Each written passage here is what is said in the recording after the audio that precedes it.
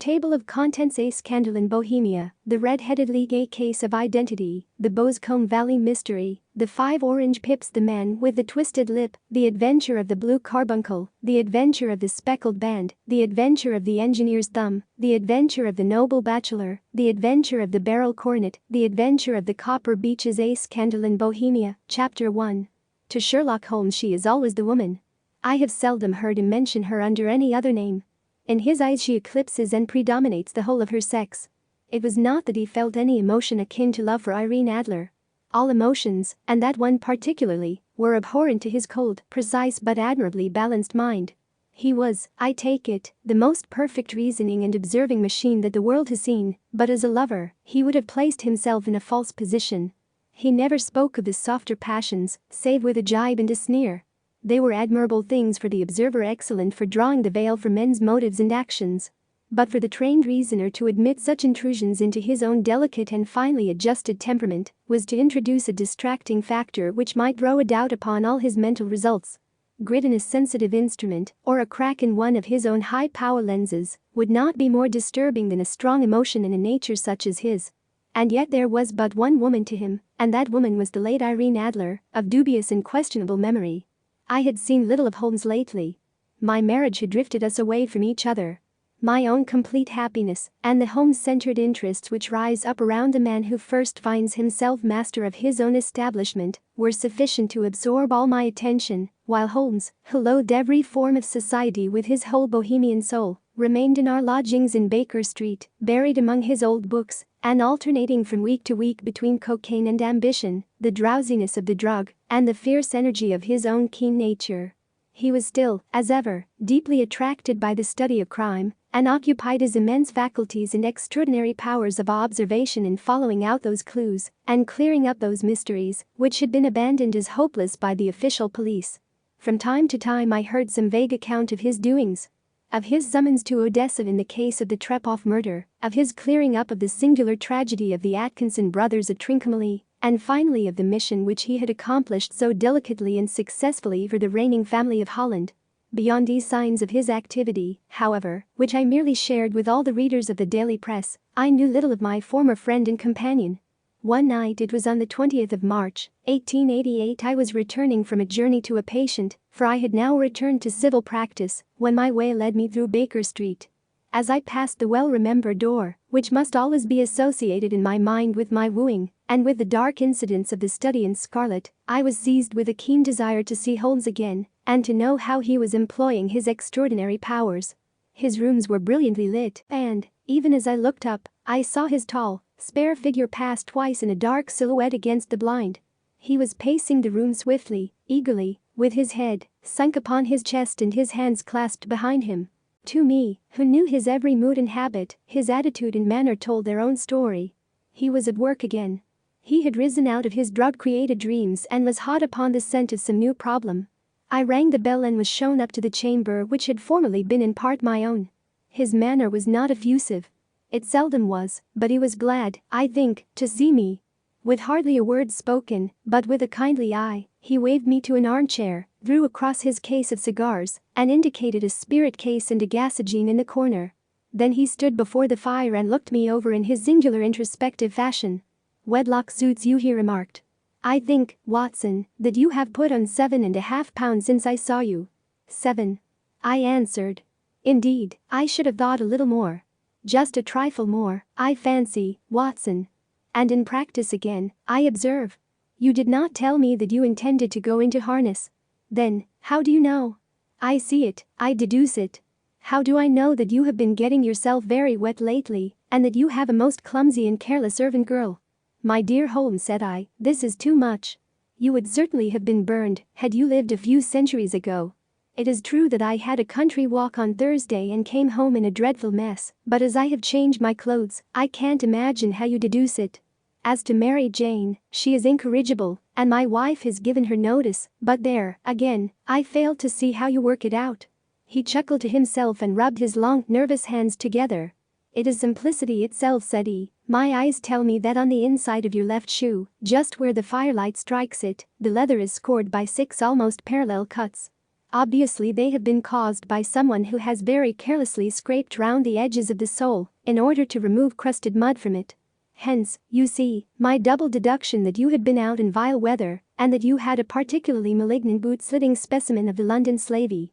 As to your practice, if a gentleman walks into my room smelling of iodoform, with a black mark of nitrate of silver upon his right forefinger, and a bulge on the right side of his top hat to show where he has secreted his stethoscope, I must be dull, indeed, if I do not pronounce him to be an active member of the medical profession.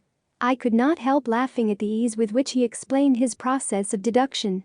When I hear you give your reasons, I remarked, the thing always appears to me to be so ridiculously simple that I could easily do it myself, though at each successive instance of your reasoning, I am baffled until you explain your process. And yet I believe that my eyes are as good as yours. Quite so, he answered, lighting a cigarette and throwing himself down into an armchair. You see, but you do not observe. The distinction is clear. For example, you have frequently seen the steps which lead up from the hall to this room. Frequently. How often? Well, some hundreds of times. Then how many are there? How many? I don't know. Quite so. You have not observed. And yet you have seen. That is just my point. Now, I know that there are 17 steps because I have both seen and observed. By the way, since you are interested in these little problems, and since you are good enough to chronicle one or two of my trifling experiences, you may be interested in this. He threw over a sheet of thick pink-tinted note paper, which had been lying open upon the table. It came by the last post, said he. Read it aloud. The note was undated, and without either signature or address. There will call upon you tonight, at 7:45, it said, a gentleman who desires to consult you upon a matter of the very deepest moment. Your recent services to one of the royal houses of Europe have shown that you are one who may safely be trusted with matters which are of an importance which can hardly be exaggerated. This account of you we have from all quarters received. Be in your chamber then at that hour, and do not take it amiss if your visitor wear a mask. This is indeed a mystery, I remarked. What do you imagine that it means? I have no data yet. It is a capital mistake to theorize before one has data. Insensibly one begins to twist facts to suit theories, instead of theories to suit facts. But the note itself, what do you deduce from it? I carefully examined the writing and the paper upon which it was written. The man who wrote it was presumably well-to-do, I remarked, endeavoring to imitate my companion's processes. Such paper could not be bought under £0.50 a packet. It is peculiarly strong and stiff. Peculiar, that is the very word, said Holmes. It is not an English paper at all. Hold it up to the light. I did so, and saw a large E with a small g, a P and a large G with a small t woven into the texture of the paper. What do you make of that? Asked Holmes. The name of the maker, no doubt, or his monogram, rather. Not at all. The G with the small t stands for Gesellschaft, which is the German for company. It is a customary contraction like our company. P, of course, stands for Papier. Now for the egg. Let us glance at our Continental Gazetteer. He took down a heavy brown volume from his shelves. Eglo, Edwin, here we are, Egria. It is in a German-speaking country in Bohemia, not far from Carlsbad. Remarkable as being the scene of the death of Wallenstein, and for its numerous glass factories and paper mills. Ha, ha, my boy, what do you make of that? His eyes sparkled, and he sent up a great blue triumphant cloud from his cigarette. The paper was made in Bohemia, I said. Precisely. And the man who wrote the note is a German. Do you note the peculiar construction of the sentence, this account of you we have from all quarters received? A Frenchman or Russian could not have written that. It is the German who is so uncourteous to his verbs. It only remains, therefore, to discover what is wanted by this German who writes upon Bohemian paper and prefers wearing a mask to showing his face. And here he comes, if I am not mistaken, to resolve all our doubts. As he spoke there was the sharp sound of horses' hoofs and grating wheels against the curb, followed by a sharp pull at the bell. Holmes whistled. A pair, by the sound, said he. Yes, he continued, glancing out of the window. A nice little brougham and a pair of beauties. 150 guineas apiece. There's money in this case, Watson, if there is nothing else. I think that I had better go, Holmes. Not a bit, Doctor. Stay where you are. I am lost without my Boswell. And this promises to be interesting. It would be a pity to miss it. But your client, never mind him. I may want your help, and so may he. Here he comes. Sit down in that armchair, Doctor, and give us your best attention. A slow and heavy step, which had been heard upon the stairs and in the passage, paused immediately outside the door. Then there was a loud and authoritative tap. "Come in," said Holmes. A man entered who could hardly have been less than 6 feet 6 inches in height, with the chest and limbs of a Hercules. His dress was rich with a richness which would, in England, be looked upon as akin to bad taste. Heavy bands of astrakhan were slashed across the sleeves and fronts of his double-breasted coat, while the deep blue cloak which was thrown over his shoulders was lined with flame-colored silk and secured at the neck with a brooch, which consisted of a single flaming beryl.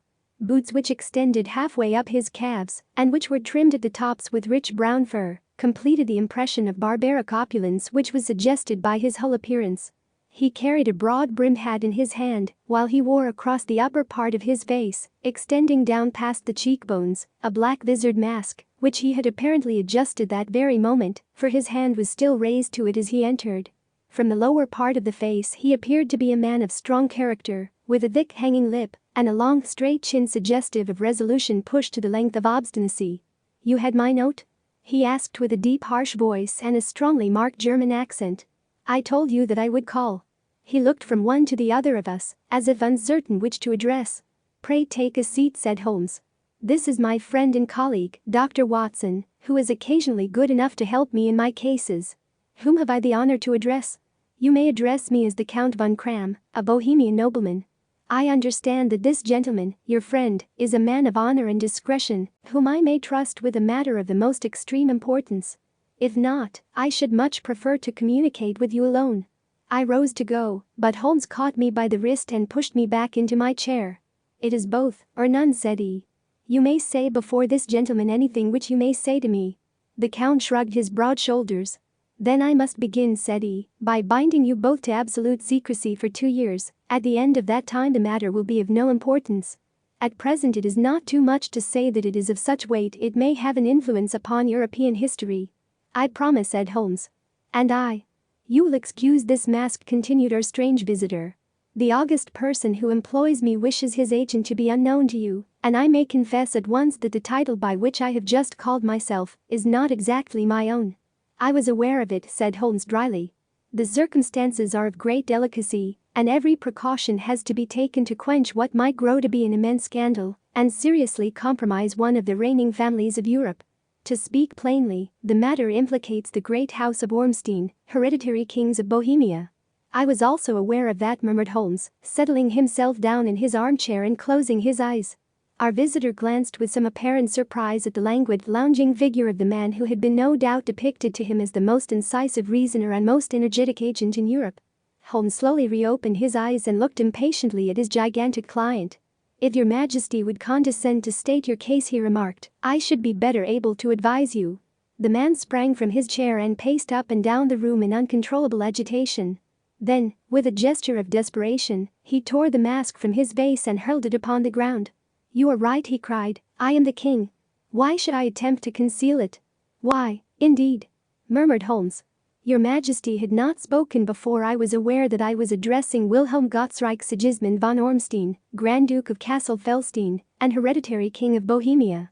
But you can understand," said our strange visitor, sitting down once more and passing his hand over his high white forehead, "you can understand that I am not accustomed to doing such business in my own person. Yet the matter was so delicate that I could not confide it to an agent without putting myself in his power. I have come incognito from Prague for the purpose of consulting you." "Then, pray consult," said Holmes, shutting his eyes once more. "The facts are briefly these. Some 5 years ago, during a lengthy visit to Warsaw, I made the acquaintance of the well-known adventuress, Irene Adler. The name is no doubt familiar to you." "Kindly look her up in my index, Doctor," murmured Holmes without opening his eyes. For many years he had adopted a system of docketing all paragraphs concerning men and things, so that it was difficult to name a subject or a person on which he could not at once furnish information. In this case I found her biography sandwiched in between that of a Hebrew rabbi and that of a staff commander who had written a monograph upon the deep-sea fishes. "Let me see," said Holmes. Born in New Jersey in the year 1858. Contralto La Scala Prima donna Imperial Opera of Warsaw, yes. Retired from operatic stage, Living in London, quite so. Your Majesty, as I understand, became entangled with this young person wrote her some compromising letters, and is now desirous of getting those letters back. Precisely so. But how was there a secret marriage? None. No legal papers or certificates. None. Then I fail to follow your majesty. If this young person should produce her letters for blackmailing or other purposes, how is she to prove their authenticity? There is the writing. Pooh, pooh. Forgery.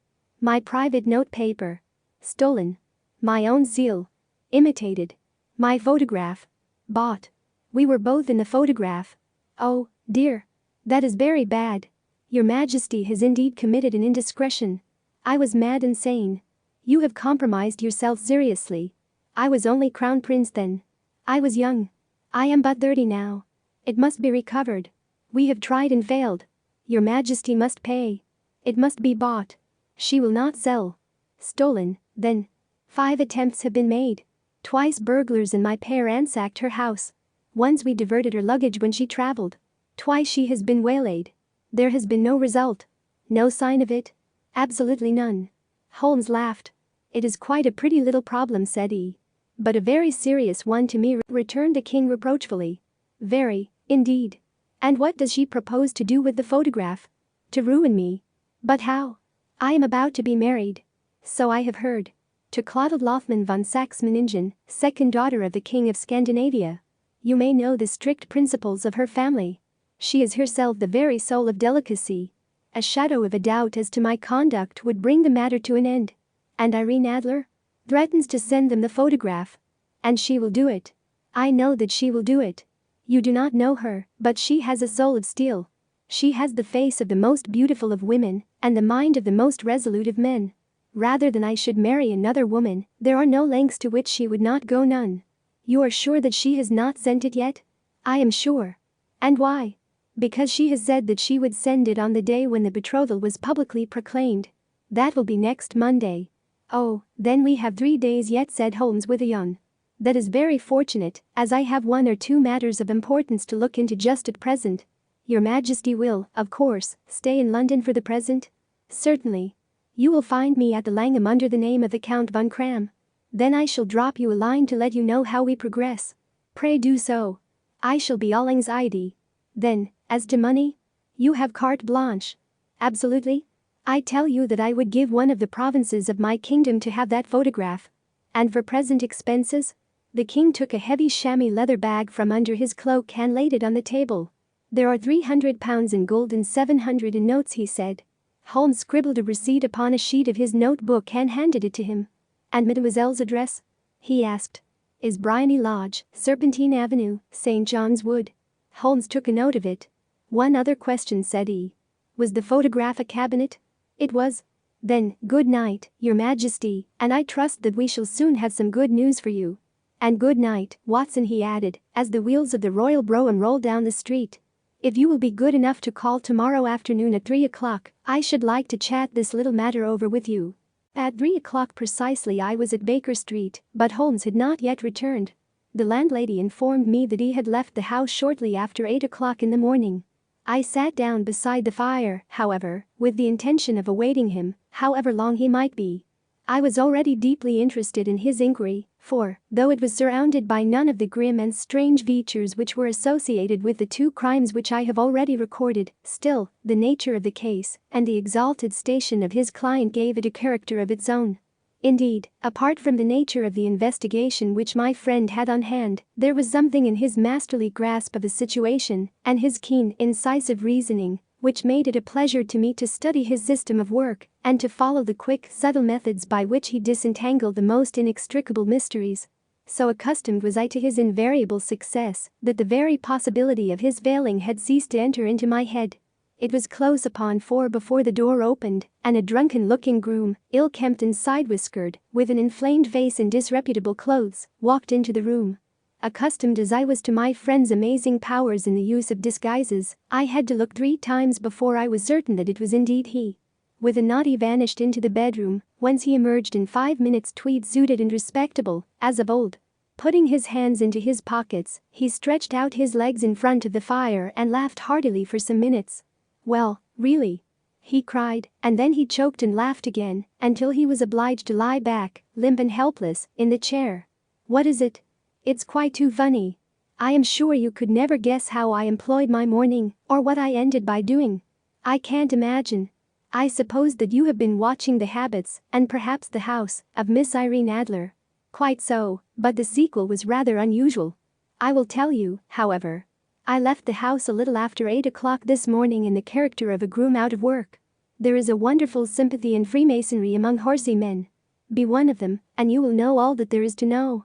I soon found Bryony Lodge. It is a bijou villa, with a garden at the back, but built out in front right up to the road, 2 stories. Chubb locked to the door. Large sitting room on the right side, well furnished, with long windows almost to the floor, and those preposterous English window fasteners which a child could open. Behind there was nothing remarkable, save that the passage window could be reached from the top of the coach house. I walked round it and examined it closely from every point of view, but without noting anything else of interest. I then lounged down the street and found, as I expected, that there was a mews in a lane which runs down by one wall of the garden. I lent the ostlers a hand in rubbing down their horses and received in exchange 2d, a glass of half and half, 2 fills of shag tobacco, and as much information as I could desire about Miss Adler, to say nothing of half a dozen other people in the neighborhood in whom I was not in the least interested, but whose biographies I was compelled to listen to. And what of Irene Adler? I asked. Oh, she has turned all the men's heads down in that part. She is the daintiest thing under a bonnet on this planet. So say the Serpentine Mews to a man. She lives quietly, sings at concerts, drives out at 5 every day, and returns at 7 sharp for dinner. Seldom goes out at other times, except when she sings. Has only one male visitor, but a good deal of him. He is dark, handsome, and dashing, never calls less than once a day, and often twice. He is a Mr. Godfrey Norton, of the Inner Temple. See the advantages of a cabman as a confidant. They had driven him home a dozen times from Serpentine Mews, and knew all about him. When I had listened to all they had to tell, I began to walk up and down near Bryony Lodge once more, and to think over my plan of campaign. This Godfrey Norton was evidently an important factor in the matter. He was a lawyer. That sounded ominous. What was the relation between them, and what the object of his repeated visits? Was she his client, his friend, or his mistress? If the former, she had probably transferred the photograph to his keeping. If the latter, it was less likely. On the issue of this question depended whether I should continue my work at Bryony Lodge or turn my attention to the gentlemen's chambers in the temple. It was a delicate point, and it widened the field of my inquiry. I fear that I bore you with these details, but I have to let you see my little difficulties if you are to understand the situation. I am following you closely, I answered. I was still balancing the matter in my mind when a hansom cab drove up to Bryony Lodge, and a gentleman sprang out. He was a remarkably handsome man, dark, aquiline, and mustached, evidently the man of whom I had heard. He appeared to be in a great hurry, shouted to the cabman to wait, and brushed past the maid who opened the door with the air of a man who was thoroughly at home. He was in the house about half an hour, and I could catch glimpses of him in the windows of the sitting room, pacing up and down, talking excitedly, and waving his arms. Of her I could see nothing. Presently he emerged, looking even more flurried than before. As he stepped up to the cab, he pulled a gold watch from his pocket and looked at it earnestly. "Drive like the devil," he shouted, "first to Gross and Hankey's in Regent Street, and then to the Church of St. Monica in the Edgware Road. Half a guinea if you do it in 20 minutes. Away they went, and I was just wondering whether I should not do well to follow them when up the lane came a neat little landau, the coachman with his coat only half buttoned, and his tie under his ear, while all the tags of his harness were sticking out of the buckles. It hadn't pulled up before she shot out of the hall door and into it. I only caught a glimpse of her at the moment, but she was a lovely woman, with a face that a man might eye for. "The Church of St. Monica, John," she cried, "and half a sovereign if you reach it in 20 minutes. This was quite too good to lose, Watson." I was just balancing whether I should run for it or whether I should perch behind her landau when a cab came through the street. The driver looked twice at such a shabby fare, but I jumped in before he could object. "The Church of St. Monica," said I, "and half a sovereign if you reach it in 20 minutes. It was 25 minutes to 12, and of course it was clear enough what was in the wind. My cabby drove fast.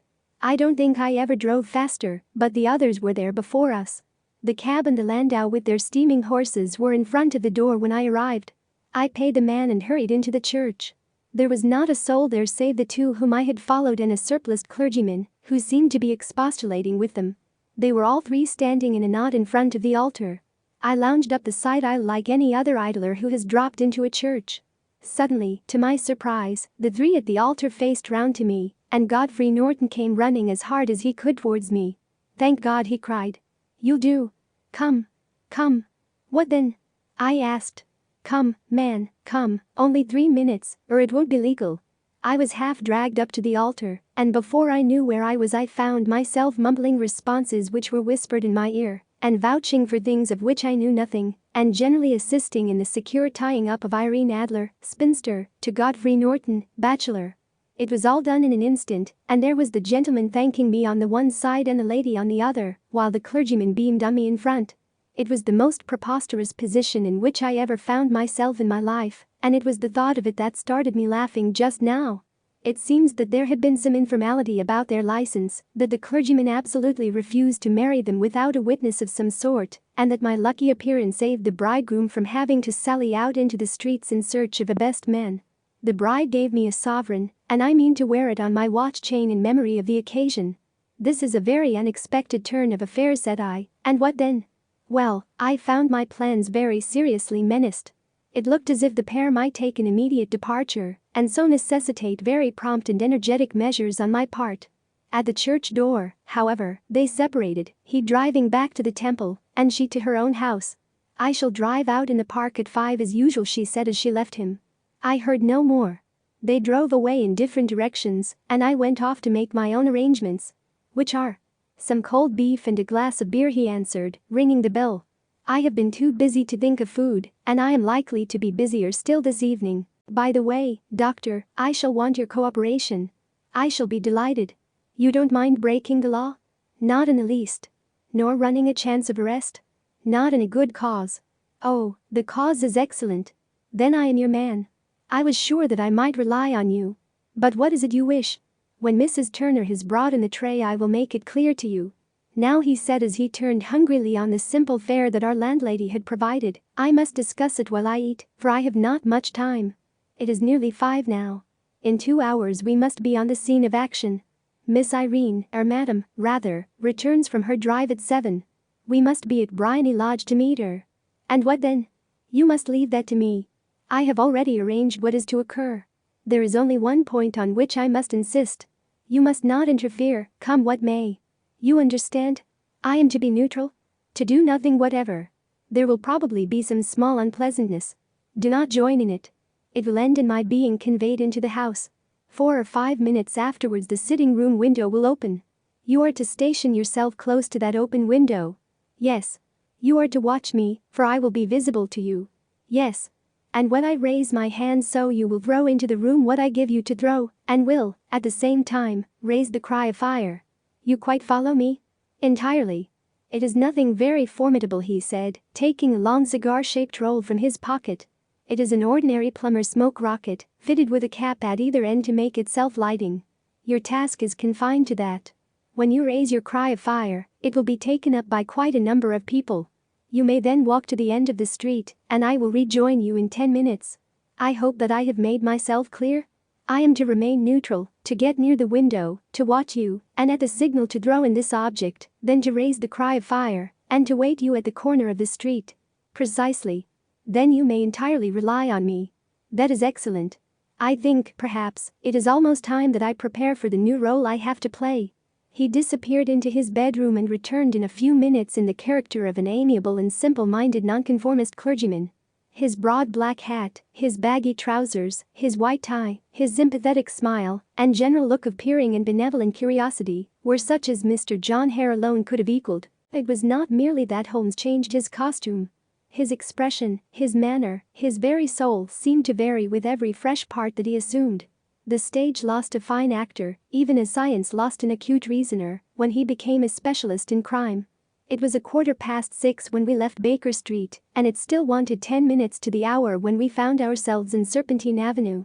It was already dusk, and the lamps were just being lighted as we paced up and down in front of Bryony Lodge, waiting for the coming of its occupant.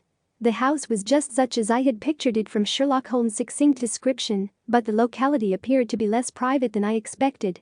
On the contrary, for a small street in a quiet neighborhood, it was remarkably animated.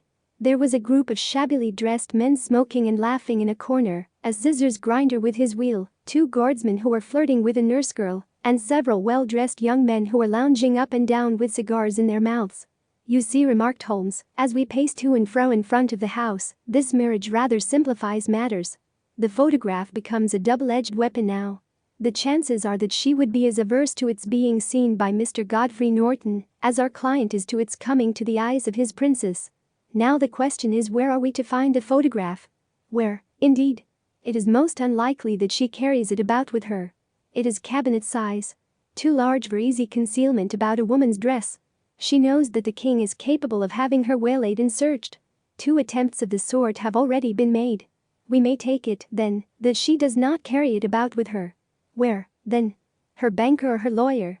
There is that double possibility. But I am inclined to think neither. Women are naturally secretive, and they like to do their own secreting. Why should she hand it over to anyone else? She could trust her own guardianship, but she could not tell what indirect or political influence might be brought to bear upon a businessman. Besides, remember that she had resolved to use it within a few days. It must be where she can lay her hands upon it. It must be in her own house. But it has twice been burgled. Saw. They did not know how to look. But how will you look? I will not look. What then? I will get her to show me. But she will refuse. She will not be able to. But I hear the rumble of wheels. It is her carriage. Now carry out my orders to the letter." As he spoke, the gleam of the side lights of a carriage came round the curve of the avenue. It was a smart little landau which rattled up to the door of Bryony Lodge. As it pulled up, one of the loafing men at the corner dashed forward to open the door, in the hope of earning a copper, but was elbowed away by another loafer, who had rushed up with the same intention. A fierce quarrel broke out, which was increased by the 2 guardsmen, who took sides with one of the loungers, and by the scissors grinder, who was equally hot upon the other side. A blow was struck, and in an instant a lady, who had stepped from her carriage, was the center of a little knot of flushed and struggling men, who struck savagely at each other with their fists and sticks. Holmes dashed into the crowd to protect the lady, but just as he reached her, he gave a cry and dropped to the ground, with the blood running freely down his face. At his fall, the guardsmen took to their heels in one direction and the loungers in the other, while a number of better-dressed people, who had watched the scuffle without taking part in it, crowded in to help the lady and to attend to the injured man. Irene Adler, as I will still call her, had hurried up the steps, but she stood at the top with her superb figure outlined against the lights of the hall, looking back into the street. "Is the poor gentleman much hurt?" she asked. "He is dead," cried several voices. "No, no, there's life in him," shouted another. "But he'll be gone before you can get him to hospital." "He's a brave fellow," said a woman. "They would have had the lady's purse and watch if it hadn't been for him. They were a gang, and a rough one, too. Ah, he's breathing now. He can't lie in the street. May we bring him in, marm?" "Surely. Bring him into the sitting room. There is a comfortable sofa. This way, please." Slowly and solemnly he was borne into Bryony Lodge and laid out in the principal room, while I still observed the proceedings from my post by the window. The lamps had been lit, but the blinds had not been drawn, so that I could see Holmes as he lay upon the couch. I do not know whether he was seized with compunction at that moment for the part he was playing, but I know that I never felt more heartily ashamed of myself in my life than when I saw the beautiful creature against whom I was conspiring, or the grace and kindliness with which she waited upon the injured man. And yet it would be the blackest treachery to Holmes to draw back now from the part which he had interested to me. I hardened my heart and took the smoke rocket from under my ulster. After all, I thought, we are not injuring her. We are but preventing her from injuring another. Holmes had sat up upon the couch, and I saw him motion like a man who is in need of air. A maid rushed across and threw open the window. At the same instant I saw him raise his hand, and at the signal I tossed my rocket into the room with a cry of fire.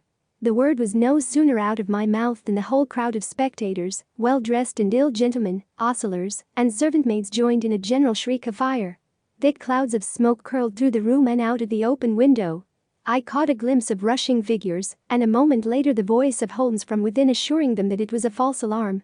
Slipping through the shouting crowd, I made my way to the corner of the street, and in 10 minutes was rejoiced to find my friend's arm in mine and to get away from the scene of uproar. He walked swiftly and in silence for some few minutes, until we had turned down one of the quiet streets which lead towards the Edgware Road. "You did it very nicely, Doctor," he remarked. "Nothing could have been better. It is all right. You have the photograph? I know where it is. And how did you find out? She showed me, as I told you she would. I am still in the dark. I do not wish to make a mystery, said he, laughing. The matter was perfectly simple. You, of course, saw that everyone in the street was an accomplice. They were all engaged for the evening. I guessed as much. Then, when the row broke out, I had a little moist red paint in the palm of my hand. I rushed forward, fell down, clapped my hand to my face, and became a piteous spectacle. It is an old trick. That also I could fathom. Then they carried me in. She was bound to have me in. What else could she do? And into her sitting room, which was the very room which I suspected. It lay between that and her bedroom, and I was determined to see which. They laid me on a couch, I motioned for air, they were compelled to open the window, and you had your chance.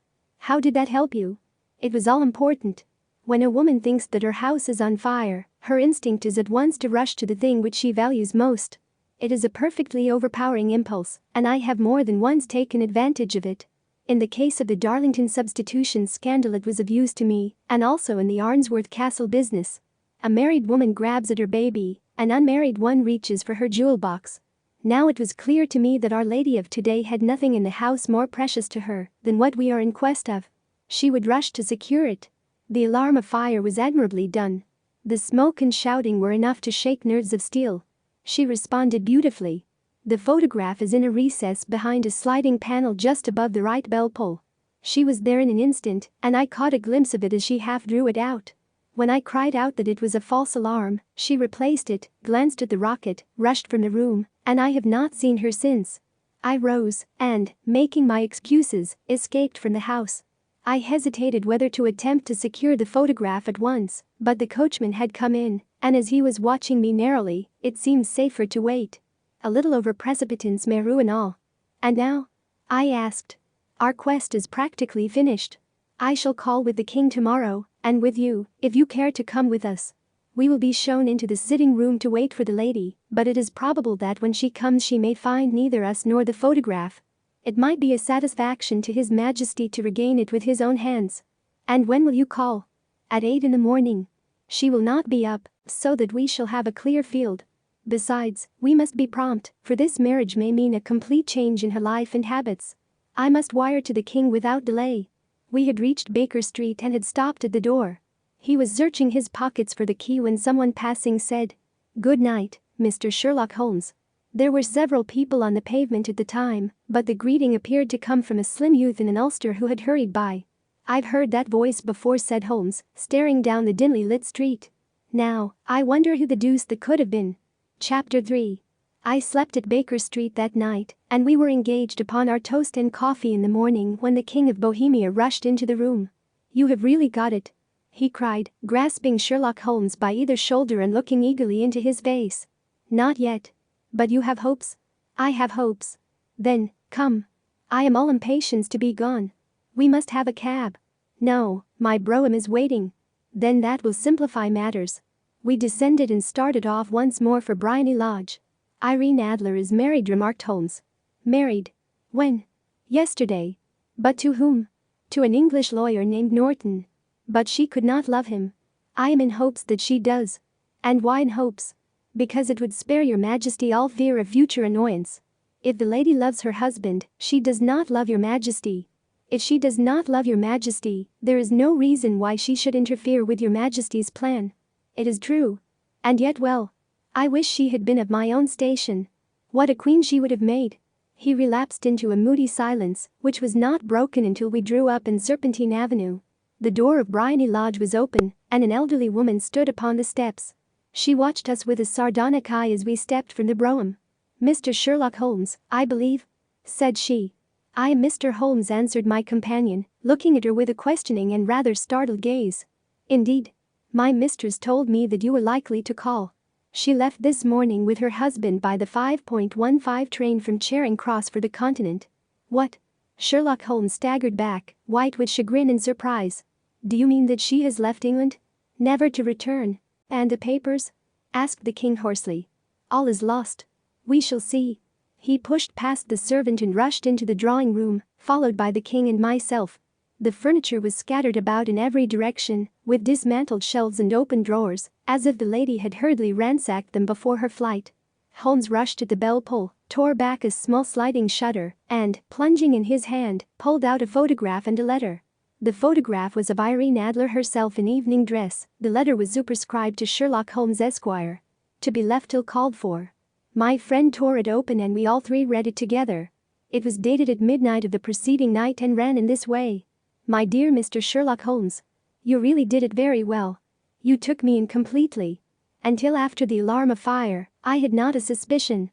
But then, when I found how I had betrayed myself, I began to think. I had been warned against you months ago. I had been told that if the king employed an agent it would certainly be you. And your address had been given me. Yet, with all this, you made me reveal what you wanted to know.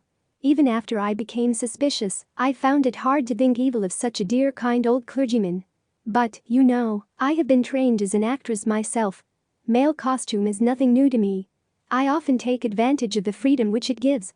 I sent John, the coachman, to watch you, ran upstairs, got into my walking clothes, as I call them, and came down just as you departed. Well, I followed you to your door, and so made sure that I was really an object of interest to the celebrated Mr. Sherlock Holmes. Then I, rather imprudently, wished you good night, and started for the temple to see my husband.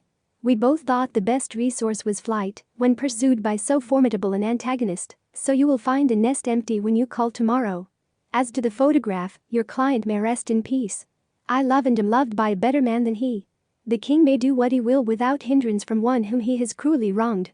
I keep it only to safeguard myself, and to preserve a weapon which will always secure me from any steps which he might take in the future. I leave a photograph which he might care to possess, and I remain, dear Mr. Sherlock Holmes, very truly yours, Irene Norton, née Adler. What a woman, oh, what a woman! Cried the King of Bohemia, when we had all three read this epistle. Did I not tell you how quick and resolute she was? Would she not have made an admirable queen? Is it not a pity that she was not on my level? From what I have seen of the lady she seems indeed to be on a very different level to your Majesty, said Holmes coldly. I am sorry that I have not been able to bring your Majesty's business to a more successful conclusion. On the contrary, my dear sir, cried the king, nothing could be more successful. I know that her word is inviolate. The photograph is now as safe as if it were in the fire. I am glad to hear your Majesty say so. I am immensely indebted to you. Pray tell me in what way I can reward you. This ring. He slipped an emerald snake ring from his finger and held it out upon the palm of his hand. Your Majesty has something which I should value even more highly, said Holmes. You have but to name it. This photograph. The king stared at him in amazement. Irene's photograph? He cried. Certainly, if you wish it. I thank your Majesty. Then there is no more to be done in the matter. I have the honor to wish you a very good morning. He bowed, and, turning away without observing the hand which the king had stretched out to him, he set off in my company for his chambers. And that was how a great scandal threatened to affect the kingdom of Bohemia, and how the best plans of Mr. Sherlock Holmes were beaten by a woman's wit. He used to make merry over the cleverness of women, but I have not heard him do it of late. And when he speaks of Irene Adler, or when he refers to her photograph, it is always under the honorable title of the woman. The red-headed league. I had called upon my friend, Mr. Sherlock Holmes, one day in the autumn of last year, and found him in deep conversation with a very stout, florid-faced elderly gentleman with fiery red hair. With an apology for my intrusion, I was about to withdraw when Holmes pulled me abruptly into the room and closed the door behind me. You could not possibly have come at a better time, my dear Watson, he said cordially. I was afraid that you were engaged. So I am. Very much so. Then I can wait in the next room. Not at all. This gentleman, Mr. Wilson, has been my partner and helper in many of my most successful cases, and I have no doubt that he will be of the utmost use to me in yours also. The stout gentleman half rose from his chair and gave a bob of greeting, with a quick little questioning glance from his small fat encircled eyes.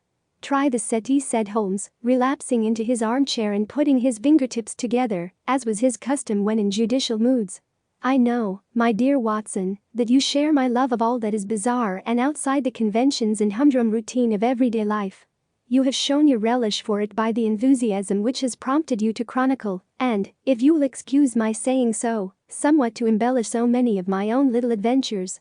Your cases have indeed been of the greatest interest to me, I observed. You will remember that I remarked the other day, just before we went into the very simple problem presented by Miss Mary Sutherland, that for strange effects and extraordinary combinations, we must go to life itself, which is always far more daring than any effort of the imagination. A proposition which I took the liberty of doubting. You did, doctor, but nonetheless you must come round to my view, for otherwise I shall keep on piling fact upon fact on you, until your reason breaks down under them and acknowledges me to be right. Now, Mr. Jabez Wilson here has been good enough to call upon me this morning, and to begin a narrative which promises to be one of the most singular which I have listened to for some time. You have heard me remark that the strangest and most unique things are very often connected not with the larger, but with the smaller crimes, and occasionally, indeed, where there is room for doubt whether any positive crime has been committed. As far as I have heard, it is impossible for me to say whether the present case is an instance of crime or not, but the course of events is certainly among the most singular that I have ever listened to. Perhaps, Mr. Wilson, you would have the great kindness to recommence your narrative. I ask you not merely because my friend Dr. Watson has not heard the opening part, but also because the peculiar nature of the story makes me anxious to have every possible detail from your lips. As a rule, when I have heard some slight indication of the course of events, I am able to guide myself by the thousands of other similar cases which occur to my memory. In the present instance, I am forced to admit that the facts are, to the best of my belief, unique. The portly client puffed out his chest with an appearance of some little pride and pulled a dirty and wrinkled newspaper from the inside pocket of his greatcoat.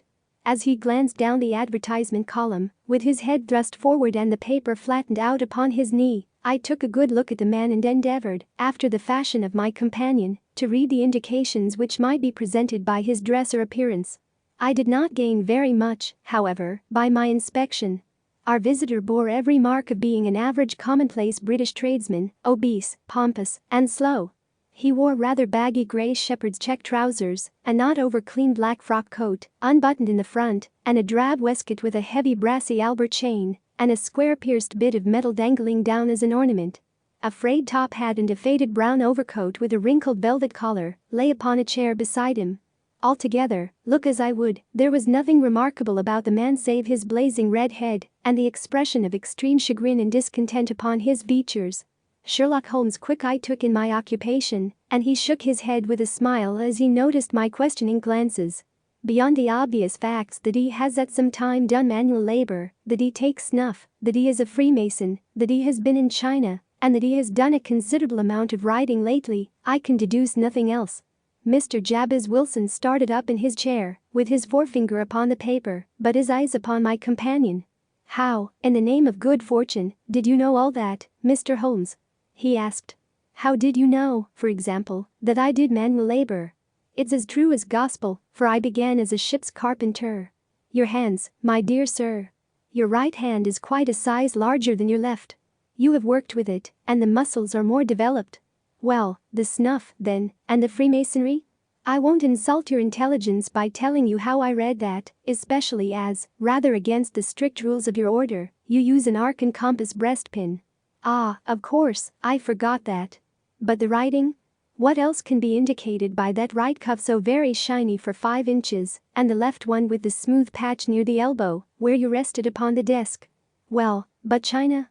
The fish that you have tattooed immediately above your right wrist could only have been done in China. I have made a small study of tattoo marks, and have even contributed to the literature of the subject. That trick of staining the fish's scales of a delicate pink is quite peculiar to China. When, in addition, I see a Chinese coin hanging from your watch chain, the matter becomes even more simple." Mr. Jabez Wilson laughed heavily. "Well, I never," said he. "I thought at first that you had done something clever, but I see that there was nothing in it, after all." "I begin to think, Watson," said Holmes, "that I make a mistake in explaining. Omne ignitum pro magnifico, you know, and my poor little reputation, such as it is, will suffer shipwreck if I am so candid. Can you not find the advertisement, Mr. Wilson?" "Yes, I have got it now," he answered with his thick red finger planted halfway down the column. "Here it is. This is what began it all. You just read it for yourself, sir." I took the paper from him and read as follows. "To the Red-Headed League. On account of the bequest of the late Ezekiah Hopkins, of Lebanon, Pennsylvania, USA, there is now another vacancy open, which entitles a member of the League to a salary of £4 a week for purely nominal services. All red-headed men who are sound in body and mind and above the age of 21 years are eligible. Apply in person on Monday at 11 o'clock to Duncan Ross at the offices of the League, 7 Pope's Court, Fleet Street. What on earth does this mean? I ejaculated after I had twice read over the extraordinary announcement. Holmes chuckled and wriggled in his chair, as was his habit when in high spirits. It is a little off the beaten track, isn't it? Said he. And now, Mr. Wilson, off you go at scratch and tell us all about yourself, your household, and the effect which this advertisement had upon your fortunes. You will first make a note, Doctor, of the paper and the date. It is the Morning Chronicle of April 27, 1890. Just 2 months ago. Very good. Now, Mr. Wilson? Well, it is just as I have been telling you, Mr. Sherlock Holmes, said Jabez Wilson, mopping his forehead. I have a small pawnbroker's business at Coburg Square, near the city. It's not a very large affair, and of late years it has not done more than just give me a living. I used to be able to keep 2 assistants, but now I only keep 1, and I would have a job to pay him, but that he is willing to come for half wages, so as to learn the business. What is the name of this obliging youth? Asked Sherlock Holmes. His name is Vincent Spaulding, and he's not such a youth, either. It's hard to say his age. I should not wish a smarter assistant, Mr. Holmes, and I know very well that he could better himself and earn twice what I am able to give him. But, after all, if he is satisfied, why should I put ideas in his head? Why, indeed, you seem most fortunate in having an employee who comes under the full market price. It is not a common experience among employers in this age. I don't know that your assistant is not as remarkable as your advertisement. Oh, he has his faults, too, said Mr. Wilson. Never was such a fellow for photography. Snapping away with a camera when he ought to be improving his mind, and then diving down into the cellar like a rabbit into its hole to develop his pictures. That is his main fault, but on the whole he's a good worker. There's no vice in him. He is still with you, I presume? Yes, sir. He and a girl of 14, who does a bit of simple cooking and keeps the place clean. That's all I have in the house, for I am a widower and never had any family. We live very quietly, sir, the 3 of us, and we keep a roof over our heads and pay our debts, if we do nothing more. The first thing that put us out was that advertisement. Spaulding, he came down into the office just this day 8 weeks, with this very paper in his hand, and he says, I wish to the Lord, Mr. Wilson, that I was a red-headed man. Why that? I asks. Why, says he, here's another vacancy on the League of the Red-Headed Men. It's worth quite a little fortune to any man who gets it, and I understand that there are more vacancies than there are men, so that the trustees are at their wits' end what to do with the money. If my hair would only change color, here's a nice little crib all ready for me to step into. Why, what is it, then? I asked. You see, Mr. Holmes, I am a very stay-at-home man, and as my business came to me instead of my having to go to it, I was often weeks on end without putting my foot over the doormat. In that way I didn't know much of what was going on outside, and I was always glad of a bit of news. Have you never heard of the League of the Red-Headed Men? He asked with his eyes open. Never. Why, I wonder at that, for you are eligible yourself for one of the vacancies. And what are they worth? I asked. Oh, merely a couple of hundred a year, but the work is slight, and it need not interfere very much with one's other occupations. Well, you can easily think that made me prick up my ears, for the business has not been over good for some years, and an extra couple of hundred would have been very handy. Tell me all about it, said I. Well, said he, showing me the advertisement, you can see for yourself that the League has a vacancy, and there is the address where you should apply for particulars. As far as I can make out, the League was founded by an American millionaire, Ezekiah Hopkins, who was very peculiar in his ways. He was himself red-headed, and he had a great sympathy for all red-headed men, so when he died, it was found that he had left his enormous fortune in the hands of trustees, with instructions to apply the interest to the providing of easy berths to men whose hair is of that color. From all I hear it is splendid pay and very little to do. But, said I, there would be millions of red-headed men who would apply. Not so many as you might think, he answered. You see, it is really confined to Londoners, and to grown men. This American had started from London when he was young, and he wanted to do the old town a good turn. Then, again, I have heard it is no use your applying if your hair is light red, or dark red, or anything but real bright blazing fiery red. Now, if you cared to apply, Mr. Wilson, you would just walk in, but perhaps it would hardly be worth your while to put yourself out of the way for the sake of a few £100.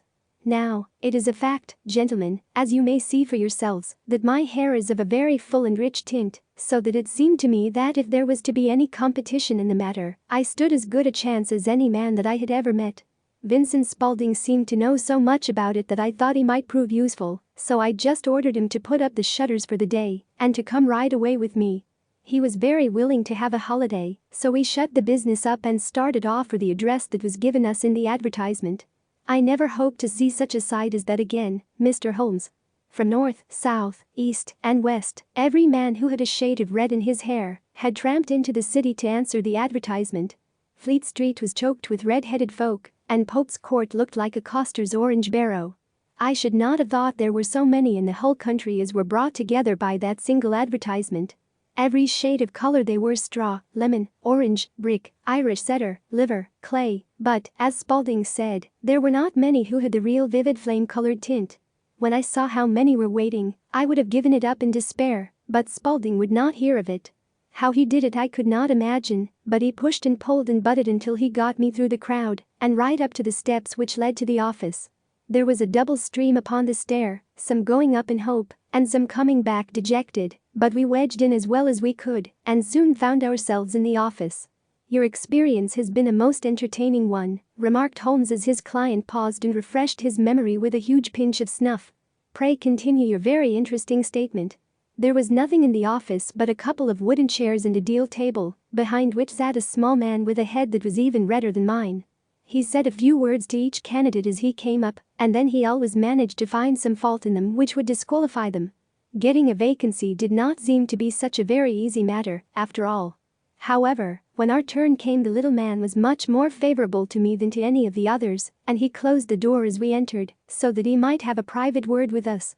"This is Mr. Jabez Wilson," said my assistant, "and he is willing to fill a vacancy in the league." "And he is admirably suited for it," the other answered. "He has every requirement. I can't recall when I have seen anything so fine." He took a step backward, cocked his head on one side, and gazed at my hair until I felt quite bashful. Then suddenly he plunged forward, wrung my hand, and congratulated me warmly on my success. "It would be injustice to hesitate," said he. "You will, however, I am sure, excuse me for taking an obvious precaution." With that he seized my hair in both his hands and tugged until I yelled with the pain. "There is water in your eyes," said he as he released me. "I perceive that all is as it should be. But we have to be careful, for we have twice been deceived by wigs and once by paint.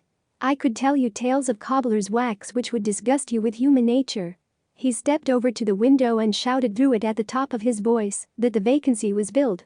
A groan of disappointment came up from below, and the folk all trooped away in different directions until there was not a red head to be seen except my own and that of the manager. "My name," said he, "is Mr. Duncan Ross, and I am myself one of the pensioners upon the fund left by our noble benefactor. Are you a married man, Mr. Wilson? Have you a family?" I answered that I had not. His face fell immediately. "Dear me," he said gravely, "that is very serious indeed. I am sorry to hear you say that. The fund was, of course, for the propagation and spread of the redheads, as well as for their maintenance. It is exceedingly unfortunate that you should be a bachelor." My face lengthened at this, Mr. Holmes, for I thought that I was not to have the vacancy after all, but after thinking it over for a few minutes he said that it would be all right. "In the case of another," said he, "the objection might be fatal, but we must stretch a point in favor of a man with such a head of hair as yours. When shall you be able to enter upon your new duties?" "Well, it is a little awkward, for I have a business already set." "Oh, never mind about that, Mr. Wilson," said Vincent Spaulding. "I should be able to look after that for you." "What would be the hours?" I asked. 10 to 2.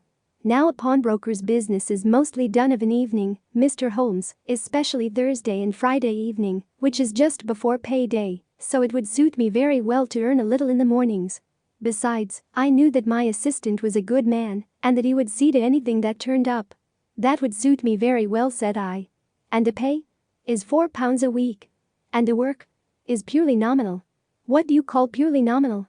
"Well, you have to be in the office, or at least in the building, the whole time. If you leave, you forfeit your whole position forever. The will is very clear upon that point. You don't comply with the conditions if you budge from the office during that time. It's only 4 hours a day, and I should not think of leaving, said I. No excuse will avail, said Mr. Duncan Ross, neither sickness nor business nor anything else. There you must stay, or you lose your billet. And the work? Is to copy out the Encyclopedia Britannica. There is the first volume of it in that press. You must find your own ink, pens, and blotting paper, but we provide this table and chair. Will you be ready tomorrow? Certainly, I answered.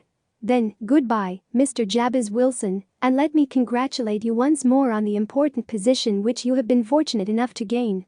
He bowed me out of the room and I went home with my assistant, hardly knowing what to say or do. I was so pleased at my own good fortune.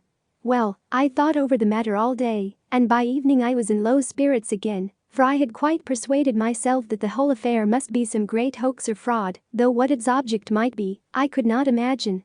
It seemed altogether past belief that anyone could make such a will, or that they would pay such a sum for doing anything so simple as copying out the Encyclopedia Britannica.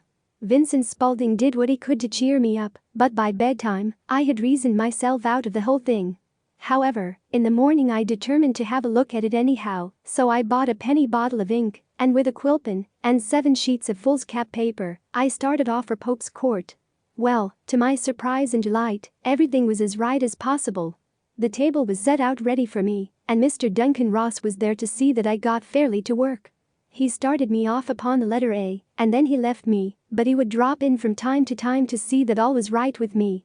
At 2 o'clock he bade me good day, complimented me upon the amount that I had written, and locked the door of the office after me.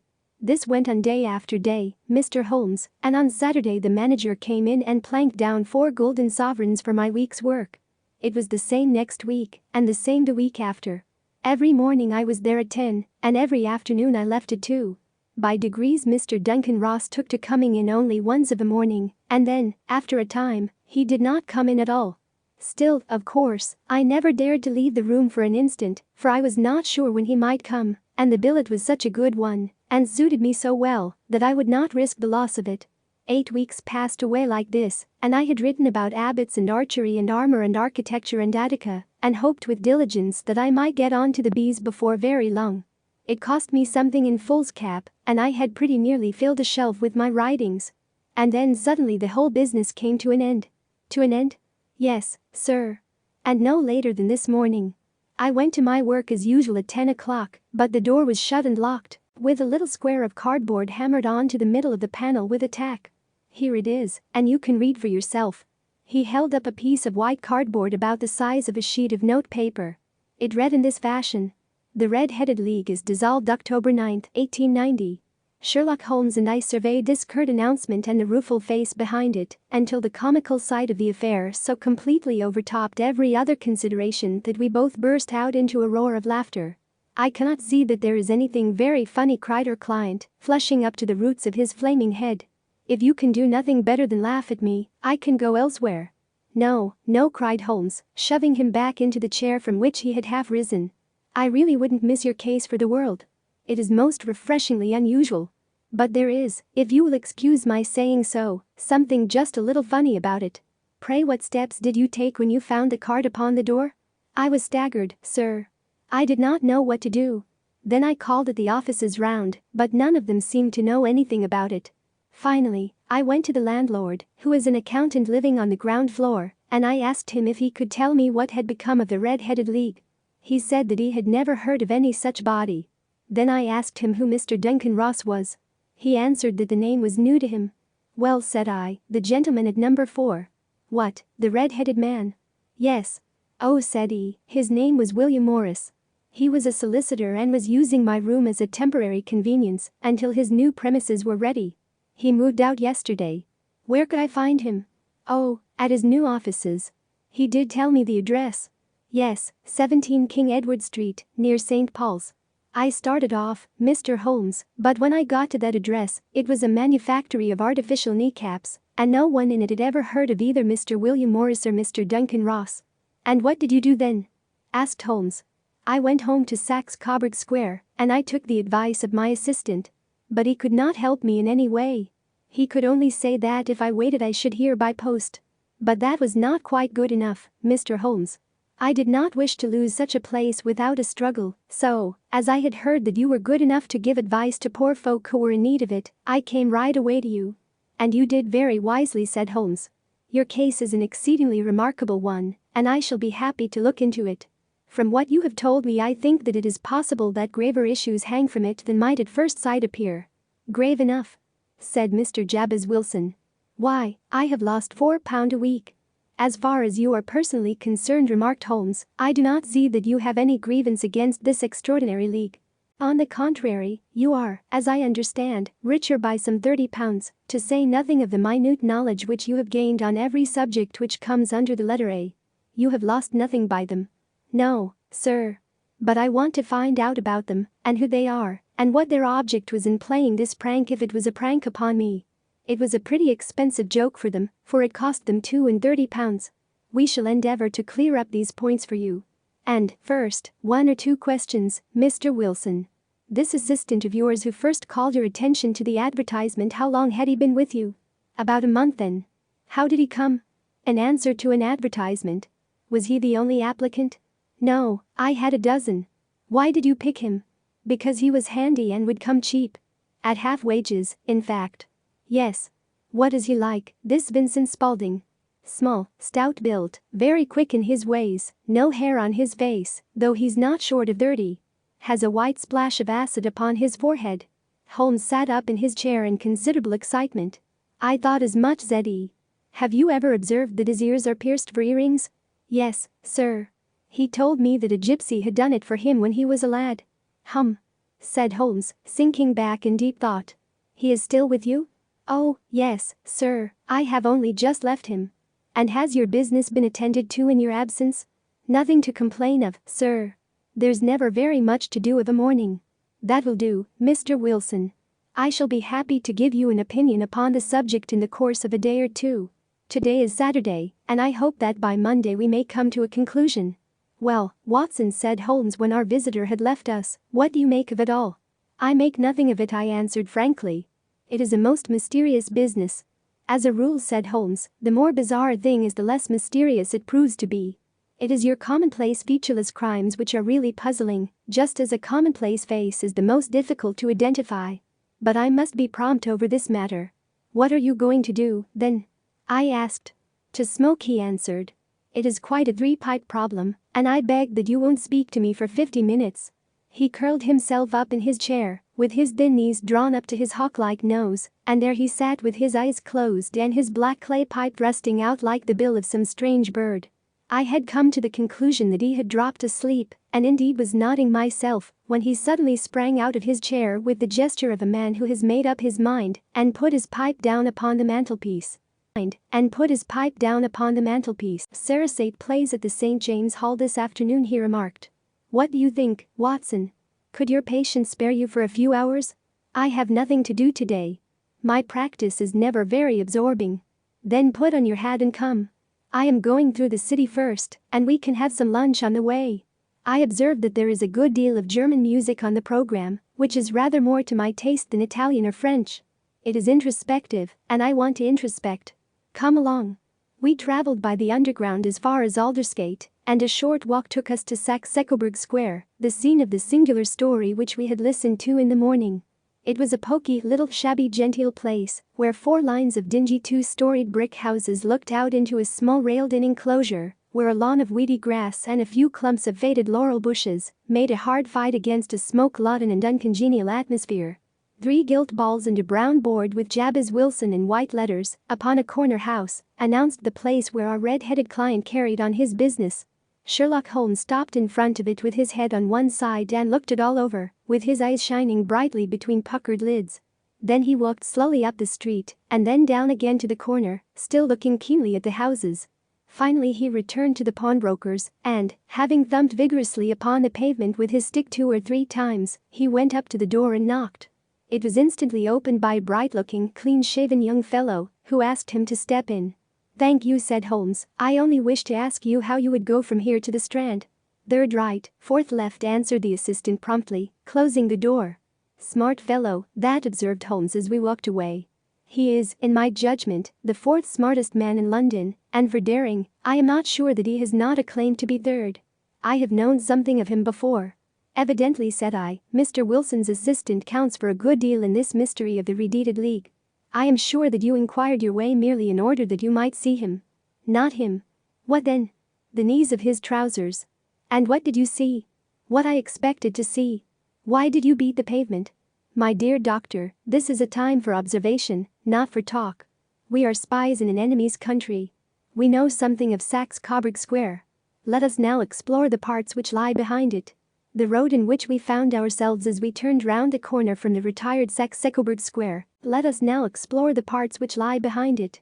The road in which we found ourselves as we turned round the corner from the retired Saxe-Coburg Square presented as great a contrast to it as the front of a picture does to the back.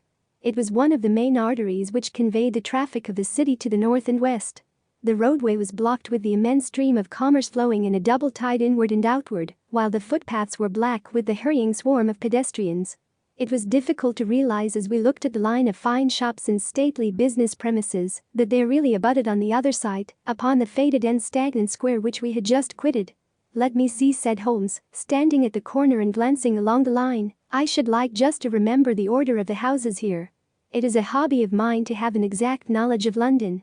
There is Mortimer's, the tobacconist, the little newspaper shop, the Coburg branch of the City and Suburban Bank, the vegetarian restaurant, and McFarlane's carriage building depot. That carries us right on to the other block. And now, doctor, we've done our work, so it's time we had some play. A sandwich and a cup of coffee, and then off to Violin Land, where all is sweetness and delicacy and harmony, and there are no red-headed clients to vex us with their conundrums. My friend was an enthusiastic musician, being himself not only a very capable performer, but a composer of no ordinary merit. All the afternoon he sat in the stalls wrapped in the most perfect happiness, gently waving his long thin fingers in time to the music, while his gently smiling face and his languid dreamy eyes were as unlike those of Holmes the sleuth hound, Holmes the relentless keen-witted ready-handed criminal agent, as it was possible to conceive. In his singular character the dual nature alternately asserted itself, and his extreme exactness and astuteness represented, as I have often thought, the reaction against the poetic and contemplative mood which occasionally predominated in him. The swing of his nature took him from extreme languor to devouring energy, and, as I knew well, he was never so truly formidable as when, for days on end, he had been lounging in his armchair amid his improvisations and his black-letter editions. Then it was that the lust of the chase would suddenly come upon him, and that his brilliant reasoning power would rise to the level of intuition, until those who were unacquainted with his methods would look askance at him as on a man whose knowledge was not that of other mortals. When I saw him that afternoon so enwrapped in the music at St. James Hall, I felt that an evil time might be coming upon those whom he had set himself to hunt down. "You want to go home, no doubt, doctor," he remarked as we emerged. "Yes, it would be as well. And I have some business to do which will take some hours. This business at Coburg Square is serious." "Why serious?" "A considerable crime is in contemplation. I have every reason to believe that we shall be in time to stop it. But today being Saturday rather complicates matters. I shall want your help tonight." "At what time?" 10 will be early enough. I shall be at Baker Street at 10. "Very well. And, I say, doctor, there may be some little danger, so kindly put your army revolver in your pocket." He waved his hand, turned on his heel, and disappeared in an instant among the crowd. I trust that I am not more dense than my neighbors, but I was always oppressed with a sense of my own stupidity in my dealings with Sherlock Holmes. Here I had heard what he had heard, I had seen what he had seen, and yet from his words, it was evident that he saw clearly not only what had happened, but what was about to happen, while to me the whole business was still confused and grotesque. As I drove home to my house in Kensington I thought over it all, from the extraordinary story of the red-headed copier of the encyclopedia down to the visit to Saxe-Coburg Square, and the ominous words with which he had parted from me. What was this nocturnal expedition, and why should I go armed? Where were we going, and what were we to do? I had a hint from Holmes that this smooth-faced pawnbroker's assistant was a formidable man, a man who might play a deep game. I tried to puzzle it out, but gave it up in despair, and set the matter aside until night should bring an explanation. It was 9:15 when I started from home and made my way across the park, and so through Oxford Street to Baker Street. 2 hansoms were standing at the door, and as I entered the passage I heard the sound of voices from above. On entering his room, I found Holmes in animated conversation with two men, one of whom I recognized as Peter Jones, the official police agent, while the other was a long, thin, sad-faced man with a very shiny hat and oppressively respectable frock coat. "Ha!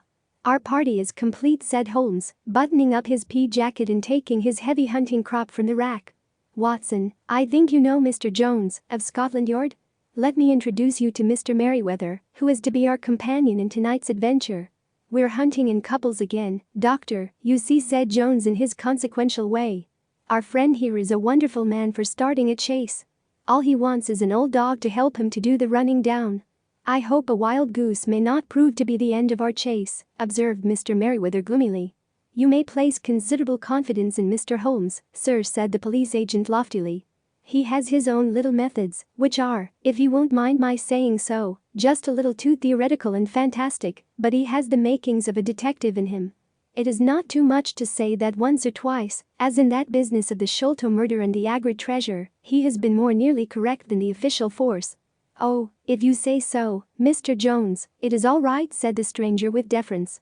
"Still, I confess that I miss my rubber. It is the first Saturday night for 27 years that I have not had my rubber." "I think you will find," said Sherlock Holmes, "that you will play for a higher stake tonight than you have ever done yet, and that the play will be more exciting. For you, Mr. Merriweather, the stake will be some £30,000, and for you, Jones, it will be the man upon whom you wish to lay your hands, John Clay, the murderer, thief, smasher, and forger. He's a young man, Mr. Merriweather, but he is at the head of his profession, and I would rather have my bracelets on him than on any criminal in London. He's a remarkable man, is young John Clay. His grandfather was a royal duke, and he himself has been to Eton and Oxford. His brain is as cunning as his fingers, and though we meet signs of him at every turn, we never know where to find the man himself. He'll crack a crib in Scotland one week and be raising money to build an orphanage in Cornwall the next. I've been on his track for years and have never set eyes on him yet. I hope that I may have the pleasure of introducing you tonight. I've had one or two little turns also with Mr. John Clay, and I agree with you that he is at the head of his profession. It is past 10, however, and quite time that we started. If you two will take the first hansom, Watson and I will follow in the second." Sherlock Holmes was not very communicative during the long drive and lay back in the cab humming the tunes which he had heard in the afternoon. We rattled through an endless labyrinth of gas-lit streets until we emerged into Farrington Street. "We are close there now," my friend remarked. "This fellow Merriweather is a bank director and personally interested in the matter. I thought it as well to have Jones with us also. He is not a bad fellow, though an absolute imbecile in his profession. He has one positive virtue. He is as brave as a bulldog and as tenacious as a lobster if he gets his claws upon anyone. Here we are, and they are waiting for us." We had reached the same crowded thoroughfare in which we had found ourselves in the morning. Our cabs were dismissed, and, following the guidance of Mr. Merriweather, we passed down a narrow passage and through a side door, which he opened for us. Within there was a small corridor, which ended in a very massive iron gate. This also was opened, and led down a flight of winding stone steps, which terminated at another formidable gate. Mr. Merriweather stopped to light a lantern, and then conducted us down a dark earth-smelling passage, and so, after opening a third door, into a huge vault or cellar, which was piled all round with crates and massive boxes. "You're not very vulnerable from above," Holmes remarked as he held up the lantern and gazed about him. "Nor from below," said Mr. Merriweather, striking his stick upon the flags which lined the floor. "Why, dear me, it sounds quite hollow," he remarked, looking up in surprise. "I must really ask you to be a little more quiet," said Holmes severely. "You have already imperiled the whole success of our expedition. Might I beg that you would have the goodness to sit down upon one of those boxes and not to interfere?" The solemn Mr. Merriweather perched himself upon a crate, with a very injured expression upon his face, while Holmes fell upon his knees upon the floor and, with the lantern and a magnifying lens, began to examine minutely the cracks between the stones. A few seconds sufficed to satisfy him, for he sprang to his feet again and put his glass in his pocket. "We have at least an hour before us," he remarked, "for they can hardly take any steps until the good pawnbroker is safely in bed. Then they will not lose a minute, for the sooner they do their work the longer time they will have for their escape. We are at present, Doctor, as no doubt you have divined, in the cellar of the city branch of one of the principal London banks. Mr. Merriweather is the chairman of directors, and he will explain to you that there are reasons why the more daring criminals of London should take a considerable interest in this cellar at present. It is our French gold, whispered the director. We have had several warnings that an attempt might be made upon it. Your French gold? Yes. We had occasion some months ago to strengthen our resources and borrowed for that purpose 30,000 Napoleons from the Bank of France. It has become known that we have never had occasion to unpack the money and that it is still lying in our cellar. The crate upon which I sit contains 2,000 Napoleons packed between layers of lead foil. Our reserve of bullion is much larger at present than is usually kept in a single branch office, and the directors have had misgivings upon the subject. Which were very well justified, observed Holmes. And now it is time that we arranged our little plans. I expect that within an hour matters will come to a head. In the meantime, Mr. Merriweather, we must put the screen over that dark lantern. And sit in the dark? I am afraid so. I had brought a pack of cards in my pocket, and I thought that, as we were a party carry, you might have your rubber after all. But I see that the enemy's preparations have gone so far that we cannot risk the presence of a light. And, first of all, we must choose our positions. These are daring men, and though we shall take them at a disadvantage, they may do us some harm unless we are careful. I shall stand behind this crate, and do you conceal yourselves behind those. Then, when I flash a light upon them, close in swiftly. If they fire, Watson, have no compunction about shooting them down. I placed my revolver, cocked, upon the top of the wooden case behind which I crouched. Holmes shot the slide across the front of his lantern and left us in pitch darkness, such an absolute darkness as I have never before experienced. The smell of hot metal remained to assure us that the light was still there, ready to flash out at a moment's notice. To me, with my nerves worked up to a pitch of expectancy, there was something depressing and subduing in the sudden gloom and in the cold dank air of the vault. They have but one retreat, whispered Holmes. That is back through the house into Saxe Coburg Square. I hope that you have done what I asked you, Jones. I have an inspector and 2 officers waiting at the front door. Then we have stopped all the holes. And now we must be silent and wait. What a time it seemed. From comparing notes afterwards, it was but an hour and a quarter, yet it appeared to me that the night must have almost gone, and the dawn be breaking above us. My limbs were weary and stiff, for I feared to change my position, yet my nerves were worked up to the highest pitch of tension, and my hearing was so acute that I could not only hear the gentle breathing of my companions, but I could distinguish the deeper, heavier in-breath of the bulky Jones from the thin, sighing note of the bank director. From my position I could look over the case in the direction of the floor. Suddenly my eyes caught the glint of a light. At first it was but a lurid spark upon the stone pavement. Then it lengthened out until it became a yellow line, and then, without any warning or sound, a gash seemed to open, and a hand appeared, a white, almost womanly hand, which felt about in the center of the little area of light. For a minute or more the hand, with its writhing fingers, protruded out of the floor. Then it was withdrawn as suddenly as it appeared, and all was dark again save the single lurid spark which marked a chink between the stones. Its disappearance, however, was but momentary. With a rending, tearing sound, one of the broad white stones turned over upon its side and left a square, gaping hole, through which streamed the light of a lantern. Over the edge there peeped a clean-cut, boyish face, which looked keenly about it, and then, with a hand on either side of the aperture, drew itself shoulder-high and waist-high, until one knee rested upon the edge. In another instant he stood at the side of the hole and was hauling after him a companion, lithe and small like himself, with a pale face and a shock of very red hair. "It's all clear," he whispered. "Have you the chisel and the bags? Great Scott! Jump, Archie, jump, and I'll swing for it." Sherlock Holmes had sprung out and seized the intruder by the collar. The other dived down the hole, and I heard the sound of rending cloth as Jones clutched at his skirts. The light flashed upon the barrel of a revolver, but Holmes' hunting crop came down on the man's wrist, and the pistol clinked upon the stone floor. "It's no use, John Clay," said Holmes blandly. "You have no chance at all." "So I see," the other answered with the utmost coolness. "I fancy that my pal is all right, though I see you have got his coat-tails." "There are 3 men waiting for him at the door," said Holmes. "Oh, indeed. You seem to have done the thing very completely. I must compliment you." "And I you," Holmes answered. "Your redeeded idea was very new and effective." "You'll see your pal again presently," said Jones. "He's quicker at climbing down holes than I am. Just hold out while I fix the derbies." "I beg that you will not touch me with your filthy hands," remarked our prisoner as the handcuffs clattered upon his wrists. "You may not be aware that I have royal blood in my veins.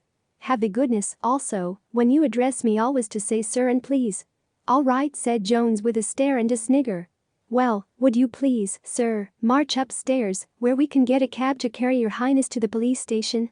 "That is better," said John Clay serenely. He made a sweeping bow to the three of us and walked quietly off in the custody of the detective. "Really, Mr. Holmes," said Mr. Merriweather as we followed them from the cellar, "I do not know how the bank can thank you or repay you.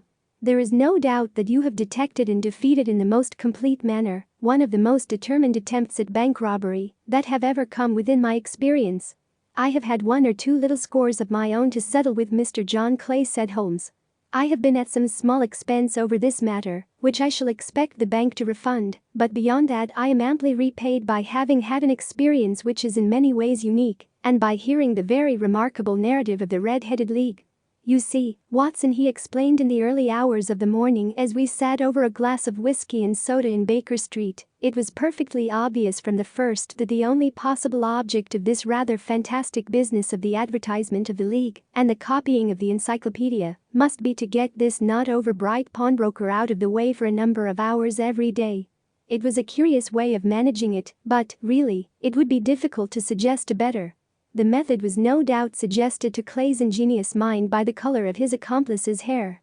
The £4 a week was a lure which must draw him, and what was it to them, who were playing for thousands? They put in the advertisement, "One rogue has the temporary office, the other rogue incites the man to apply for it," and together they managed to secure his absence every morning in the week. From the time that I heard of the assistant having come for half wages, it was obvious to me that he had some strong motive for securing the situation. But how could you guess what the motive was? Had there been women in the house, I should have suspected a mere vulgar intrigue. That, however, was out of the question. The man's business was a small one, and there was nothing in his house which could account for such elaborate preparations and such an expenditure as they were at. It must, then, be something out of the house. What could it be? I thought of the assistant's fondness for photography and his trick of vanishing into the cellar. The cellar. There was the end of this tangled clue. Then I made inquiries as to this mysterious assistant and found that I had to deal with one of the coolest and most daring criminals in London. He was doing something in the cellar, something which took many hours a day for months on end. What could it be? Once more, I could think of nothing save that he was running a tunnel to some other building. So far I had got when we went to visit the scene of action. I surprised you by beating upon the pavement with my stick. I was ascertaining whether the cellar stretched out in front or behind. It was not in front. Then I rang the bell, and, as I hoped, the assistant answered it. We have had some skirmishes, but we had never set eyes upon each other before. I hardly looked at his face. His knees were what I wished to see. You must yourself have remarked how worn, wrinkled, and stained they were. They spoke of those hours of burrowing. The only remaining point was what they were burrowing for. I walked round the corner, saw the City and Suburban Bank abutted on our friend's premises, and felt that I had solved my problem. When you drove home after the concert I called upon Scotland Yard and upon the chairman of the bank directors, with the result that you have seen. And how could you tell that they would make their attempt tonight? I asked. Well, when they closed their League offices, that was a sign that they cared no longer about Mr. Jabez Wilson's presence, in other words, that they had completed their tunnel. But it was essential that they should use it soon, as it might be discovered, or the bullion might be removed.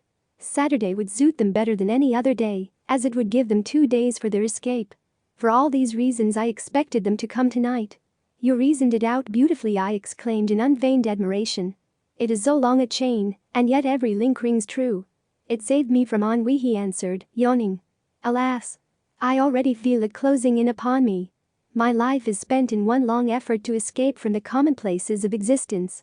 These little problems help me to do so. And you are a benefactor of the race, said I. He shrugged his shoulders. Well, perhaps, after all, it is of some little use, he remarked. L'homme c'est rien le versait tout, as Gustave Flaubert wrote to George Sand. A case of identity, my dear fellow, said Sherlock Holmes as we sat on either side of the fire in his lodgings at Baker Street. Life is infinitely stranger than anything which the mind of man could invent. We would not dare to conceive the things which are really mere commonplaces of existence.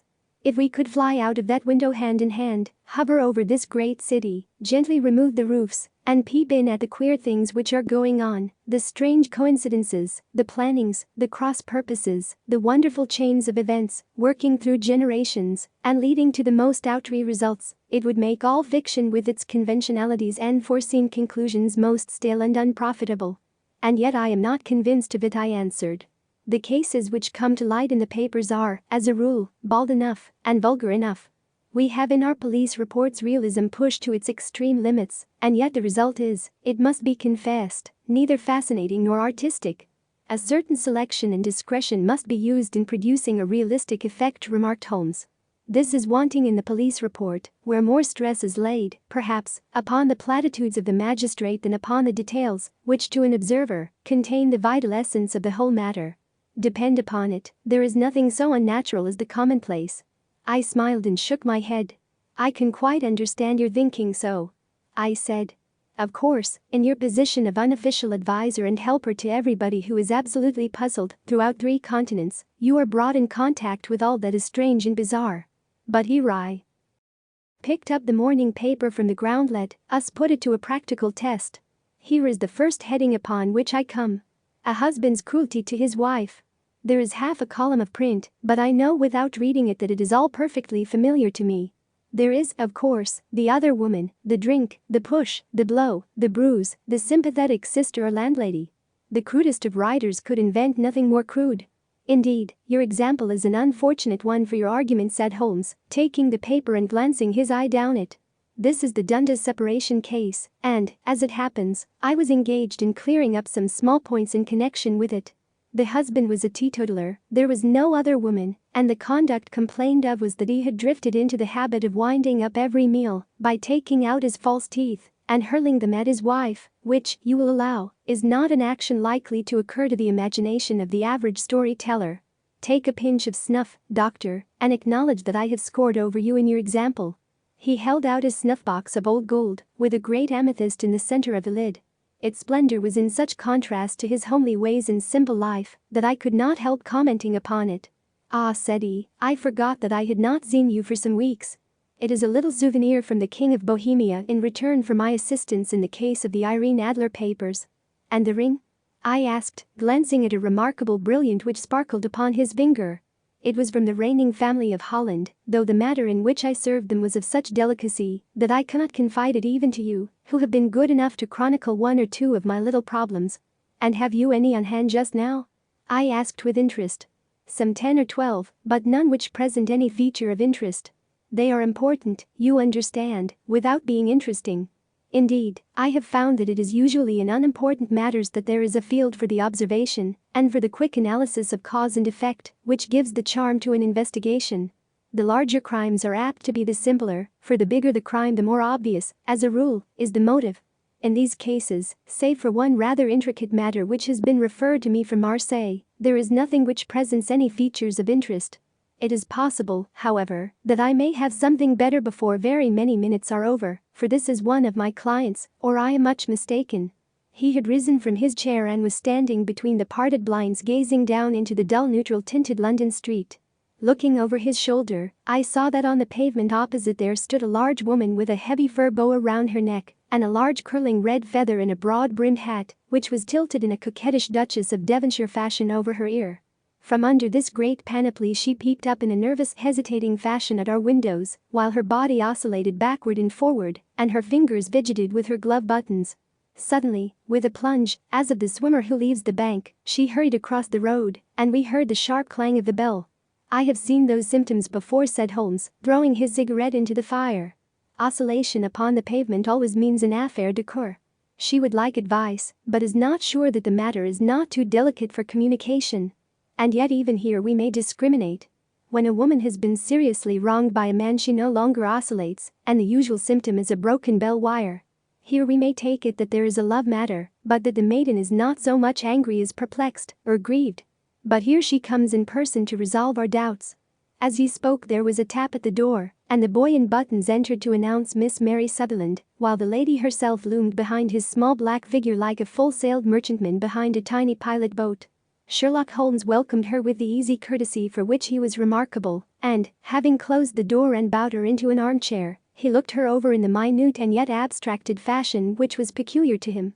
"Do you not find," he said, "that with your short sight it is a little trying to do so much typewriting?" "I did at first," she answered, "but now I know where the letters are without looking." Then, suddenly realizing the full purport of his words, she gave a violent start and looked up, with fear and astonishment upon her broad, good-humored face. "You've heard about me, Mr. Holmes," she cried, "else how could you know all that?" "Never mind," said Holmes, laughing, "it is my business to know things. Perhaps I have trained myself to see what others overlook. If not, why should you come to consult me?" "I came to you, sir, because I heard of you from Mrs. Etheridge, whose husband you found so easy when the police and everyone had given him up for dead. Oh, Mr. Holmes, I wish you would do as much for me. I'm not rich, but still I have 100 a year in my own right, besides the little that I make by the machine, and I would give it all to know what has become of Mr. Hosmer Angel." "Why did you come away to consult me in such a hurry?" asked Sherlock Holmes, with his fingertips together and his eyes to the ceiling. Again a startled look came over the somewhat vacuous face of Miss Mary Sutherland.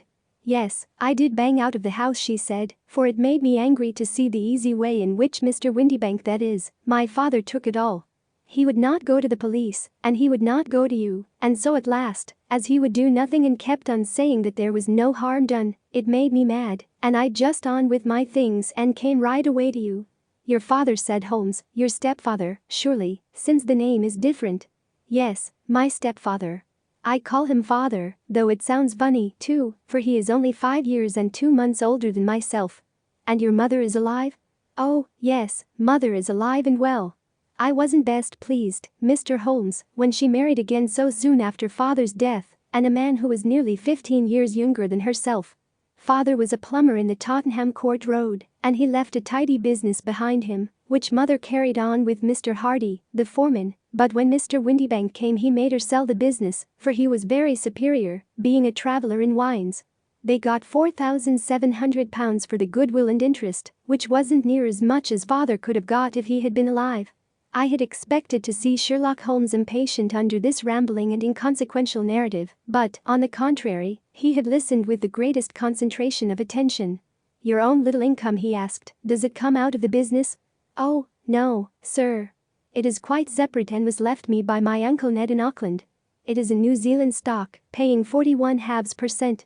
£2,500 was the amount, but I can only touch the interest." "You interest me extremely," said Holmes.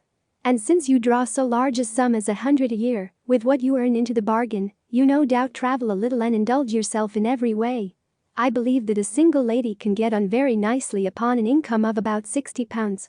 I could do with much less than that, Mr. Holmes, but you understand that as long as I live at home, I don't wish to be a burden to them, and so they have the use of the money, just while I am staying with them. Of course, that is only just for the time. Mr. Windibank draws my interest every quarter and pays it over to mother, and I find that I can do pretty well with what I earn at typewriting. It brings me 2 pence a sheet, and I can often do from 15 to 20 sheets in a day." "You have made your position very clear to me," said Holmes. "This is my friend, Dr. Watson, before whom you can speak as freely as before myself. Kindly tell us now all about your connection with Mr. Hosmer Angel." A flush stole over Miss Sutherland's face, and she picked nervously at the fringe of her jacket. "I met him first at the Gasfitters' ball," she said. "They used to send father tickets when he was alive, and then afterwards they remembered us and sent them to mother. Mr. Windibank did not wish us to go. He never did wish us to go anywhere. He would get quite mad if I wanted so much as to join a Sunday school treat. But this time I was set on going, and I would go, for what right had he to prevent? He said the folk were not fit for us to know, when all father's friends were to be there. And he said that I had nothing fit to wear, when I had my purple plush, that I had never so much as taken out of the drawer. At last, when nothing else would do, he went off to France upon the business of the firm, but we went, mother and I, with Mr. Hardy, who used to be our foreman, and it was there I met Mr. Hosmer Angel.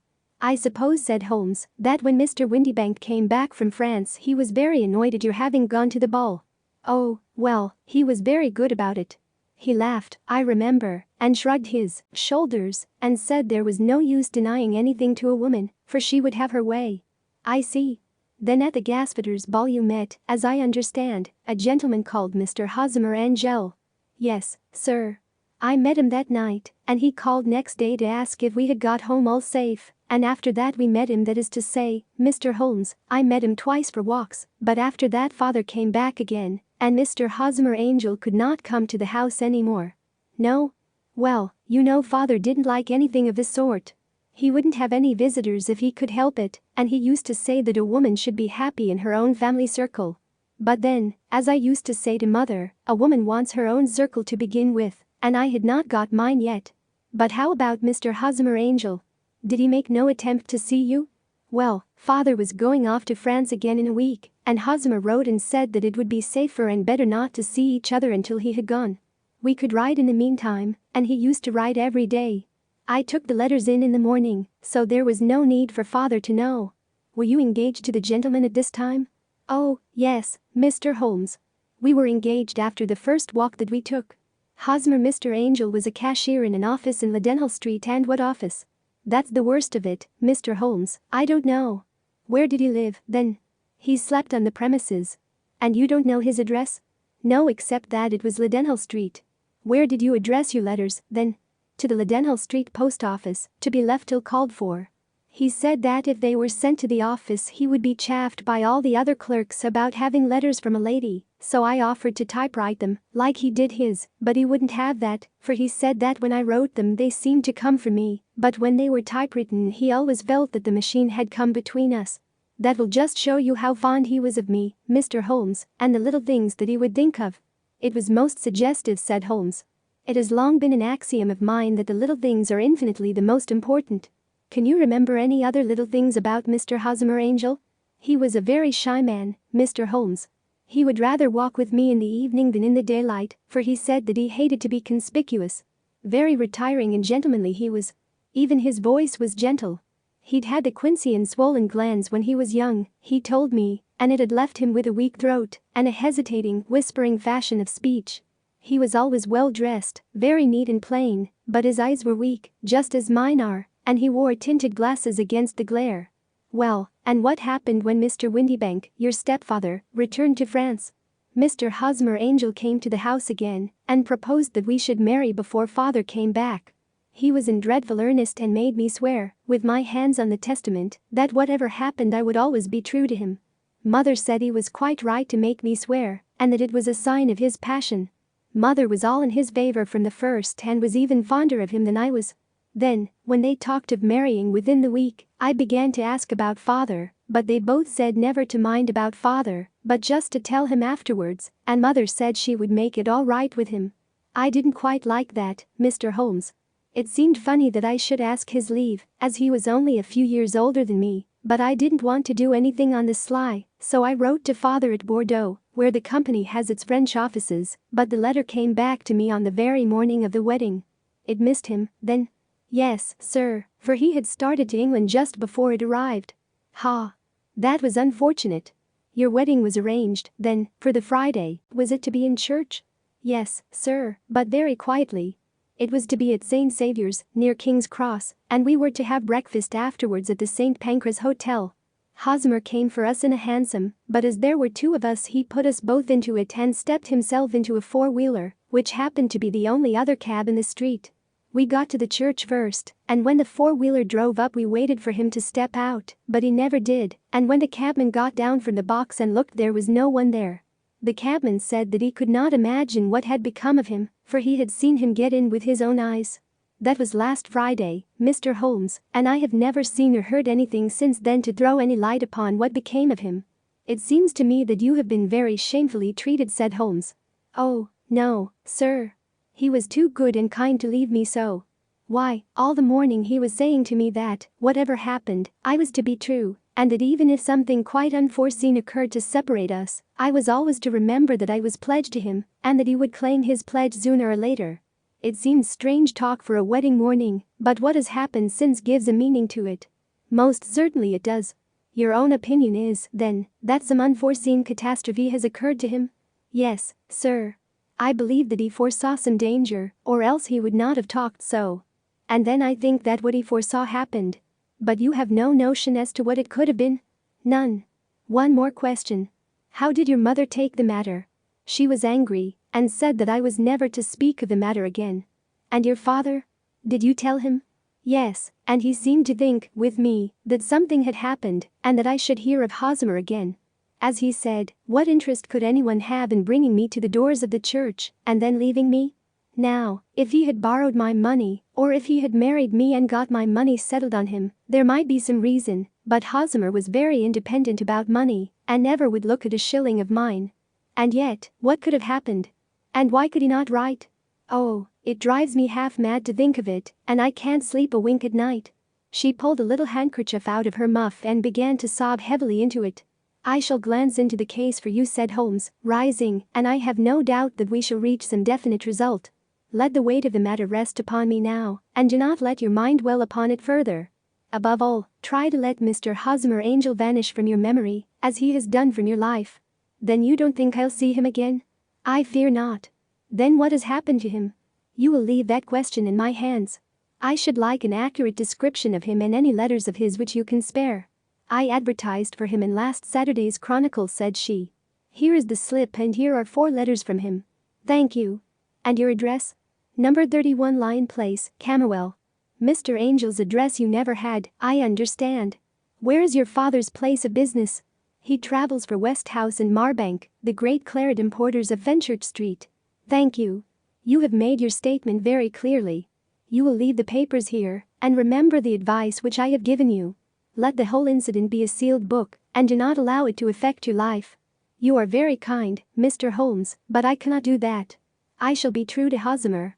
He shall find me ready when he comes back." For all the preposterous hat and the vacuous face, there was something noble in the simple faith of our visitor which compelled our respect. She laid her little bundle of papers upon the table and went her way, with a promise to come again whenever she might be summoned. Sherlock Holmes sat silent for a few minutes with his fingertips still pressed together, his legs stretched out in front of him, and his gaze directed upward to the ceiling. Then he took down from the rack the old and oily clay pipe, which was to him as a counselor, and, having lit it, he leaned back in his chair, with the thick blue cloud wreath spinning up from him, and a look of infinite languor in his face. "Quite an interesting study, that maiden," he observed. "I found her more interesting than her little problem, which, by the way, is rather a trite one. You will find parallel cases, if you consult my index, in Andover in '77, and there was something of the sort at The Hague last year. Old as is the idea, however, there were 1 or 2 details which were new to me. But the maiden herself was most instructive." "You appeared to read a good deal upon her which was quite invisible to me," I remarked. "Not invisible but unnoticed, Watson. You did not know where to look, and so you missed all that was important. I can never bring you to realize the importance of sleeves, the suggestiveness of thumbnails, or the great issues that may hang from a bootlace. Now, what did you gather from that woman's appearance? Describe it." "Well, she had a slate-colored broad-brimmed straw hat, with a feather of a brookish red. Her jacket was black, with black beads sewn upon it, and a fringe of little black jet ornaments. Her dress was brown, rather darker than coffee color, with a little purple plush at the neck and sleeves. Her gloves were grayish and were worn through at the right forefinger. Her boots I didn't observe. She had small round, hanging gold earrings, and a general air of being fairly well-to-do in a vulgar, comfortable, easy-going way." Sherlock Holmes clapped his hands softly together and chuckled. "'Pon my word, Watson, you are coming along wonderfully. You have really done very well indeed. It is true that you have missed everything of importance, but you have hit upon the method, and you have a quick eye for color.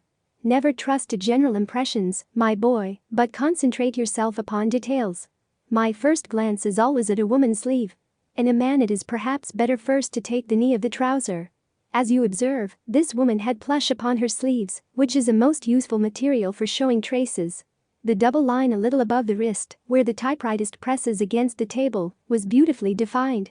The sewing machine, of the hand type, leaves a similar mark, but only on the left arm, and on the side of it farthest from the thumb, instead of being right across the broadest part, as this was. I then glanced at her face, and, observing the dint of a pince-nez at either side of her nose, I ventured a remark upon short sight in typewriting, which seemed to surprise her. It surprised me. But, surely, it was obvious. I was then much surprised and interested on glancing down to observe that, though the boots which she was wearing were not unlike each other, they were really odd ones, the one having a slightly decorated toe cap, and the other a plain one.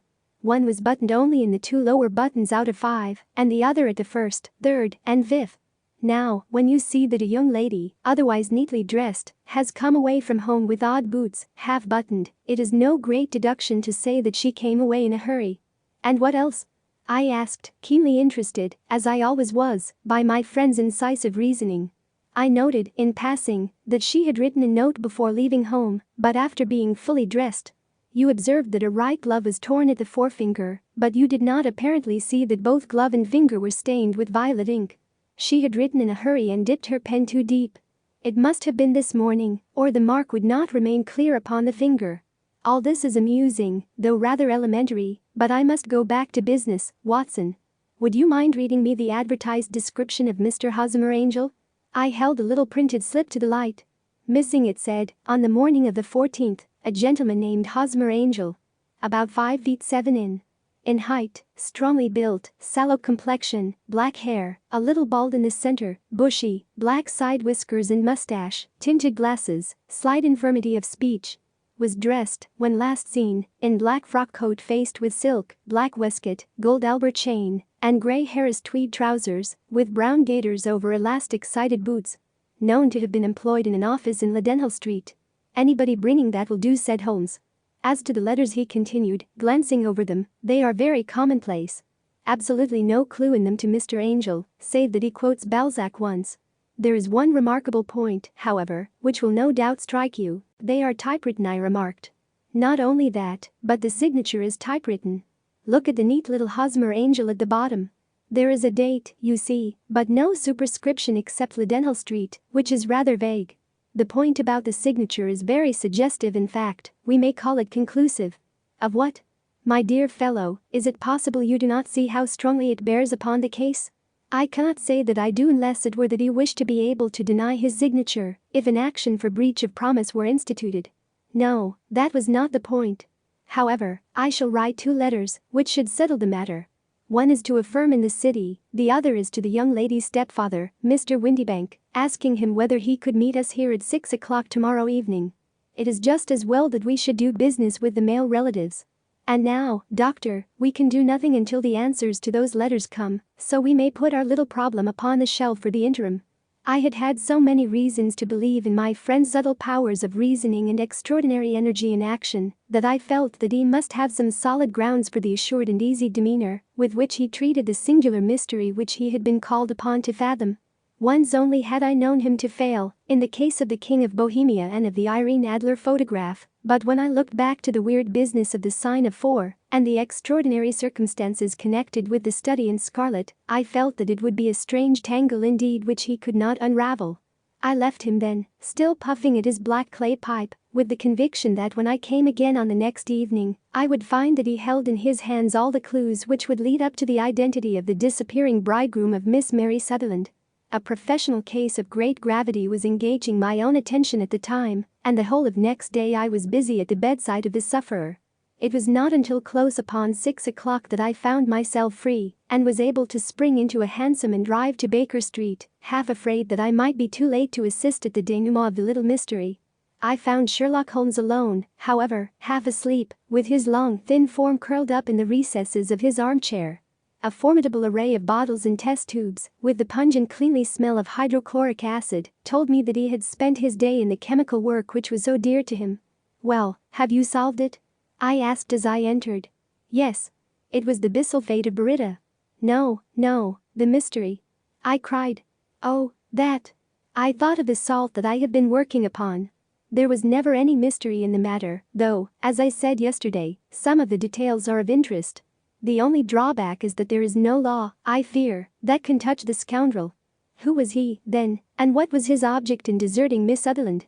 The question was hardly out of my mouth, and Holmes had not yet opened his lips to reply, when we heard a heavy footfall in the passage and a tap at the door. This is the girl's stepfather, Mr. James Windybank, said Holmes. He has written to me to say that he would be here at 6. Come in. The man who entered was a sturdy, middle-sized fellow, some 30 years of age, clean-shaven, and sallow-skinned, with a bland, insinuating manner, and a pair of wonderfully sharp and penetrating gray eyes. He shot a questioning glance at each of us, placed his shiny top hat upon the sideboard, and with a slight bow sidled down into the nearest chair. Good evening, Mr. James Windybank, said Holmes. I think that this typewritten letter is from you, in which you made an appointment with me for 6 o'clock. Yes, sir. I am afraid that I am a little late, but I am not quite my own master, you know. I am sorry that Miss Sutherland has troubled you about this little matter, for I think it is far better not to wash linen of this sort in public. It was quite against my wishes that she came, but she is a very excitable, impulsive girl, as you may have noticed, and she is not easily controlled when she has made up her mind on a point. Of course, I did not mind you so much, as you are not connected with the official police, but it is not pleasant to have a family misfortune like this noised abroad. Besides, it is a useless expense, for how could you possibly find this Hosmer Angel? On the contrary, said Holmes quietly, I have every reason to believe that I will succeed in discovering Mr. Hosmer Angel. Mr. Windibank gave a violent start and dropped his gloves. I am delighted to hear it, he said. It is a curious thing, remarked Holmes, that a typewriter has really quite as much individuality as a man's handwriting. Unless they are quite new, no two of them write exactly alike. Some letters get more worn than others, and some wear only on one side. Now, you remark in this note of yours, Mr. Windibank, that in every case there is some little slurring over of the E, and a slight defect in the tail of the R. There are 14 other characteristics, but those are the more obvious. We do all our correspondence with this machine at the office, and no doubt it is a little worn, our visitor answered, glancing keenly at Holmes with his bright little eyes. And now I will show you what is really a very interesting study, Mr. Windibank, Holmes continued. I think of writing another little monograph some of these days on the typewriter and its relation to crime. It is a subject to which I have devoted some little attention. I have here 4 letters which purport to come from the missing man. They are all typewritten. In each case, not only are the E's slurred and the R's tailless, but you will observe, if you care to use my magnifying lens, that the 14 other characteristics to which I have alluded are there as well. Mr. Windibank sprang out of his chair and picked up his hat. I cannot waste time over this sort of fantastic talk, Mr. Holmes, he said. If you can catch the man, catch him, and let me know when you have done it. Certainly, said Holmes, stepping over and turning the key in the door. I let you know, then, that I have caught him. What? Where? Shouted Mr. Windibank, turning white to his lips and glancing about him like a rat in a trap. Oh, it won't do, really it won't, said Holmes suavely. There is no possible getting out of it, Mr. Windibank. It is quite too transparent, and it was a very bad compliment when you said that it was impossible for me to solve so simple a question. That's right. Sit down and let us talk it over. Our visitor collapsed into a chair, with a ghastly face and a glitter of moisture on his brow. It is not actionable, he stammered. I am very much afraid that it is not. But between ourselves, Windibank, it was as cruel and selfish and heartless a trick in a petty way as ever came before me. Now, let me just run over the course of events, and you will contradict me if I go wrong. The man sat huddled up in his chair, with his head sunk upon his breast, like one who is utterly crushed. Holmes stuck his feet up on the corner of the mantelpiece, and, leaning back with his hands in his pockets, began talking, rather to himself, as it seemed, than to us. The man married a woman very much older than himself for her money, said he, and he enjoyed the use of the money of the daughter, as long as she lived with them. It was a considerable sum, for people in their position, and the loss of it would have made a serious difference. It was worth an effort to preserve it. The daughter was of a good, amiable disposition, but affectionate and warm-hearted in her ways, so that it was evident that with her fair personal advantages and her little income, she would not be allowed to remain single long. Now her marriage would mean, of course, the loss of 100 a year, so what does her stepfather do to prevent it? He takes the obvious course of keeping her at home and forbidding her to seek the company of people of her own age. But soon he found that that would not answer forever. She became restive, insisted upon her rights, and finally announced her positive intention of going to a certain ball. What does her clever stepfather do then? He conceives an idea more creditable to his head than to his heart. With the connivance and assistance of his wife he disguised himself, covered those keen eyes with tinted glasses, masked the face with a mustache and a pair of bushy whiskers, sunk that clear voice into an insinuating whisper, and doubly secure on account of the girl's short sight, he appears as Mr. Hosmer Angel, and keeps off other lovers by making love himself. It was only a joke at first, groaned our visitor. We never thought that she would have been so carried away. Very likely not. However that may be, the young lady was very decidedly carried away, and, having quite made up her mind that her stepfather was in France, the suspicion of treachery never for an instant entered her mind. She was flattered by the gentleman's attentions, and the effect was increased by the loudly expressed admiration of her mother. Then Mr. Angel began to call, for it was obvious that the matter should be pushed as far as it would go, if a real effect were to be produced. There were meetings and an engagement which would finally secure the girl's affections from turning towards anyone else. But the deception could not be kept up forever. These pretended journeys to France were rather cumbrous. The thing to do was clearly to bring the business to an end in such a dramatic manner that it would leave a permanent impression upon the young lady's mind and prevent her from looking upon any other suitor for some time to come. Hence those vows of fidelity exacted upon a testament, and hence also the allusions to a possibility of something happening on the very morning of the wedding. James Windibank wished Miss Sutherland to be so bound to Hosmer Angel and so uncertain as to his fate that for 10 years to come, at any rate, she would not listen to another man. As far as the church door he brought her, and then, as he could go no farther, he conveniently vanished away by the old trick of stepping in at one door of a four-wheeler and out at the other. I think that was the chain of events, Mr. Windibank. Our visitor had recovered something of his assurance while Holmes had been talking, and he rose from his chair now with a cold sneer upon his pale face. "It may be so, or it may not, Mr. Holmes," said he, "but if you are so very sharp, you ought to be sharp enough to know that it is you who are breaking the law now, and not me. I have done nothing actionable from the first, but as long as you keep that door locked, you lay yourself open to an action for assault and illegal constraint. The law cannot, as you say, touch you," said Holmes, unlocking and throwing open the door, "yet there never was a man who deserved punishment more. If the young lady has a brother or a friend, he ought to lay a whip across your shoulders. By Jove," he continued, flushing up at the sight of the bitter sneer upon the man's face, "it is not part of my duties to my client, but here's a hunting crop handy, and I think I shall just treat myself to." He took 2 swift steps to the whip, but before he could grasp it, there was a wild clatter of steps upon the stairs, the heavy hall door banged, and from the window, we could see Mr. James Windibank running at the top of his speed down the road. "There's a cold-blooded scoundrel," said Holmes, laughing, as he threw himself down into his chair once more. "That fellow will rise from crime to crime until he does something very bad and ends on a gallows. The case has, in some respects, been not entirely devoid of interest." "I cannot now entirely see all the steps of your reasoning," I remarked. "Well, of course it was obvious from the first that this Mr. Hosmer Angel must have some strong object for his curious conduct, and it was equally clear that the only man who really profited by the incident, as far as we could see, was the stepfather. Then the fact that the two men were never together, but that the one always appeared when the other was away, was suggestive. So were the tinted spectacles and the curious voice, which both hinted at a disguise, as did the bushy whiskers. My suspicions were all confirmed by his peculiar action in typewriting his signature, which, of course, inferred that his handwriting was so familiar to her that she would recognize even the smallest sample of it. You see, all these isolated facts, together with many minor ones, all pointed in the same direction. And how did you verify them? Having once spotted my man, it was easy to get corroboration. I knew the firm for which this man worked. Having taken the printed description, I eliminated everything from it, which could be the result of a disguise: the whiskers, the glasses, the voice, and I sent it to the firm, with a request that they would inform me whether it answered to the description of any of their travelers. I had already noticed the peculiarities of the typewriter, and I wrote to the man himself at his business address asking him if he would come here. As I expected, his reply was typewritten and revealed the same trivial but characteristic defects.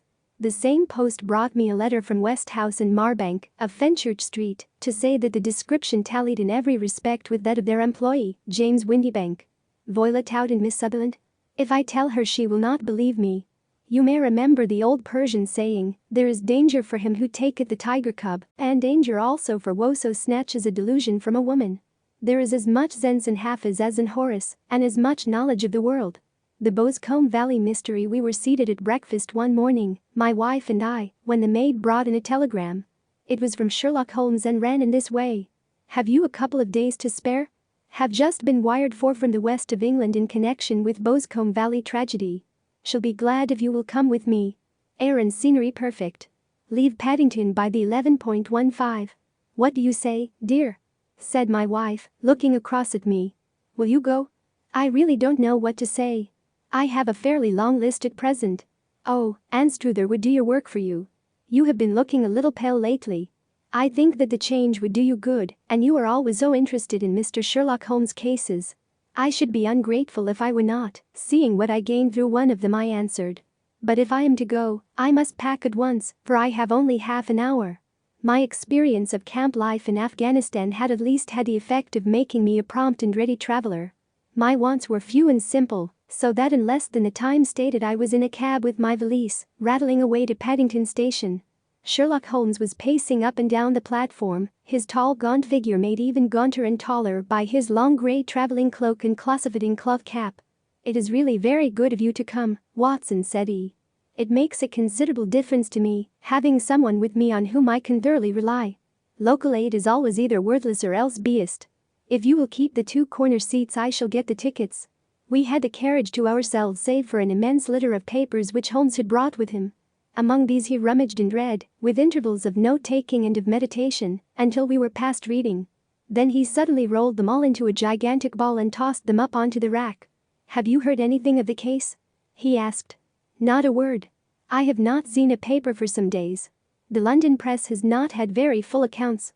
I have just been looking through all the recent papers in order to master the particulars. It seems, from what I gather, to be one of those simple cases which are so extremely difficult." That sounds a little paradoxical. But it is profoundly true. Singularity is almost invariably a clue. The more featureless and commonplace a crime is, the more difficult it is to bring it home. In this case, however, they have established a very serious case against the son of the murdered man. It is a murder, then? Well, it is conjectured to be so. I shall take nothing for granted until I have the opportunity of looking personally into it. I will explain the state of things to you, as far as I have been able to understand it, in a very few words. Boscombe Valley is a country district not very far from Ross, in Herefordshire. The largest landed proprietor in that part is a Mr. John Turner, who made his money in Australia and returned some years ago to the old country. One of the farms which he held, that of Hadeley, was let to Mr. Charles McCarthy, who was also an ex-Australian. The men had known each other in the colonies, so that it was not unnatural that when they came to settle down, they should do so as near each other as possible. Turner was apparently the richer man, so McCarthy became his tenant, but still remained, it seems, upon terms of perfect equality, as they were frequently together. McCarthy had one son, a lad of 18, and Turner had an only daughter of the same age, but neither of them had wives living. They appeared to have avoided the society of the neighboring English families and to have led retired lives, though both the McCarthys were fond of sport and were frequently seen at the race meetings of the neighborhood. McCarthy kept 2 servants, a man and a girl. Turner had a considerable household, some half-dozen at the least. That is as much as I have been able to gather about the families. Now for the facts. On June 3, that is, on Monday last, McCarthy left his house at Hadeley about 3 in the afternoon and walked down to the Boscombe Pool, which is a small lake formed by the spreading out of the stream which runs down the Boscombe Valley. He had been out with his serving man in the morning at Ross, and he had told the man that he must hurry, as he had an appointment of importance to keep at 3. From that appointment he never came back alive. From Hadeley farmhouse to the Boscombe Pool is a quarter of a mile, and 2 people saw him as he passed over this ground. One was an old woman, whose name is not mentioned, and the other was William Crowder, a gamekeeper in the employ of Mr. Turner. Both these witnesses deposed that Mr. McCarthy was walking alone. The gamekeeper adds that within a few minutes of his seeing Mr. McCarthy pass, he had seen his son, Mr. James McCarthy, going the same way with a gun under his arm. To the best of his belief, the father was actually in sight at the time, and the son was following him. He thought no more of the matter until he heard in the evening of the tragedy that had occurred. The 2 McCarthys were seen after the time when William Crowder, the gamekeeper, lost sight of them. The Boscombe Pool is thickly wooded round, with just a fringe of grass and of reeds round the edge. A girl of 14, Patience Moran, who is the daughter of the lodge keeper of the Boscombe Valley estate, was in one of the woods picking flowers. She states that while she was there she saw, at the border of the wood and close by the lake, Mr. McCarthy and his son, and that they appeared to be having a violent quarrel. She heard Mr. McCarthy the elder using very strong language to his son, and she saw the latter raise up his hand as if to strike his father. She was so frightened by their violence that she ran away and told her mother when she reached home that she had left the 2 McCarthys quarreling near Boscombe Pool and that she was afraid that they were going to fight. She had hardly said the words when young Mr. McCarthy came running up to the lodge to say that he had found his father dead in the wood and to ask for the help of the lodge keeper. He was much excited, without either his gun or his hat, and his right hand and sleeve were observed to be stained with fresh blood. On following him they found the dead body stretched out upon the grass beside the pool. The head had been beaten in by repeated blows of some heavy and blunt weapon. The injuries were such as might very well have been inflicted by the butt end of his son's gun, which was found lying on the grass within a few paces of the body. Under these circumstances, the young man was instantly arrested, and a verdict of willful murder having been returned at the inquest on Tuesday, he was on Wednesday brought before the magistrates at Ross, who have referred the case to the next assizes. Those are the main facts of the case as they came out before the coroner and the police court. I could hardly imagine a more damning case, I remarked. If ever circumstantial evidence pointed to a criminal, it does so here. Circumstantial evidence is a very tricky thing, answered Holmes thoughtfully. It may seem to point very straight to one thing, but if you shift your own point of view a little, you may find it pointing in an equally uncompromising manner to something entirely different. It must be confessed, however, that the case looks exceedingly grave against the young man, and it is very possible that he is indeed a culprit. There are several people in the neighborhood, however, and among them Miss Turner, the daughter of the neighboring landowner, who believe in his innocence and who have retained Lestrade, whom you may recollect in connection with the study in Scarlet, to work out the case in his interest. Lestrade, being rather puzzled, has referred the case to me, and hence it is that two middle-aged gentlemen are flying westward at 50 miles an hour, instead of quietly digesting their breakfasts at home. I am afraid, said I, that the facts are so obvious that you will find little credit to be gained out of this case. There is nothing more deceptive than an obvious fact, he answered, laughing. Besides, we may chance to hit upon some other obvious facts, which may have been by no means obvious to Mr. Lestrade. You know me too well to think that I am boasting when I say that I shall either confirm or destroy his theory by means which he is quite incapable of employing, or even of understanding. To take the first example to hand, I very clearly perceive that in your bedroom the window is upon the right-hand side, and yet I question whether Mr. Lestrade would have noted even so self-evident a thing as that. How on earth, my dear fellow, I know you well. I know the military neatness which characterizes you. You shave every morning, and in this season you shave by the sunlight, but since your shaving is less and less complete as we get farther back on the left side, until it becomes positively slovenly as we get round the angle of the jaw, it is surely very clear that that side is less illuminated than the other. I could not imagine a man of your habits looking at himself in an equal light and being satisfied with such a result. I only quote this as a trivial example of observation and inference. Therein lies my meteor, and it is just possible that it may be of some service in the investigation which lies before us. There are one or two minor points which were brought out in the inquest, and which are worth considering. What are they? It appears that his arrest did not take place at once, but after the return to Hidley Farm. On the inspector of constabulary informing him that he was a prisoner, he remarked that he was not surprised to hear it, and that it was no more than his deserts. This observation of his had the natural effect of removing any traces of doubt which might have remained in the minds of the coroner's jury. It was a confession, I ejaculated. No, for it was followed by a protestation of innocence. Coming on the top of such a damning series of events, it was at least a most suspicious remark. On the contrary, said Holmes, it is the brightest rift which I can at present see in the clouds. However innocent he might be, he could not be such an absolute imbecile as not to see that the circumstances were very black against him. Had he appeared surprised at his own arrest, or feigned indignation at it, I should have looked upon it as highly suspicious, because such surprise or anger would not be natural under the circumstances, and yet might appear to be the best policy to a scheming man. His frank acceptance of the situation marks him as either an innocent man, or else as a man of considerable self-restraint and firmness. As to his remark about his deserts, it was also not unnatural if you consider that he stood beside the dead body of his father, and that there is no doubt that he had that very day so far forgotten his filial duty as to bandy words with him, and even, according to the little girl whose evidence is so important, to raise his hand as if to strike him. The self-reproach and contrition which are displayed in his remark appear to me to be the signs of a healthy mind rather than of a guilty one. I shook my head. Many men have been hanged on far slighter evidence, I remarked. So they have. And many men have been wrongfully hanged. What is the young man's own account of the matter? It is, I am afraid, not very encouraging to his supporters, though there are one or two points in it which are suggestive. You will find it here, and may read it for yourself.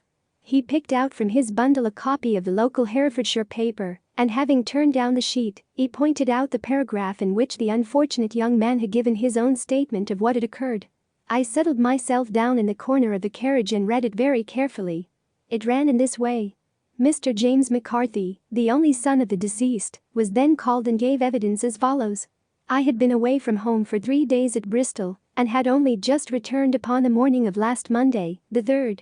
My father was absent from home at the time of my arrival, and I was informed by the maid that he had driven over to Ross with John Cobb, the groom.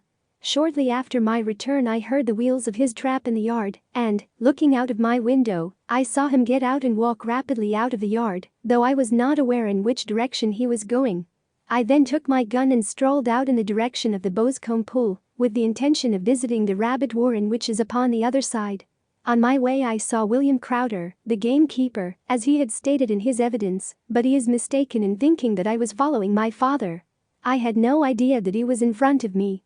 When about 100 yards from the pool I heard a cry of cooey, which was a usual signal between my father and myself. I then hurried forward and found him standing by the pool. He appeared to be much surprised at seeing me and asked me rather roughly what I was doing there. A conversation ensued which led to high words and almost to blows, for my father was a man of a very violent temper. Seeing that his passion was becoming ungovernable, I left him and returned towards Heatherley Farm. I had not gone more than 150 yards, however, when I heard a hideous outcry behind me, which caused me to run back again. I found my father expiring upon the ground, with his head terribly injured. I dropped my gun and held him in my arms, but he almost instantly expired.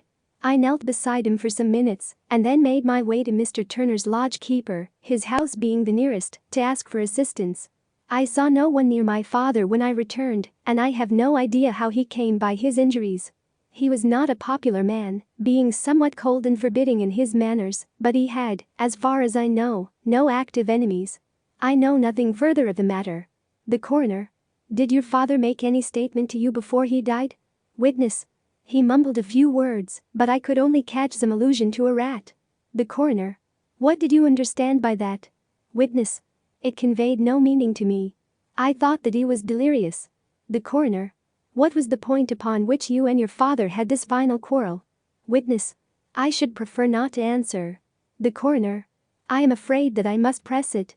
Witness: It is really impossible for me to tell you. I can assure you that it has nothing to do with the sad tragedy which followed. The coroner: That is for the court to decide.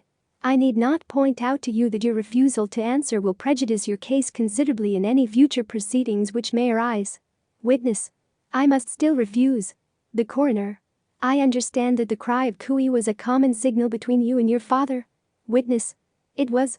The coroner: How was it, then, that he uttered it before he saw you, and before he even knew that you had returned from Bristol? Witness, with considerable confusion: I do not know. A juryman: Did you see nothing which aroused your suspicions when you returned on hearing the cry and found your father fatally injured? Witness: Nothing definite. The coroner: What do you mean? Witness: I was so disturbed and excited as I rushed out into the open that I could think of nothing except of my father. Yet I have a vague impression that as I ran forward something lay upon the ground to the left of me. It seemed to me to be something grey in color, a coat of some sort, or a plaid perhaps. When I rose from my father I looked round for it, but it was gone. Do you mean that it disappeared before you went for help? Yes, it was gone. You can't say what it was? No, I had a feeling something was there. How far from the body? A dozen yards or so. And how far from the edge of the wood? About the same. Then if it was removed it was while you were within a dozen yards of it? Yes, but with my back towards it. This concluded the examination of the witness. I see, said I as I glanced down the column, that the coroner in his concluding remarks was rather severe upon young McCarthy.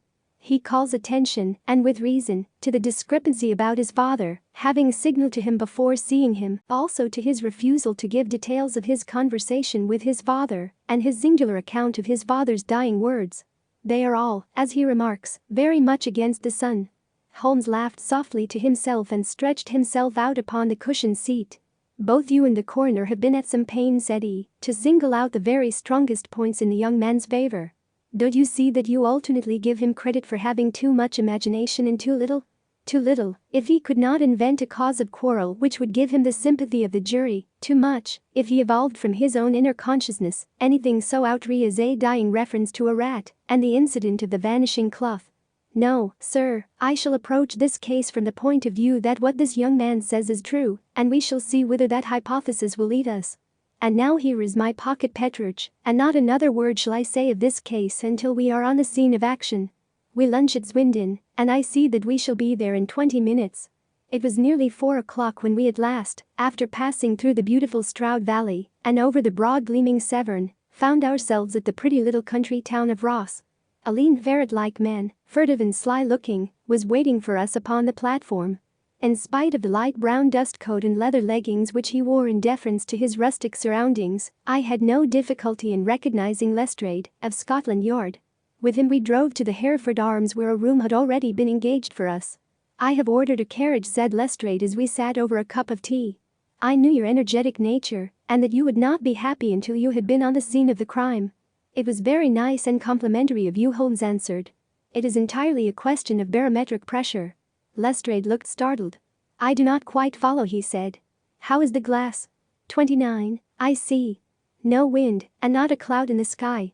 I have a caseful of cigarettes here which need smoking, and the sofa is very much superior to the usual country hotel abomination. I do not think that it is probable that I shall use the carriage tonight." Lestrade laughed indulgently. "You have, no doubt, already formed your conclusions from the newspapers," he said. "The case is as plain as a pikestaff, and the more one goes into it the plainer it becomes. Still, of course, one can't refuse a lady, and such a very positive one, too. She has heard of you, and would have your opinion, though I repeatedly told her that there was nothing which you could do which I had not already done. Why, bless my soul! Here is her carriage at the door." He had hardly spoken before there rushed into the room one of the most lovely young women that I have ever seen in my life.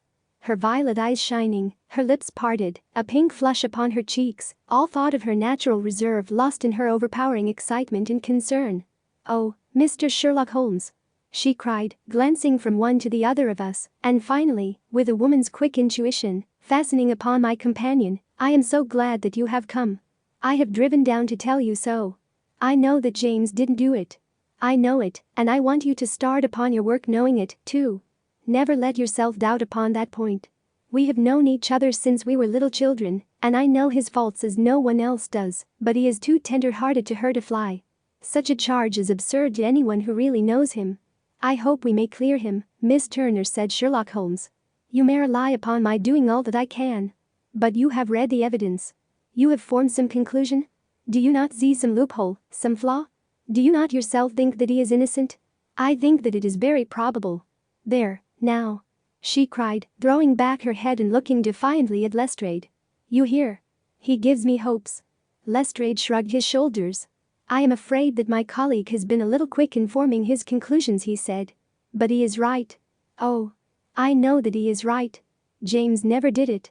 And about his quarrel with his father, I am sure that the reason why he would not speak about it to the coroner was because I was concerned in it." "In what way?" asked Holmes. "It is no time for me to hide anything. James and his father had many disagreements about me. Mr. McCarthy was very anxious that there should be a marriage between us.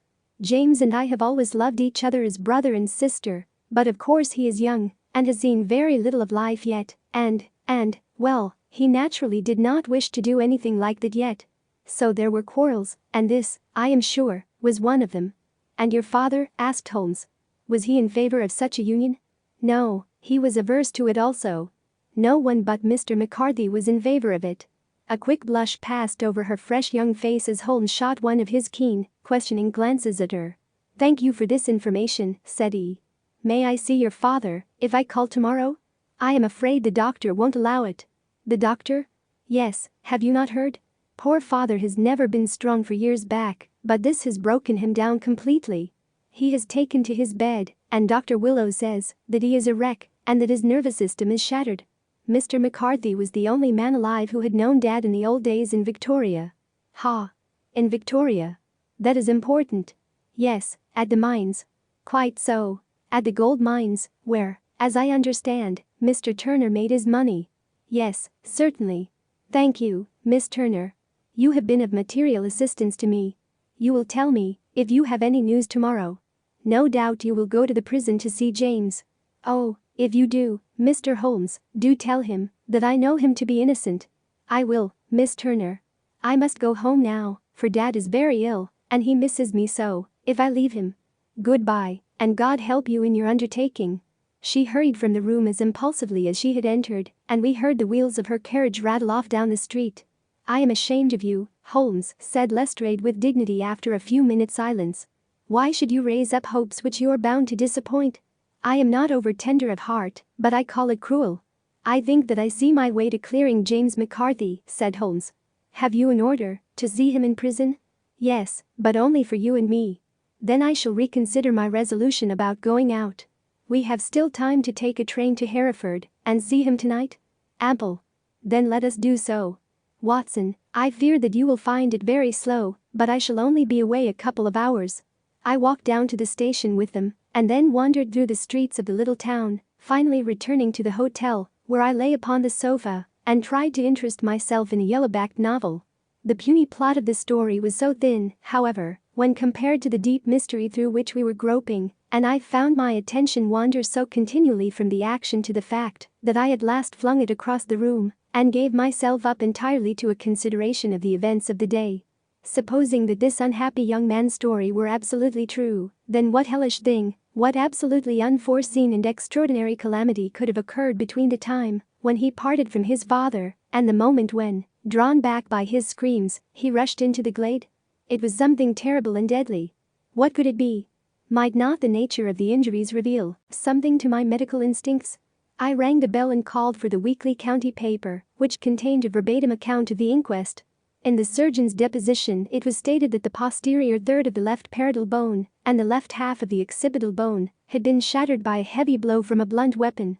I marked the spot upon my own head. Clearly such a blow must have been struck from behind.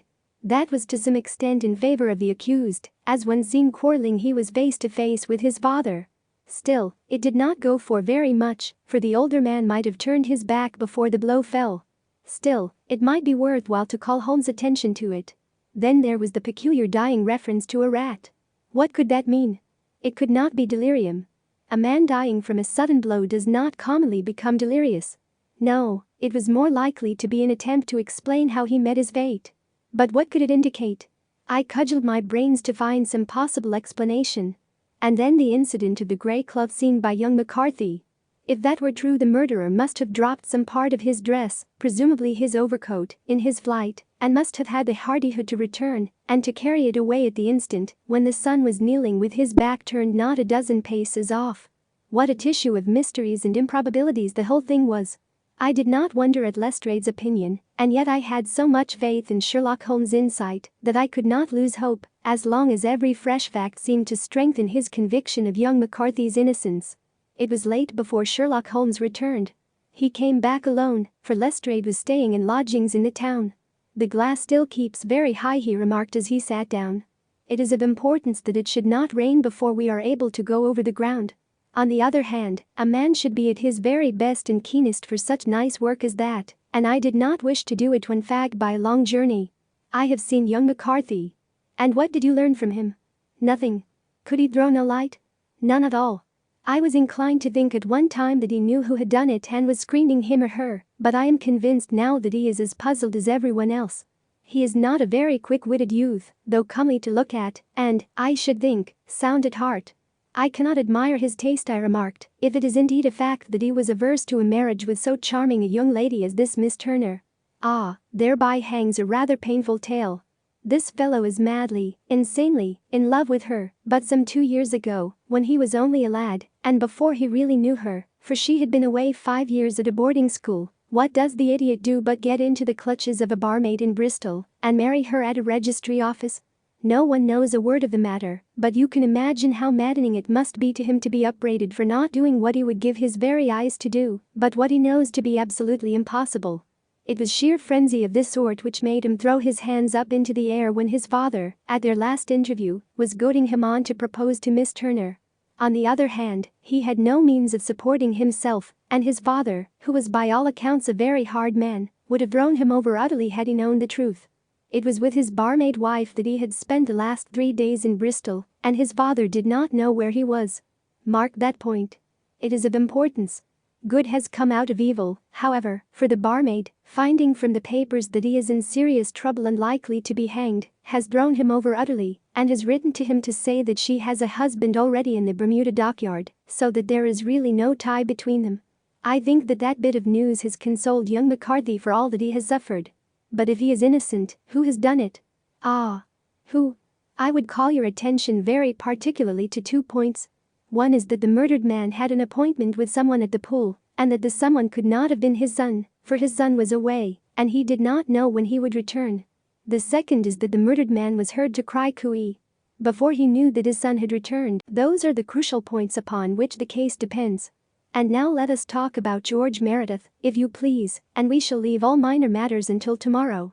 There was no rain, as Holmes had foretold, and the morning broke bright and cloudless. At 9 o'clock Lestrade called for us with the carriage, and we set off for Headley Farm and the Boscombe Pool. There is serious news this morning, Lestrade observed. It is said that Mr. Turner, of the Hull, is so ill that his life is despaired of. An elderly man, I presume? Said Holmes. About 60, but his constitution has been shattered by his life abroad, and he has been in failing health for some time. This business has had a very bad effect upon him. He was an old friend of McCarthy's, and, I may add, a great benefactor to him, for I have learned that he gave him Headley Farm rent-free. Indeed? That is interesting, said Holmes. Oh, yes. In 100 other ways he has helped him. Everybody about here speaks of his kindness to him. Really? Does it not strike you as a little singular that this McCarthy, who appears to have had little of his own, and to have been under such obligations to Turner, should still talk of marrying his son to Turner's daughter, who is presumably heiress to the estate, and that in such a very cocksure manner, as if it were merely a case of a proposal and all else would follow?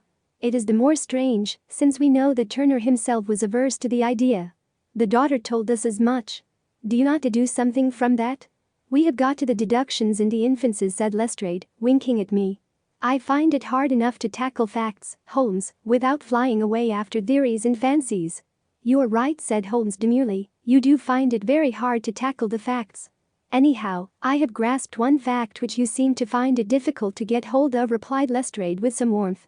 And that is that McCarthy Sr. met his death from McCarthy Jr., and that all theories to the contrary are the merest moonshine. Well, moonshine is a brighter thing than fog, said Holmes, laughing. But I am very much mistaken if this is not Headley Farm upon the left. Yes, that is it. It was a widespread, comfortable-looking building, 2-storied, slat-roofed, with great yellow blotches of lichen upon the grey walls. The drawn blinds in the smokeless chimneys, however, gave it a stricken look, as though the weight of this horror still lay heavy upon it.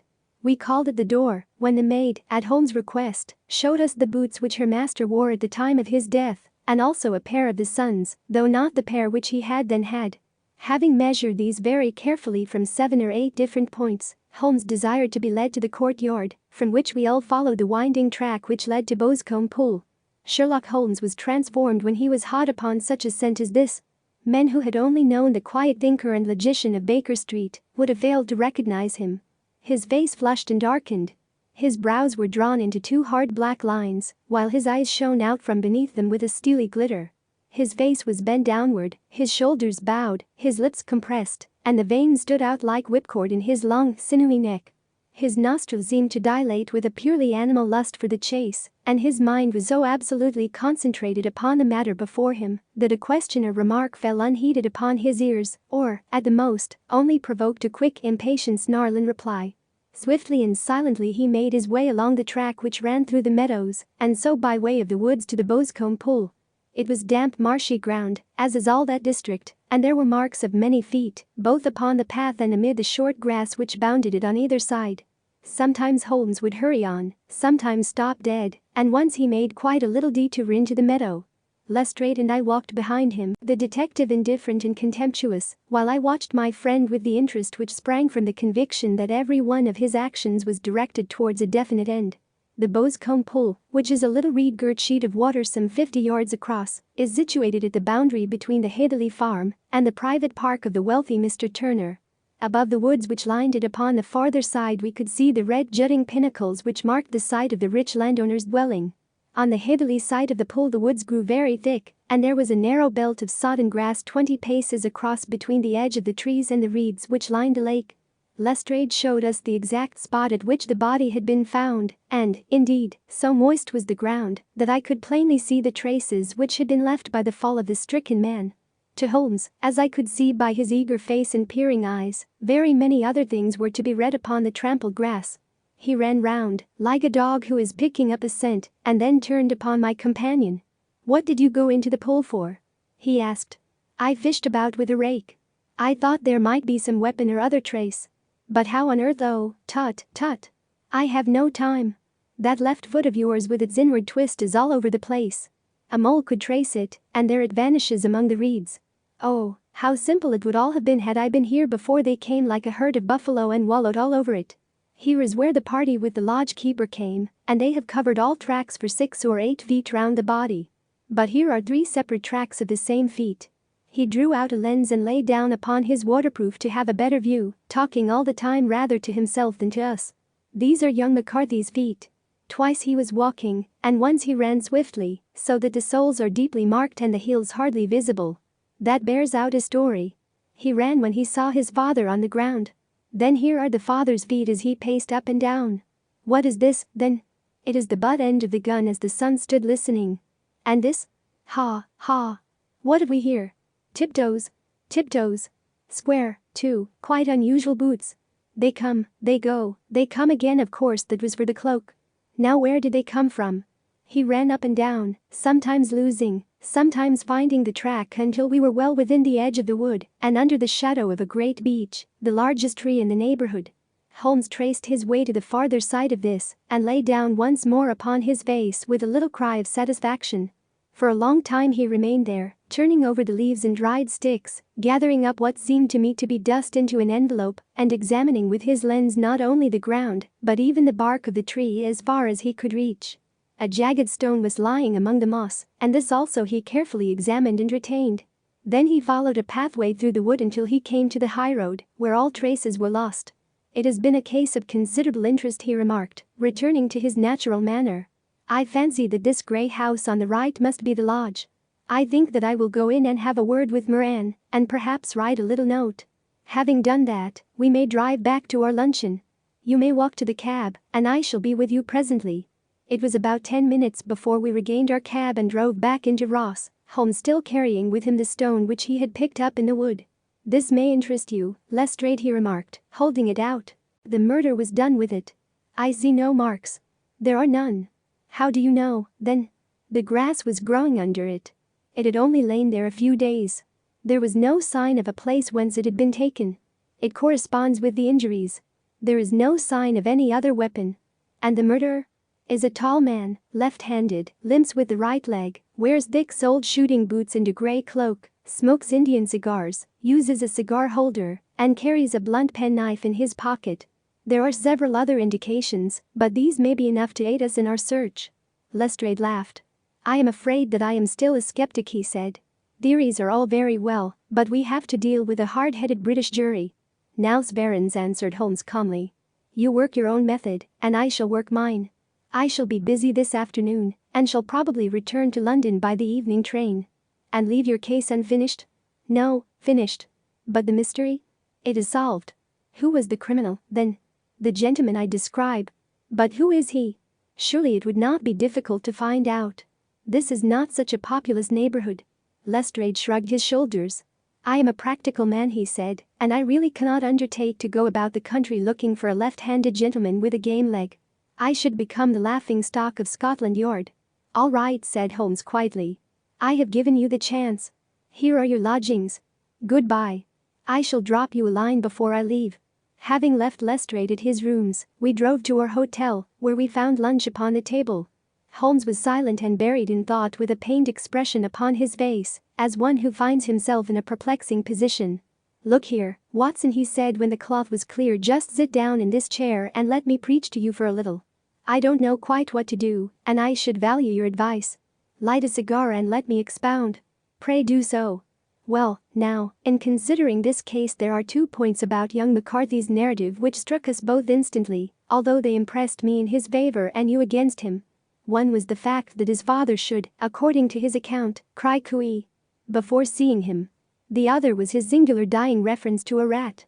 He mumbled several words, you understand, but that was all that caught the son's ear. Now from this double point our research must commence, and we will begin it by presuming that what the lad says is absolutely true. What of this cooey? Then? Well, obviously it could not have been meant for the son. The son, as far as he knew, was in Bristol. It was mere chance that he was within earshot. The cooey was meant to attract the attention of whoever it was that he had the appointment with. But cooey is a distinctly Australian cry, and one which is used between Australians. There is a strong presumption that the person whom McCarthy expected to meet him at Boscombe Pool was someone who had been in Australia. What of the rat, then? Sherlock Holmes took a folded paper from his pocket and flattened it out on the table. "This is a map of the colony of Victoria," he said. "I wired to Bristol for it last night." He put his hand over part of the map. "What do you read?" "A rat," I read. "And now?" He raised his hand. "Ballarat." "Quite so." That was the word the man uttered, and of which his son only caught the last two syllables. He was trying to utter the name of his murderer. "So-and-so, of Ballarat." "It is wonderful," I exclaimed. "It is obvious." And now, you see, I had narrowed the field down considerably. The possession of a grey garment was a third point which, granting the son's statement to be correct, was a certainty. We have come now out of mere vagueness to the definite conception of an Australian from Ballarat with a grey cloak. Certainly. And one who was at home in the district, for the pool can only be approached by the farm or by the estate, where strangers could hardly wander. Quite so. Then comes our expedition of today. By an examination of the ground I gained a trifling details which I gave to that imbecile Lestrade as to the personality of the criminal. But how did you gain them? You know my method. It is founded upon the observation of trifles. His height I know that you might roughly judge from the length of his stride. His boots, too, might be told from their traces. Yes, they were peculiar boots. But his lameness? The impression of his right foot was always less distinct than his left. He put less weight upon it. Why? Because he limped he was lame.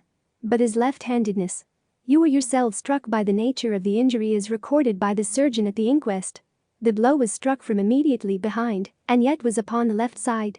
Now, how can that be unless it were by a left-handed man? He had stood behind that tree during the interview between the father and son. He had even smoked there. I found the ash of a cigar, which my special knowledge of tobacco ashes enables me to pronounce as an Indian cigar. I have, as you know, devoted some attention to this, and written a little monograph on the ashes of 140 different varieties of pipe, cigar, and cigarette tobacco. Having found the ash, I then looked round and discovered the stump among the moss where he had tossed it. It was an Indian cigar, of the variety which are rolled in Rotterdam. And the cigar holder? I could see that the end had not been in his mouth. Therefore he used a holder. The tip had been cut off, not bitten off, but the cut was not a clean one, so I deduced a blunt penknife. "Holmes," I said, "you have drawn a net round this man from which he cannot escape, and you have saved an innocent human life, as truly as if you had cut the cord which was hanging him. I see the direction in which all this points. The culprit is Mr. John Turner," cried the hotel waiter, opening the door of our sitting room and ushering in a visitor. The man who entered was a strange and impressive figure.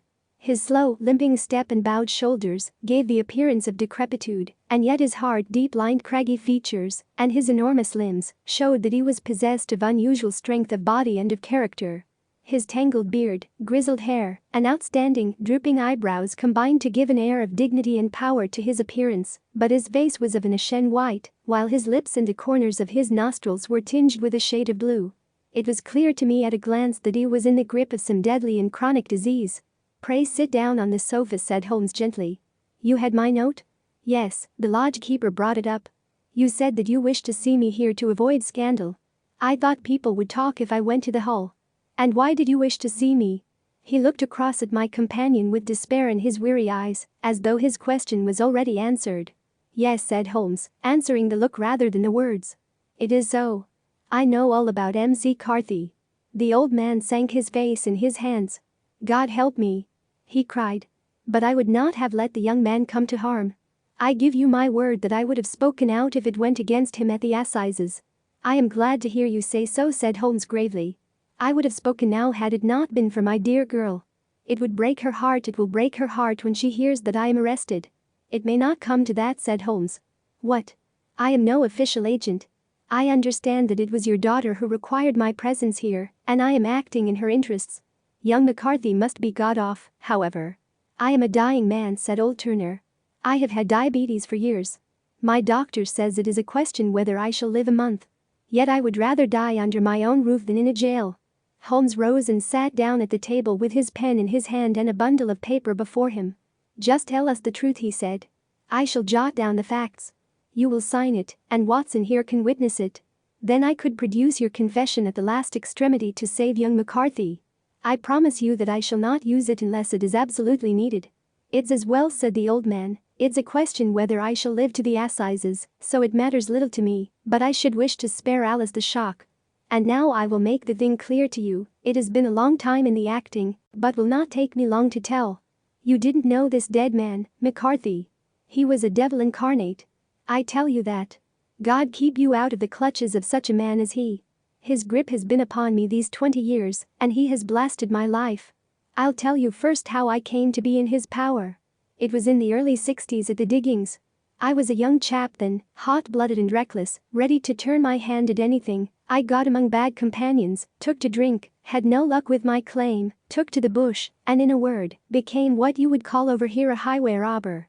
There were 6 of us, and we had a wild free life of it, sticking up a station from time to time, or stopping the wagons on the road to the diggings. Black Jack of Ballarat was the name I went under, and our party is still remembered in the colony as the Ballarat Gang.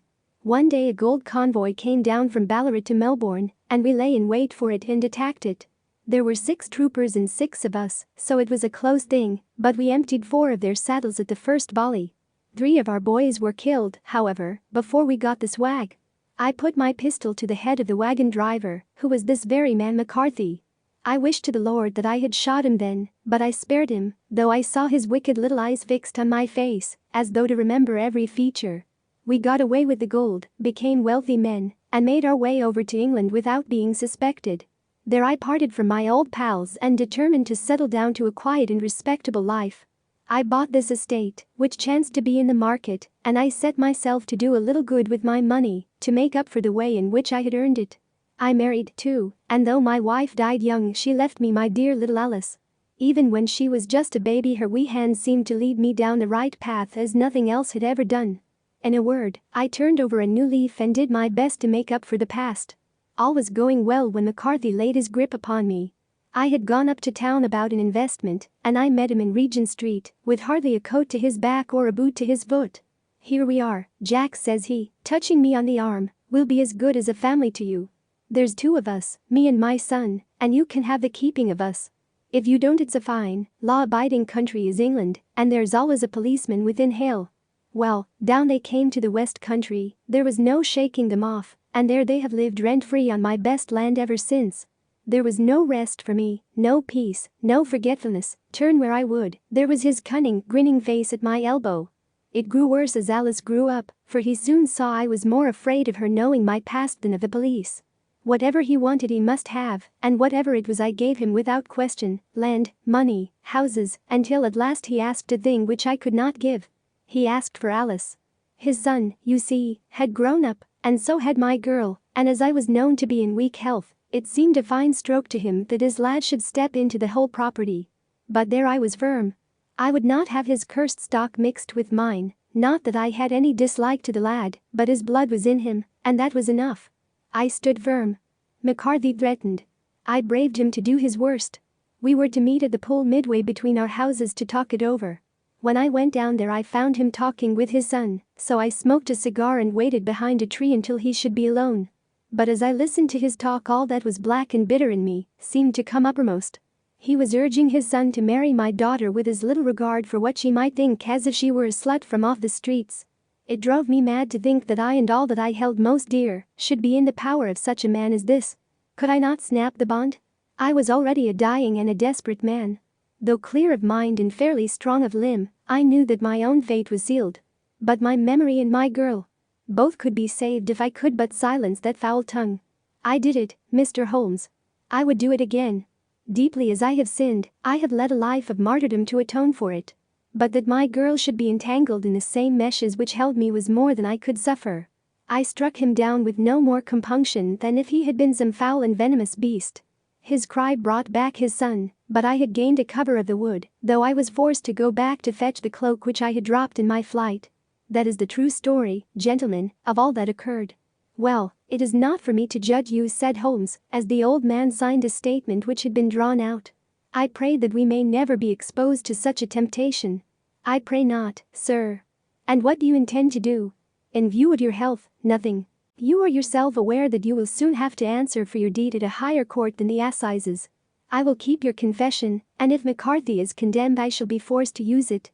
If not, it shall never be seen by mortal eye, and your secret, whether you be alive or dead, shall be safe with us. Farewell, then, said the old man solemnly. Your own deathbeds, when they come, will be the easier for the thought of the peace which you have given to mine. Tottering and shaking in all his giant frame, he stumbled slowly from the room. God help us, said Holmes after a long silence. Why does fate play such tricks with poor helpless worms? I never hear of such a case as this that I do not think of Baxter's words and say, there, but for the grace of God, goes Sherlock Holmes. James McCarthy was acquitted at the assizes on the strength of a number of objections which had been drawn out by Holmes and submitted to the defending counsel.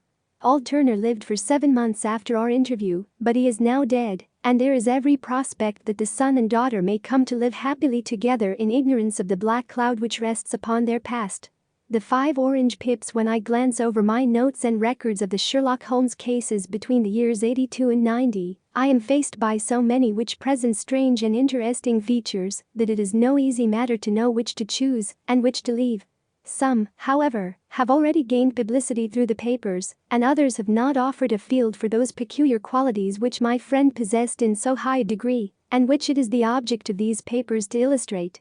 Some, too, have baffled his analytical skill, and would be, as narratives, beginnings without an ending, while others have been but partially cleared up, and have their explanations founded rather upon conjecture and surmise than on that absolute logical proof which was so dear to him. There is, however, one of these last which was so remarkable in its details and so startling in its results that I am tempted to give some account of it, in spite of the fact that there are points in connection with it which never have been, and probably never will be, entirely cleared up. The year 87 furnished us with a long series of cases of greater or less interest, of which I retain the records. Among my headings under this one 12 months I find an account of the adventure of the Paradol Chamber, of the Amateur Mendicant Society, who held a luxurious club in the lower vault of a furniture warehouse, of the facts connected with the loss of the British bark Sophie Anderson, of the singular adventures of the Grice Pattersons in the island of Uffa, and finally of the Camberwell poisoning case. In the latter, as may be remembered, Sherlock Holmes was able, by winding up the dead man's watch, to prove that it had been wound up 2 hours before, and that therefore the deceased had gone to bed within that time, a deduction which was of the greatest importance in clearing up the case. All these I may sketch out at some future date, but none of them present such singular features as the strange train of circumstances which I have now taken up my pen to describe. It was in the latter days of September, and the equinoctial gales had set in with exceptional violence. All day the wind had screamed and the rain had beaten against the windows, so that even here in the heart of great handmade London, we were forced to raise our minds for the instant from the routine of life, and to recognize the presence of those great elemental forces which shriek at mankind through the bars of his civilization, like untamed beasts in a cage. As evening drew in, the storm grew higher and louder, and the wind cried and sobbed like a child in the chimney. Sherlock Holmes sat moodily at one side of the fireplace, cross-indexing his records of crime, while I at the other was deep in one of Clark Russell's fine sea stories, until the howl of the gale from without seemed to blend with the text, and the splash of the rain to lengthen out into the long swash of the sea waves. My wife was on a visit to her mother's, and for a few days I was a dweller once more in my old quarters at Baker Street. Why, said I, glancing up at my companion, that was surely the bell. Who could come tonight? Some friend of yours, perhaps? Except yourself I have none, he answered. I do not encourage visitors. A client, then? If so, it is a serious case. Nothing less would bring a man out on such a day, and at such an hour. But I take it that it is more likely to be some crony of the landlady's. Sherlock Holmes was wrong in his conjecture, however, for there came a step in the passage, and a tapping at the door. He stretched out his long arm to turn the lamp away from himself and towards the vacant chair upon which a newcomer must sit. Come in, said he. The man who entered was young, some 20 at the outside, well-groomed and trimly clad, with something of refinement and delicacy in his bearing. The streaming umbrella which he held in his hand and his long shining waterproof told of the fierce weather through which he had come. He looked about him anxiously in the glare of the lamp, and I could see that his face was pale and his eyes heavy, like those of a man who is weighed down with some great anxiety. I owe you an apology, he said, raising his golden pince-nez to his eyes. I trust that I am not intruding. I fear that I have brought some traces of the storm and rain into your snug chamber. Give me your coat and umbrella, said Holmes. They may rest here on the hook and will be dry presently. You have come up from the southwest, I see. Yes, from Horsham. That clay and chalk mixture which I see upon your toe caps is quite distinctive. I have come for advice. That is easily got. And help. That is not always so easy. I have heard of you, Mr. Holmes. I heard from Major Prendergast how you saved him in the Tankerville Club scandal. Ah, of course. He was wrongfully accused of cheating at cards. He said that you could solve anything. He said too much. That you were never beaten. I have been beaten 4 times, 3 times by men, and once by women. But what is that compared with the number of your successes? It is true that I have been generally successful. Then you may be so with me. I beg that you will draw your chair up to the fire and favor me with some details as to your case. It is no ordinary one. None of those which come to me are. I am the last court of appeal. And yet I question, sir, whether, in all your experience, you have ever listened to a more mysterious and inexplicable chain of events than those which have happened in my own family. You fill me with interest, said Holmes. Pray give us the essential facts from the commencement, and I can afterwards question you as to those details which seem to me to be most important. The young man pulled his chair up and pushed his wet feet out towards the blaze. My name, said he, is John Openshaw, but my own affairs have, as far as I can understand, little to do with this awful business. It is a hereditary matter, so in order to give you an idea of the facts, I must go back to the commencement of the affair. You must know that my grandfather had 2 sons, my uncle Elias and my father Joseph. My father had a small factory at Coventry, which he enlarged at the time of the invention of bicycling. He was a patentee of the Openshaw unbreakable tire, and his business met with such success that he was able to sell it and to retire upon a handsome competence. My uncle Elias emigrated to America when he was a young man and became a planter in Florida, where he was reported to have done very well. At the time of the war he fought in Jackson's army and afterwards under Hood, where he rose to be a colonel. When Lee laid down his arms, my uncle returned to his plantation, where he remained for 3 or 4 years. About 1869 or 1870 he came back to Europe and took a small estate in Sussex, near Horsham.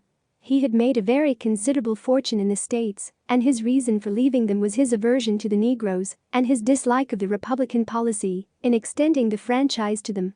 He was a singular man, fierce and quick-tempered, very foul-mouthed when he was angry, and of a most retiring disposition. During all the years that he lived at Horsham, I doubt if ever he set foot in the town. He had a garden in 2 or 3 fields round his house, and there he would take his exercise, though very often for weeks on end he would never leave his room. He drank a great deal of brandy and smoked very heavily, but he would see no society and did not want any friends, not even his own brother. He didn't mind me. In fact, he took a fancy to me, for at the time when he saw me first I was a youngster of 12 or so. This would be in the year 1878, after he had been 8 or 9 years in England. He begged my father to let me live with him, and he was very kind to me in his way. When he was sober he used to be fond of playing backgammon and draughts with me, and he would make me his representative both with the servants and with the tradespeople, so that by the time that I was 16 I was quite master of the house. I kept all the keys and could go where I liked and do what I liked, so long as I did not disturb him in his privacy. There was one singular exception, however, for he had a single room, a lumber room up among the attics, which was invariably locked, and which he would never permit either me or anyone else to enter. With a boy's curiosity I have peeped through the keyhole, but I was never able to see more than such a collection of old trunks and bundles as would be expected in such a room. One day, it was in March, 1883, a letter with a foreign stamp lay upon the table in front of the colonel's plate. It was not a common thing for him to receive letters, for his bills were all paid in ready money, and he had no friends of any sort. From India, said he as he took it up, Pondicherry postmark. What can this be? Opening it hurriedly, out there jumped 5 little dried orange pips, which pattered down upon his plate. I began to laugh at this, but the laugh was struck from my lips at the sight of his face. His lip had fallen, his eyes were protruding, his skin the color of putty, and he glared at the envelope which he still held in his trembling hand. "KKK," he shrieked, and then, my God, my sins have overtaken me." "What is it, uncle?" I cried. "Death," said he, and rising from the table he retired to his room, leaving me palpitating with horror. I took up the envelope and saw scrawled in red ink upon the inner flap, just above the gum, the letter K 3 times repeated. There was nothing else save the 5 dried pips. What could be the reason of his overpowering terror? I left the breakfast table, and as I ascended the stair I met him coming down with an old rusty key, which must have belonged to the attic, in one hand, and a small brass box, like a cash box, in the other. "They may do what they like, but I'll checkmate them still," said he with an oath. "Tell Mary that I shall want a fire in my room today, and send down to Fordham, the Horsham lawyer." I did as he ordered, and when the lawyer arrived I was asked to step up to the room. The fire was burning brightly, and in the grate there was a mass of black, fluffy ashes, as of burned paper, while the brass box stood open and empty beside it. As I glanced at the box I noticed, with a start, that upon the lid was printed the treble K which I had read in the morning upon the envelope. "I wish you, John," said my uncle, "to witness my will. I leave my estate, with all its advantages and all its disadvantages, to my brother, your father, whence it will, no doubt, descend to you. If you can enjoy it in peace, well and good. If you find you cannot, take my advice, my boy, and leave it to your deadliest enemy. I am sorry to give you such a two-edged thing, but I can't say what turn things are going to take. Kindly sign the paper, where Mr. Fordham shows you." I signed the paper as directed, and the lawyer took it away with him. The singular incident made, as you may think, the deepest impression upon me, and I pondered over it, and turned it every way in my mind without being able to make anything of it. Yet I could not shake off the vague feeling of dread which it left behind, though the sensation grew less keen as the weeks passed, and nothing happened to disturb the usual routine of our lives. I could see a change in my uncle, however. He drank more than ever, and he was less inclined for any sort of society. Most of his time he would spend in his room, with the door locked upon the inside, but sometimes he would emerge in a sort of drunken frenzy, and would burst out of the house, and tear about the garden with a revolver in his hand, screaming out that he was afraid of no man, and that he was not to be cooped up, like a sheep in a pen, by man or devil. When these hot fits were over, however, he would rush tumultuously in at the door and lock and bar it behind him, like a man who can brazen it out no longer against the terror which lies at the roots of his soul. At such times I have seen his face, even on a cold day, glisten with moisture, as though it were new raised from a basin. Well, to come to an end of the matter, Mr. Holmes, and not to abuse your patience, there came a night when he made one of those drunken sallies from which he never came back. We found him, when we went to search for him, face downward in a little green scum pool, which lay at the foot of the garden. There was no sign of any violence, and the water was but 2 feet deep, so that the jury, having regard to his known eccentricity, brought in a verdict of suicide. But I, who knew how he winced from the very thought of death, had much ado to persuade myself that he had gone out of his way to meet it. The matter passed, however, and my father entered into possession of the estate, and of some £14,000, which lay to his credit at the bank. "One moment," Holmes interposed. "Your statement is, I foresee, one of the most remarkable to which I have ever listened. Let me have the date of the reception by your uncle of the letter, and the date of his supposed suicide." The letter arrived on March 10, 1883. His death was 7 weeks later, upon the night of May 2. "Thank you. Pray proceed." When my father took over the Horsham property, he, at my request, made a careful examination of the attic, which had been always locked up. We found the brass box there, although its contents had been destroyed. On the inside of the cover was a paper label, with the initials of KKK repeated upon it, and letters, memoranda, receipts, and a register written beneath. These, we presume, indicated the nature of the papers which had been destroyed by Colonel Openshaw. For the rest, there was nothing of much importance in the attic save a great many scattered papers and notebooks bearing upon my uncle's life in America. Some of them were of the wartime and showed that he had done his duty well and had borne the repute of a brave soldier. Others were of a date during the reconstruction of the southern states and were mostly concerned with politics, for he had evidently taken a strong part in opposing the carpetbag politicians who had been sent down from the north. Well, it was the beginning of '84 when my father came to live at Horsham, and all went as well as possible with us until the January of '85. On the 4th day after the New Year I heard my father give a sharp cry of surprise as we sat together at the breakfast table. There he was, sitting with a newly opened envelope in one hand and 5 dried orange pips in the outstretched palm of the other one. He had always laughed at what he called my cock and bull story about the colonel, but he looked very scared and puzzled now that the same thing had come upon himself. "Why, what on earth does this mean, John?" he stammered. My heart had turned to lead. "It is KKK," said I. He looked inside the envelope. "So it is," he cried. "Here are the very letters. But what is this written above them?" "Put the papers on the sundial," I read, peeping over his shoulder. "What papers? What sundial?" he asked. "The sundial in the garden." "There is no other," said I. "But the papers must be those that are destroyed." "Pooh," said he, gripping hard at his courage. "We are in a civilized land here, and we can't have tomfoolery of this kind. Where does the thing come from?" "From Dundee," I answered, glancing at the postmark. "Some preposterous practical joke," said he. "What have I to do with sundials and papers? I shall take no notice of such nonsense." "I should certainly speak to the police," I said. "And be laughed at for my pains." "Nothing of the sort." "Then let me do so?" "No, I forbid you. I won't have a fuss made about such nonsense." It was in vain to argue with him, for he was a very obstinate man. I went about, however, with a heart which was full of forebodings.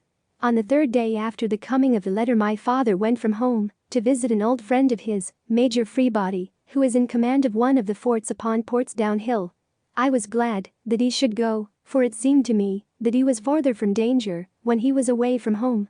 In that, however, I was in error.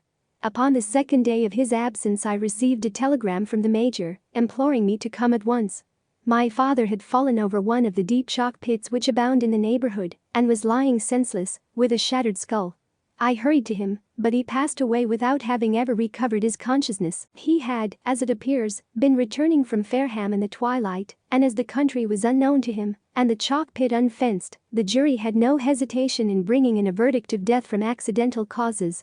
Carefully as I examined every fact connected with his death, I was unable to find anything which could suggest the idea of murder. There were no signs of violence, no footmarks, no robbery, no record of strangers having been seen upon the roads. And yet I need not tell you that my mind was far from at ease, and that I was well nigh certain that some foul plot had been woven round him. In this sinister way I came into my inheritance. You will ask me why I did not dispose of it. I answer, because I was well convinced that our troubles were in some way dependent upon an incident in my uncle's life, and that the danger would be as pressing in one house as in another. It was in January, '85, that my poor father met his end, and 2 years and 8 months have elapsed since then. During that time I have lived happily at Horsham, and I had begun to hope that this curse had passed away from the family, and that it had ended with the last generation. I had begun to take comfort too soon, however. Yesterday morning the blow fell in the very shape in which it had come upon my father. The young man took from his waistcoat a crumpled envelope, and turning to the table he shook out upon it 5 little dried orange pips. "This is the envelope," he continued. "The postmark is London Eastern Division.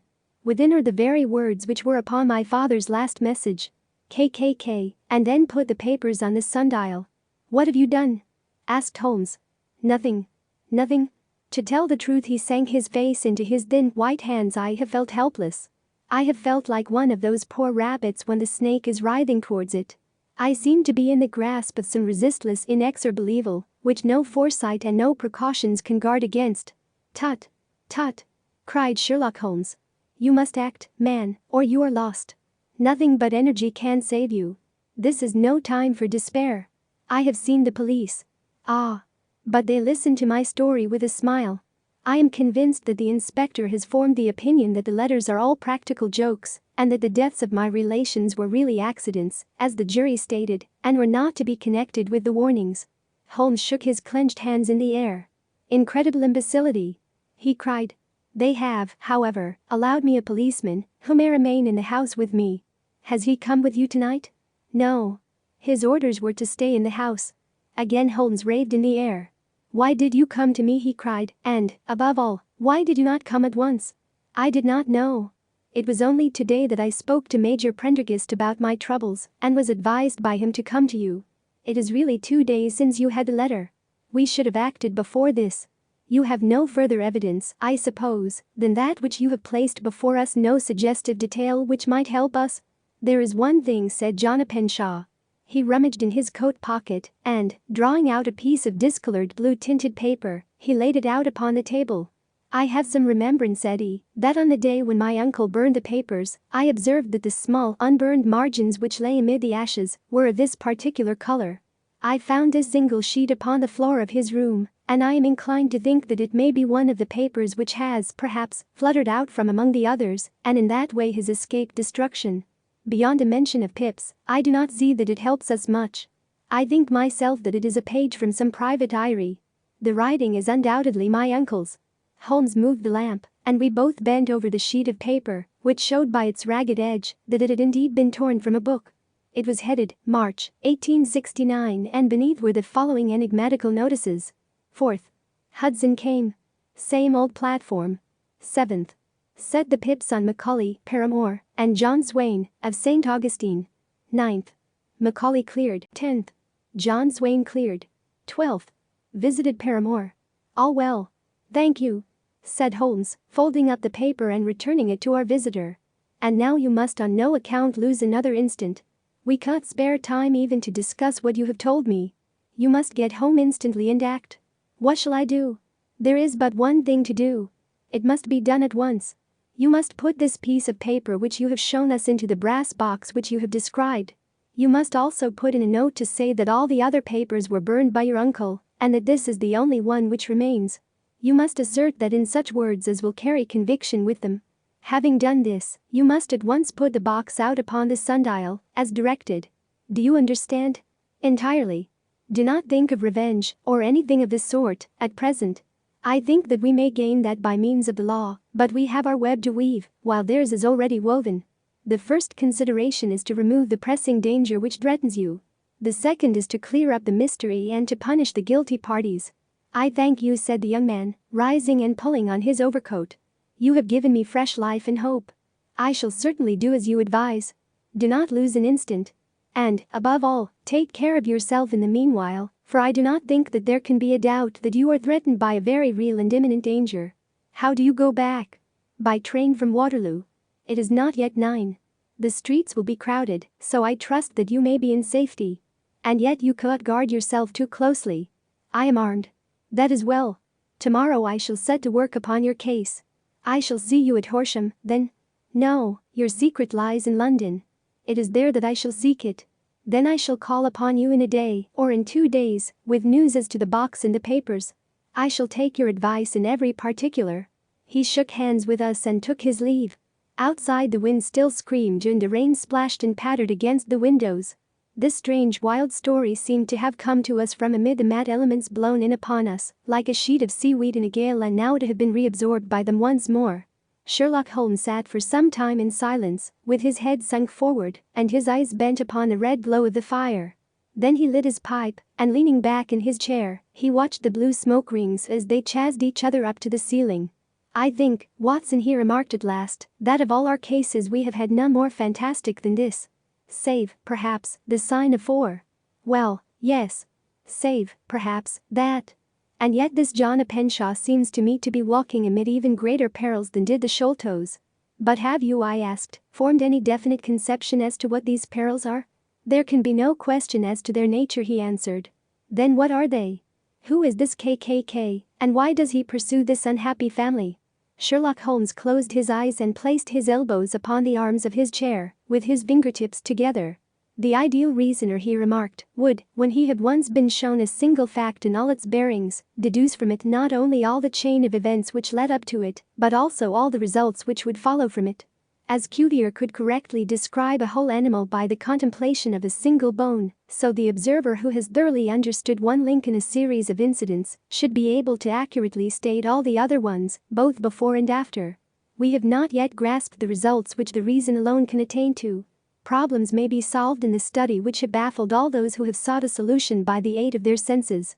To carry the art, however, to its highest pitch, it is necessary that the reasoner should be able to utilize all the facts which have come to his knowledge, and this in itself implies, as you will readily see, a possession of all knowledge, which, even in these days of free education and encyclopedias, is a somewhat rare accomplishment.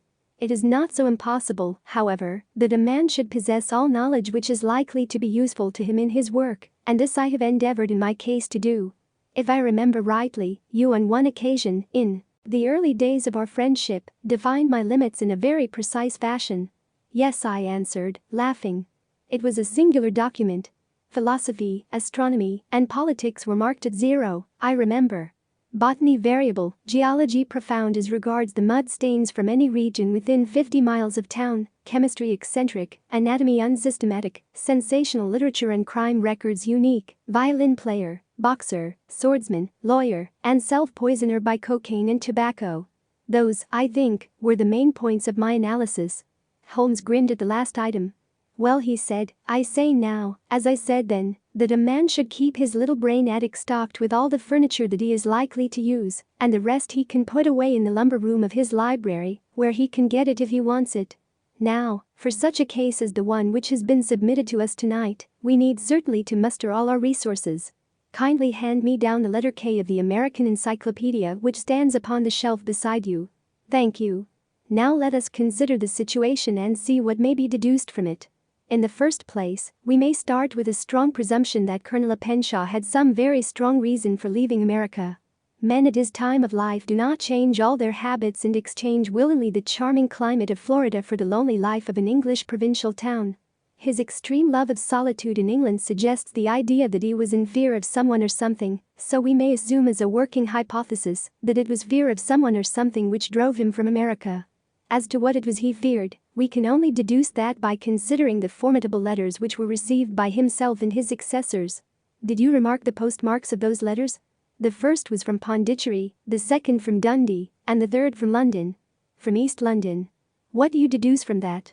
They are all seaports. That the writer was on board of a ship. Excellent. We have already a clue. There can be no doubt that the strong probability is that the writer was on board of a ship. And now let us consider another point. In the case of Pondicherry, 7 weeks elapsed between the threat and its fulfillment. In Dundee, it was only some 3 or 4 days. Does that suggest anything? A greater distance to travel.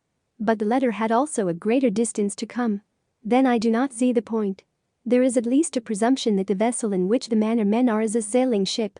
It looks as if they always send their singular warning or token before them when starting upon their mission. You see how quickly the deed followed the sign when it came from Dundee. If they had come from Pondicherry in a steamer they would have arrived almost as soon as their letter. But, as a matter of fact, 7 weeks elapsed. I think that those 7 weeks represented the difference between the mail boat which brought the letter and the sailing vessel which brought the writer. It is possible. More than that. It is probable. And now you see the deadly urgency of this new case, and why I urged young Openshaw to caution. The blow has always fallen at the end of the time which it would take the senders to travel the distance. But this one comes from London, and therefore we cannot count upon delay. Good God! I cried. What can it mean, this relentless persecution? The papers which Openshaw carried are obviously of vital importance to the person or persons in the sailing ship. I think that it is quite clear that there must be more than one of them. A single man could not have carried out 2 deaths in such a way as to deceive a coroner's jury. There must have been several in it, and they must have been men of resource and determination. Their papers they mean to have, be the holder of them who it may.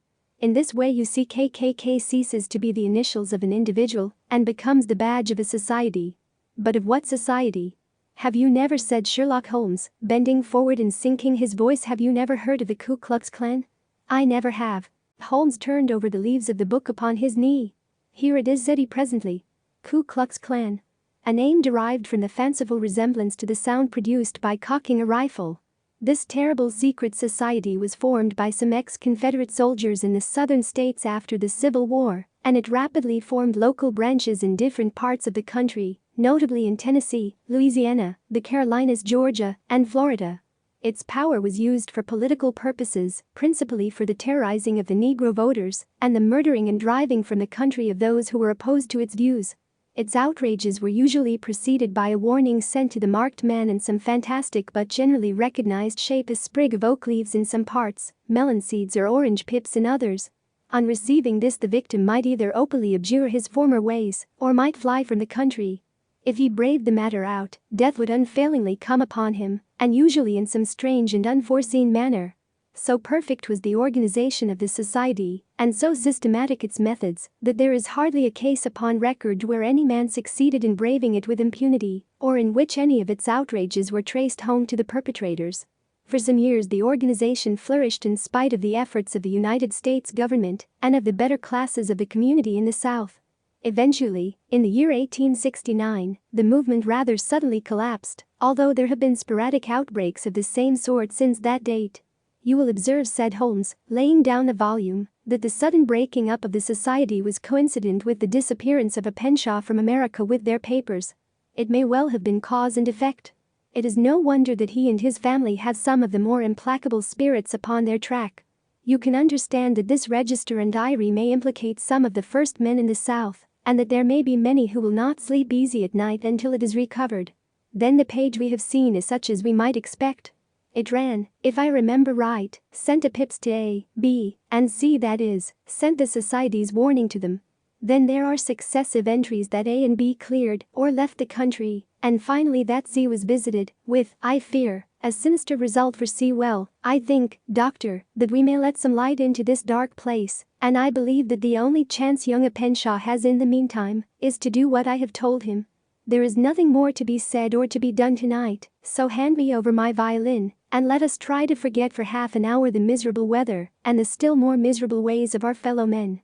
It had cleared in the morning, and the sun was shining with a subdued brightness through the dim veil which hangs over the great city. Sherlock Holmes was already at breakfast when I came down. You will excuse me for not waiting for you, said he. I foresee, a very busy day before me in looking into this case of young Penshaw's. What steps will you take? I asked. It will very much depend upon the results of my first inquiries. I may have to go down to Horsham, after all. You will not go there first? No, I shall commence with the city. Just ring the bell and the maid will bring up your coffee. As I waited, I lifted the unopened newspaper from the table and glanced my eye over it. It rested upon a heading which sent a chill to my heart. Holmes, I cried, you are too late. Ah, said he, laying down his cup, I feared as much. How was it done? He spoke calmly, but I could see that he was deeply moved. My eye caught the name of a Penshaw and the heading tragedy near Waterloo Bridge. Here is the account. Between 9 and 10 last night, Police Constable Cook, of the H Division, on duty near Waterloo Bridge, heard a cry for help and a splash in the water. The night, however, was extremely dark and stormy, so that, in spite of the help of several passers-by, it was quite impossible to effect a rescue. The alarm, however, was given, and, by the aid of the water police, the body was eventually recovered. It proved to be that of a young gentleman whose name, as it appears from an envelope which was found in his pocket, was John Penshaw, and whose residence is near Horsham. It is conjectured that he may have been hurrying down to catch the last train from Waterloo Station, and that in his haste in the extreme darkness, he missed his path and walked over the edge of one of the small landing places for river steamboats. The body exhibited no traces of violence, and there can be no doubt that the deceased had been the victim of an unfortunate accident, which should have the effect of calling the attention of the authorities to the condition of the riverside landing stages.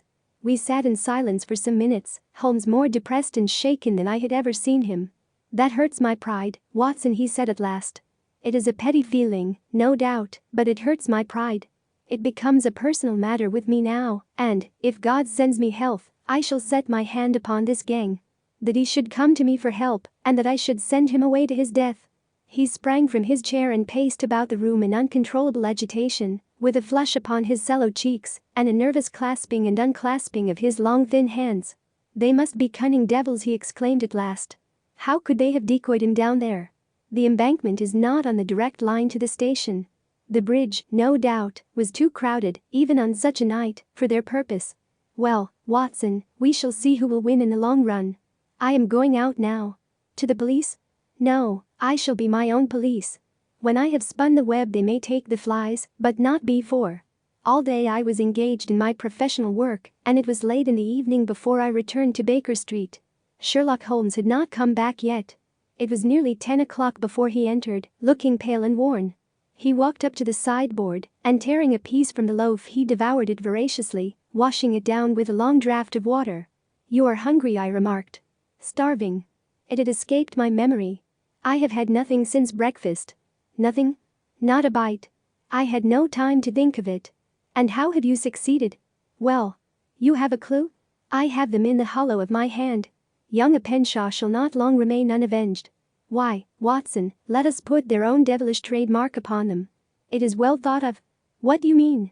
He took an orange from the cupboard, and tearing it to pieces he squeezed out the pips upon the table. Of these he took 5 and thrust them into an envelope. On the inside of the flap he wrote SH for J.O. Then he sealed it and addressed it to Captain James Calhoun, Bark Lone Star, Savannah, Georgia. That will await him when he enters port, said he, chuckling. It may give him a sleepless night. He will find it as sure a precursor of his fate as a Penshaw did before him. And who is this Captain Calhoun? The leader of the gang. I shall have the others, but he first. How did you trace it, then? He took a large sheet of paper from his pocket, all covered with dates and names. I have spent the whole day, said he, over Lloyd's registers and files of the old papers, following the future career of every vessel which touched at Pondicherry in January and February in '83. There were 36 ships of fair tonnage which were reported there during those months. Of these, one, the Lone Star, instantly attracted my attention, since, although it was reported as having cleared from London, the name is that which is given to one of the states of the Union. Texas, I think.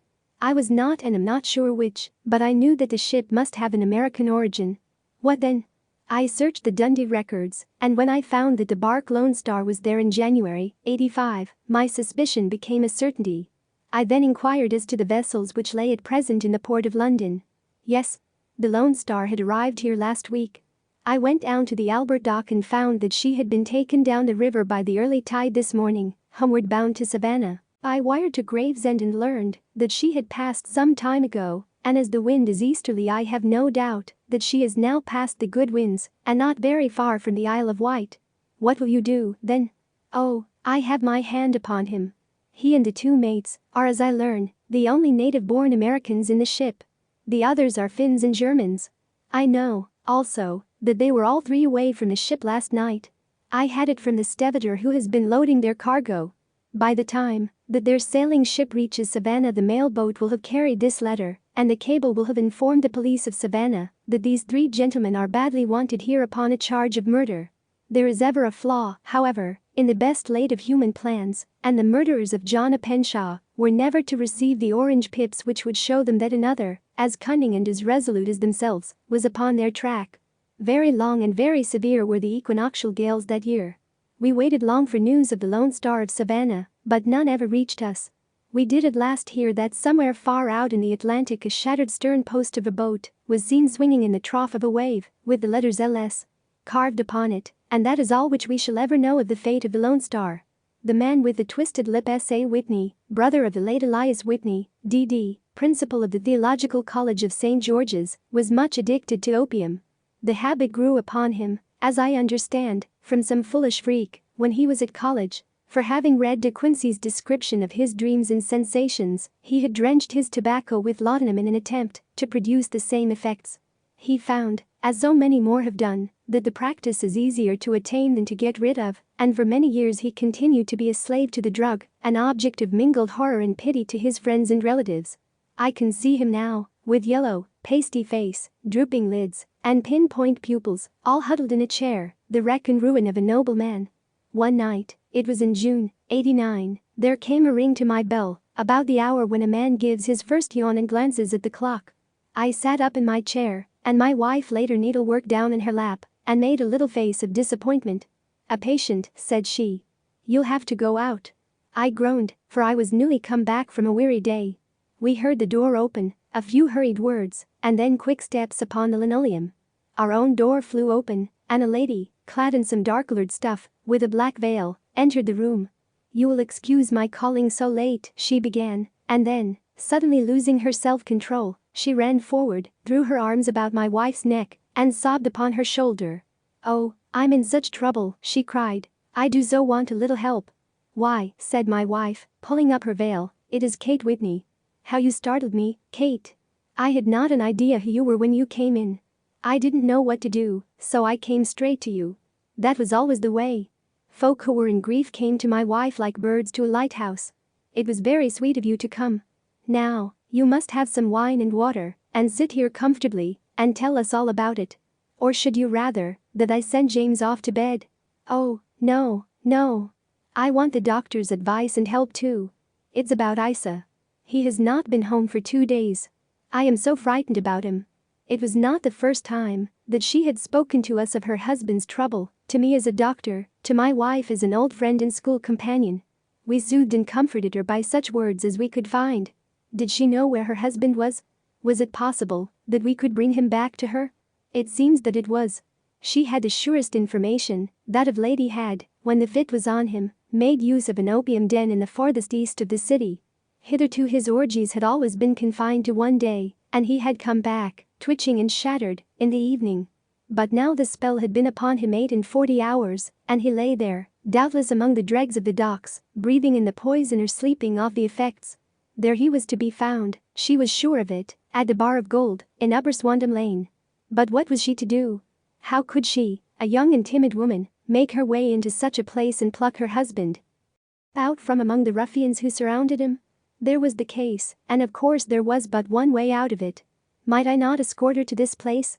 And then, as a second thought, why should she come at all? I was Isa Whitney's medical advisor, and as such I had influence over him. I could manage it better if I were alone. I promised her on my word that I would send him home in a cab within 2 hours, if he were indeed at the address which she had given me. And so in 10 minutes I had left my armchair and cheery sitting room behind me, and was speeding eastward in a hansom on a strange errand, as it seemed to me at the time, though the future only could show how strange it was to be. But there was no great difficulty in the first stage of my adventure. Upper Swandam Lane is a vile alley lurking behind the high wharves which line the north side of the river to the east of London Bridge. Between a slop shop and a gin shop, approached by a steep flight of steps leading down to a black gap like the mouth of a cave, I found the den of which I was in search.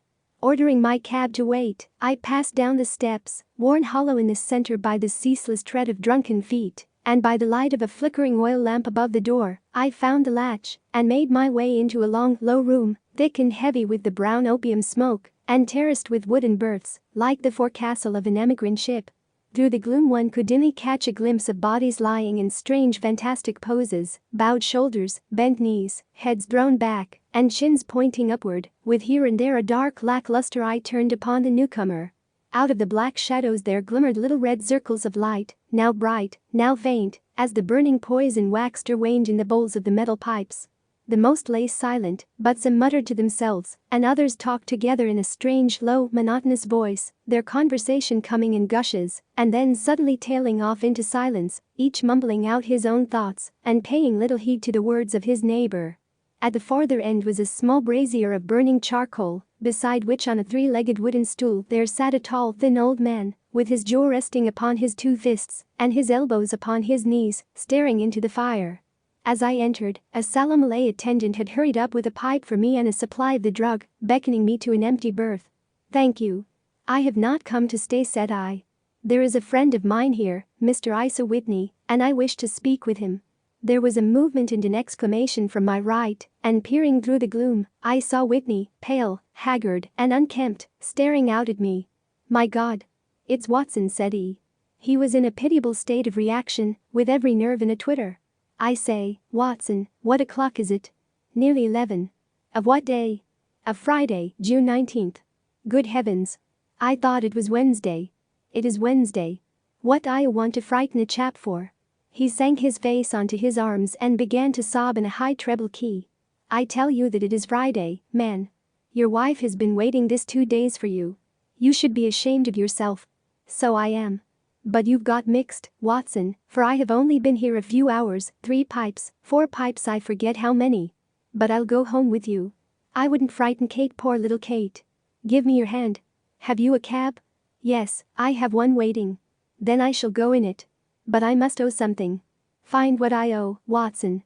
I am all off color. I can do nothing for myself."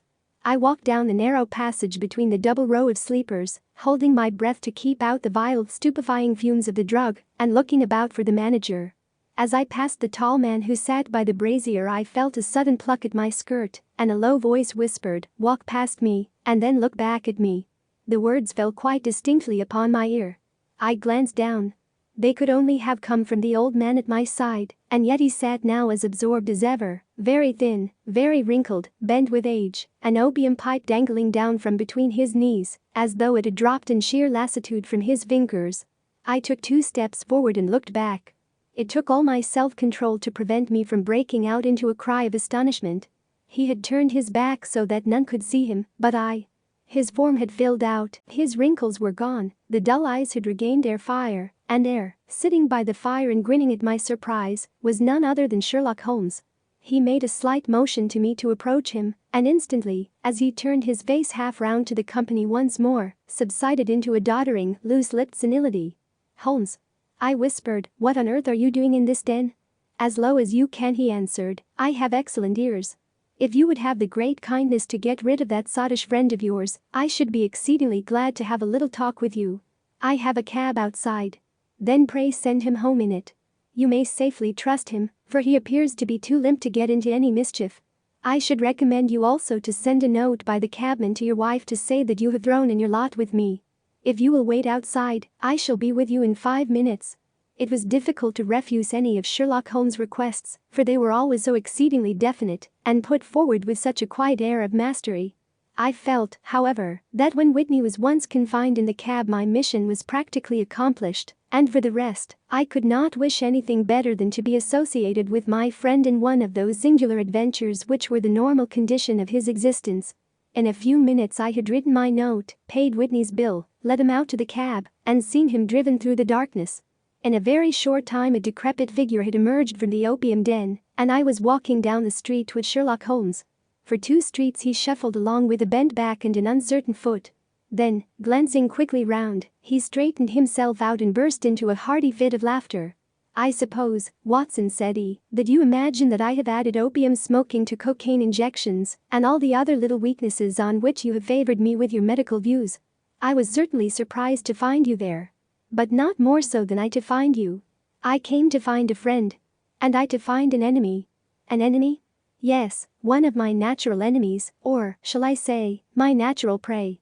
Briefly, Watson, I am in the midst of a very remarkable inquiry, and I have hoped to find a clue in the incoherent ramblings of these thoughts, as I have done before now.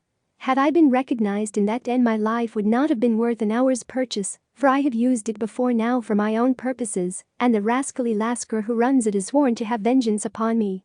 There is a trap door at the back of that building, near the corner of Paul's Wharf, which could tell some strange tales of what has passed through it upon the moonless nights." "What? You do not mean bodies?" Bodies, Watson.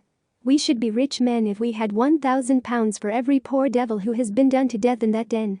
It is the vilest murder trap on the whole riverside, and I fear that Neville St. Clair has entered it never to leave it more. But our trap should be here." He put his 2 forefingers between his teeth and whistled shrilly a signal which was answered by a similar whistle from the distance, followed shortly by the rattle of wheels and the clink of horses' hoofs. "Now, Watson," said Holmes, as a tall dog-cart dashed up through the gloom, throwing out 2 golden tunnels of yellow light from its side lanterns. "You'll come with me, won't you? If I can be of use." "Oh, a trusty comrade is always of use, and a chronicler still more so. My room at the Cedars is a double-bedded one." "The Cedars?" "Yes, that is Mr. St. Clair's house. I am staying there while I conduct the inquiry." "Where is it, then?" "Near Lee, in Kent. We have a 7-mile drive before us." "But I am all in the dark." "Of course you are. You'll know all about it presently. Jump up here." "All right, John, we shall not need you. Here's half a crown. Look out for me tomorrow, about 11. Give her her head. So long, then." He flicked the horse with his whip, and we dashed away through the endless succession of somber and deserted streets, which widened gradually until we were flying across a broad balustraded bridge, with the murky river flowing sluggishly beneath us. Beyond lay another dull wilderness of bricks and mortar, its silence broken only by the heavy, regular footfall of the policeman, or the songs and shouts of some belated party of revelers. A dull rack was drifting slowly across the sky, and a star or 2 twinkled dimly here and there through the rifts of the clouds. Holmes drove in silence, with his head sunk upon his breast, and the air of a man who is lost in thought, while I sat beside him, curious to learn what this new quest might be, which seemed to tax his powers so sorely, and yet afraid to break in upon the current of his thoughts. We had driven several miles, and were beginning to get to the fringe of the belt of suburban villas, when he shook himself, shrugged his shoulders, and lit up his pipe with the air of a man who has satisfied himself that he is acting for the best. "You have a grand gift of silence, Watson," said he. "It makes you quite invaluable as a companion." "'Pon my word, it is a great thing for me to have someone to talk to, for my own thoughts are not over pleasant. I was wondering what I should say to this dear little woman tonight when she meets me at the door. You forget that I know nothing about it. I shall just have time to tell you the facts of the case before we get to Lee. It seems absurdly simple, and yet, somehow I can get nothing to go upon. There's plenty of thread, no doubt, but I can't get the end of it into my hand. Now, I'll state the case clearly and concisely to you, Watson, and maybe you can see a spark where all is dark to me. Proceed, then. Some years ago, to be definite, in May 1884, there came to Lee a gentleman, Neville St. Clair by name, who appeared to have plenty of money. He took a large villa, laid out the grounds very nicely, and lived generally in good style. By degrees he made friends in the neighborhood, and in 1887 he married the daughter of a local brewer, by whom he now has 2 children. He had no occupation, but was interested in several companies and went into town as a rule in the morning, returning by the 5.14 from Cannon Street every night. Mr. St. Clair is now 37 years of age, is a man of temperate habits, a good husband, a very affectionate father, and a man who is popular with all who know him. I may add that his whole debts at the present moment, as far as we have been able to ascertain, amount to £88.10. While he has £220 standing to his credit in the Capital and Counties Bank. There is no reason, therefore, to think that money troubles have been weighing upon his mind. Last Monday Mr. Neville St. Clair went into town rather earlier than usual, remarking before he started that he had 2 important commissions to perform and that he would bring his little boy home a box of bricks. Now, by the merest chance, his wife received a telegram upon this same Monday, very shortly after his departure, to the effect that a small parcel of considerable value which she had been expecting was waiting for her at the offices of the Aberdeen Shipping Company. Now, if you are well up in your London, you will know that the office of the company is in Fresno Street, which branches out of Upper Swandam Lane, where you found me tonight. Mrs. St. Clair had her lunch, started for the city, did some shopping, proceeded to the company's office, got her packet, and found herself at exactly 4.35, walking through Swandam Lane on her way back to the station.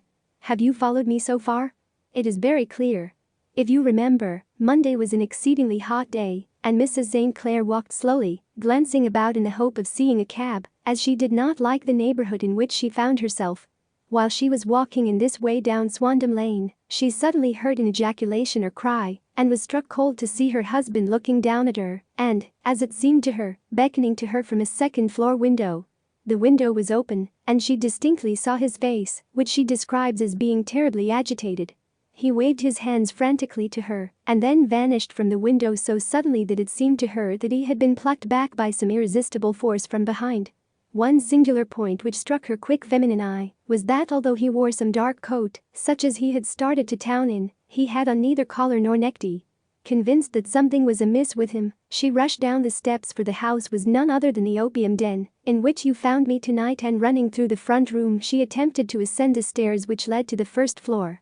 At the foot of the stairs, however, she met this Lascar scoundrel of whom I have spoken, who thrust her back and, aided by a Dane, who acts as assistant there, pushed her out into the street. Filled with the most maddening doubts and fears, she rushed down the lane and, by rare good fortune, met in Fresno Street a number of constables with an inspector, all on their way to their beat. The inspector and 2 men accompanied her back, and in spite of the continued resistance of the proprietor, they made their way to the room in which Mr. St. Clair had last been seen. There was no sign of him there. In fact, in the whole of that floor there was no one to be found save a crippled wretch of hideous aspect, who, it seems, made his home there. Both he and the Lascar stoutly swore that no one else had been in the front room during the afternoon. So determined was their denial that the inspector was staggered and had almost come to believe that Mrs. St. Clair had been deluded when, with a cry, she sprang at a small deal box which lay upon the table and tore the lid from it. Out there fell a cascade of children's bricks. It was the toy which he had promised to bring home. This discovery, and the evident confusion which the cripple showed, made the inspector realize that the matter was serious. The rooms were carefully examined, and results all pointed to an abominable crime. The front room was plainly furnished as a sitting room and led into a small bedroom, which looked out upon the back of one of the wharves. Between the wharf and the bedroom window is a narrow strip, which is dry at low tide, but is covered at high tide, with at least 4.5 feet of water. The bedroom window was a broad one and opened from below. On examination traces of blood were to be seen upon the windowsill, and several scattered drops were visible upon the wooden floor of the bedroom. Thrust away behind a curtain in the front room were all the clothes of Mr. Neville St. Clair, with the exception of his coat. His boots, his socks, his hat, and his watch all were there. There were no signs of violence upon any of these garments, and there were no other traces of Mr. Neville St. Clair. Out of the window he must apparently have gone, for no other exit could be discovered, and the ominous bloodstains upon the sill gave little promise that he could save himself by swimming, for the tide was at its very highest at the moment of the tragedy. And now as to the villains who seemed to be immediately implicated in the matter. The Lascar was known to be a man of the vilest antecedents, but as, by Mrs. St. Clair's story, he was known to have been at the foot of the stair within a very few seconds of her husband's appearance at the window, he could hardly have been more than an accessory to the crime. His defense was one of absolute ignorance, and he protested that he had no knowledge as to the doings of Hugh Boone, his lodger, and that he could not account in any way for the presence of the missing gentleman's clothes. So much for the Lascar manager. Now for the sinister cripple who lives upon the second floor of the opium den, and who was certainly the last human being whose eyes rested upon Neville St. Clair. His name is Hugh Boone, and his hideous face is one which is familiar to every man who goes much to the city. He is a professional beggar, though in order to avoid the police regulations he pretends to a small trade in wax vestas. Some little distance down Threadneedle Street, upon the left-hand side, there is, as you may have remarked, a small angle in the wall. Here it is that this creature takes his daily seat, cross-legged with his tiny stock of matches on his lap, and as he is a piteous spectacle, a small rain of charity descends into the greasy leather cap which lies upon the pavement beside him. I have watched the fellow more than once before ever I thought of making his professional acquaintance, and I have been surprised at the harvest which he has reaped in a short time. His appearance, you see, is so remarkable that no one can pass him without observing him. A shock of orange hair, a pale face disfigured by a horrible scar, which, by its contraction, has turned up the outer edge of his upper lip, a bulldog chin, and a pair of very penetrating dark eyes, which present a singular contrast to the color of his hair, all mark him out from amid the common crowd of mendicants, and so, too, does his wit, for he is ever ready with a reply to any piece of chaff which may be thrown at him by the passers-by. This is the man whom we now learn to have been the lodger at the opium den, and to have been the last man to see the gentleman of whom we are in quest. But a cripple? Said I. What could he have done single-handed against a man in the prime of life? He is a cripple in the sense that he walks with a limp, but in other respects he appears to be a powerful and well-nurtured man. Surely your medical experience would tell you, Watson, that weakness in one limb is often compensated for by exceptional strength in the others. Pray continue your narrative. Mrs. St. Clair had fainted at the sight of the blood upon the window, and she was escorted home in a cab by the police, as her presence could be of no help to them in their investigations. Inspector Barton, who had charge of the case, made a very careful examination of the premises, but without finding anything which threw any light upon the matter. One mistake had been made in not arresting Boone instantly, as he was allowed some few minutes during which he might have communicated with his friend the Lascar, but this fault was soon remedied, and he was seized and searched, without anything being found which could incriminate him. There were, it is true, some blood stains upon his right shirt sleeve, but he pointed to his ring finger, which had been cut near the nail, and explained that the bleeding came from there, adding that he had been to the window not long before, and that the stains which had been observed there came doubtless from the same source. He denied strenuously having ever seen Mr. Neville St. Clair, and swore that the presence of the clothes in his room was as much a mystery to him as to the police. As to Mrs. St. Clair's assertion that she had actually seen her husband at the window, he declared that she must have been either mad or dreaming. He was removed, loudly protesting, to the police station, while the inspector remained upon the premises in the hope that the ebbing tide might afford some fresh clue. And it did, though they hardly found upon the mud bank what they had feared to find. It was Neville St. Clair's coat, and not Neville St. Clair, which lay uncovered as the tide receded. And what do you think they found in the pockets? I cannot imagine. No, I don't think you would guess. Every pocket stuffed with pennies and halfpennies, 421 pennies and 270 halfpennies. It was no wonder that it had not been swept away by the tide. But a human body is a different matter.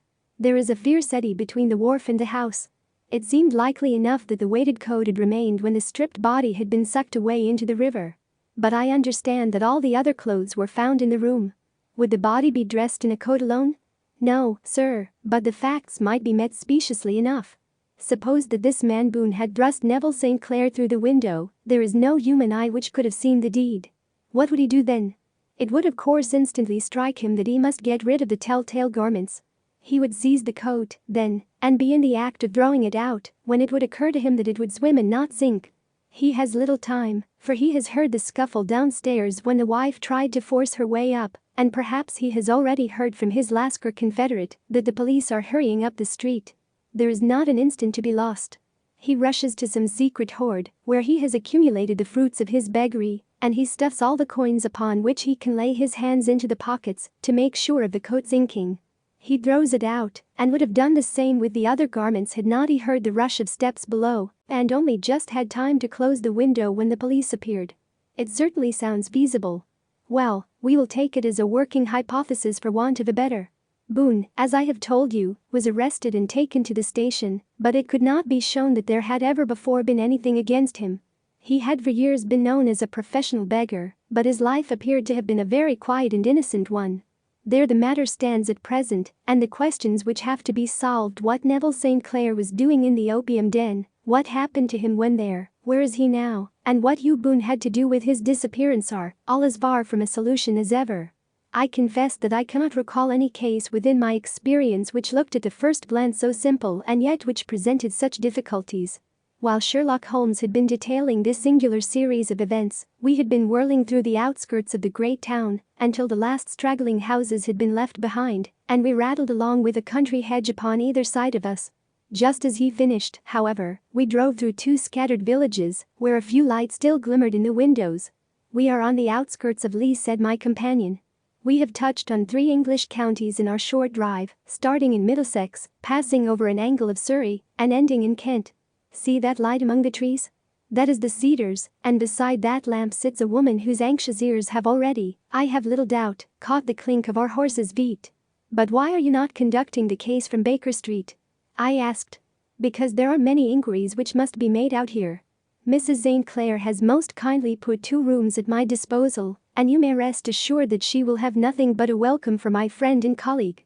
I hate to meet her, Watson, when I have no news of her husband. Here we are." Whoa, there, whoa. We had pulled up in front of a large villa which stood within its own grounds. A stable boy had run out to the horse's head, and springing down, I followed Holmes up the small winding gravel drive which led to the house. As we approached, the door flew open, and a little blonde woman stood in the opening, clad in some sort of light mousseline de soie, with a touch of fluffy pink chiffon at her neck and wrists.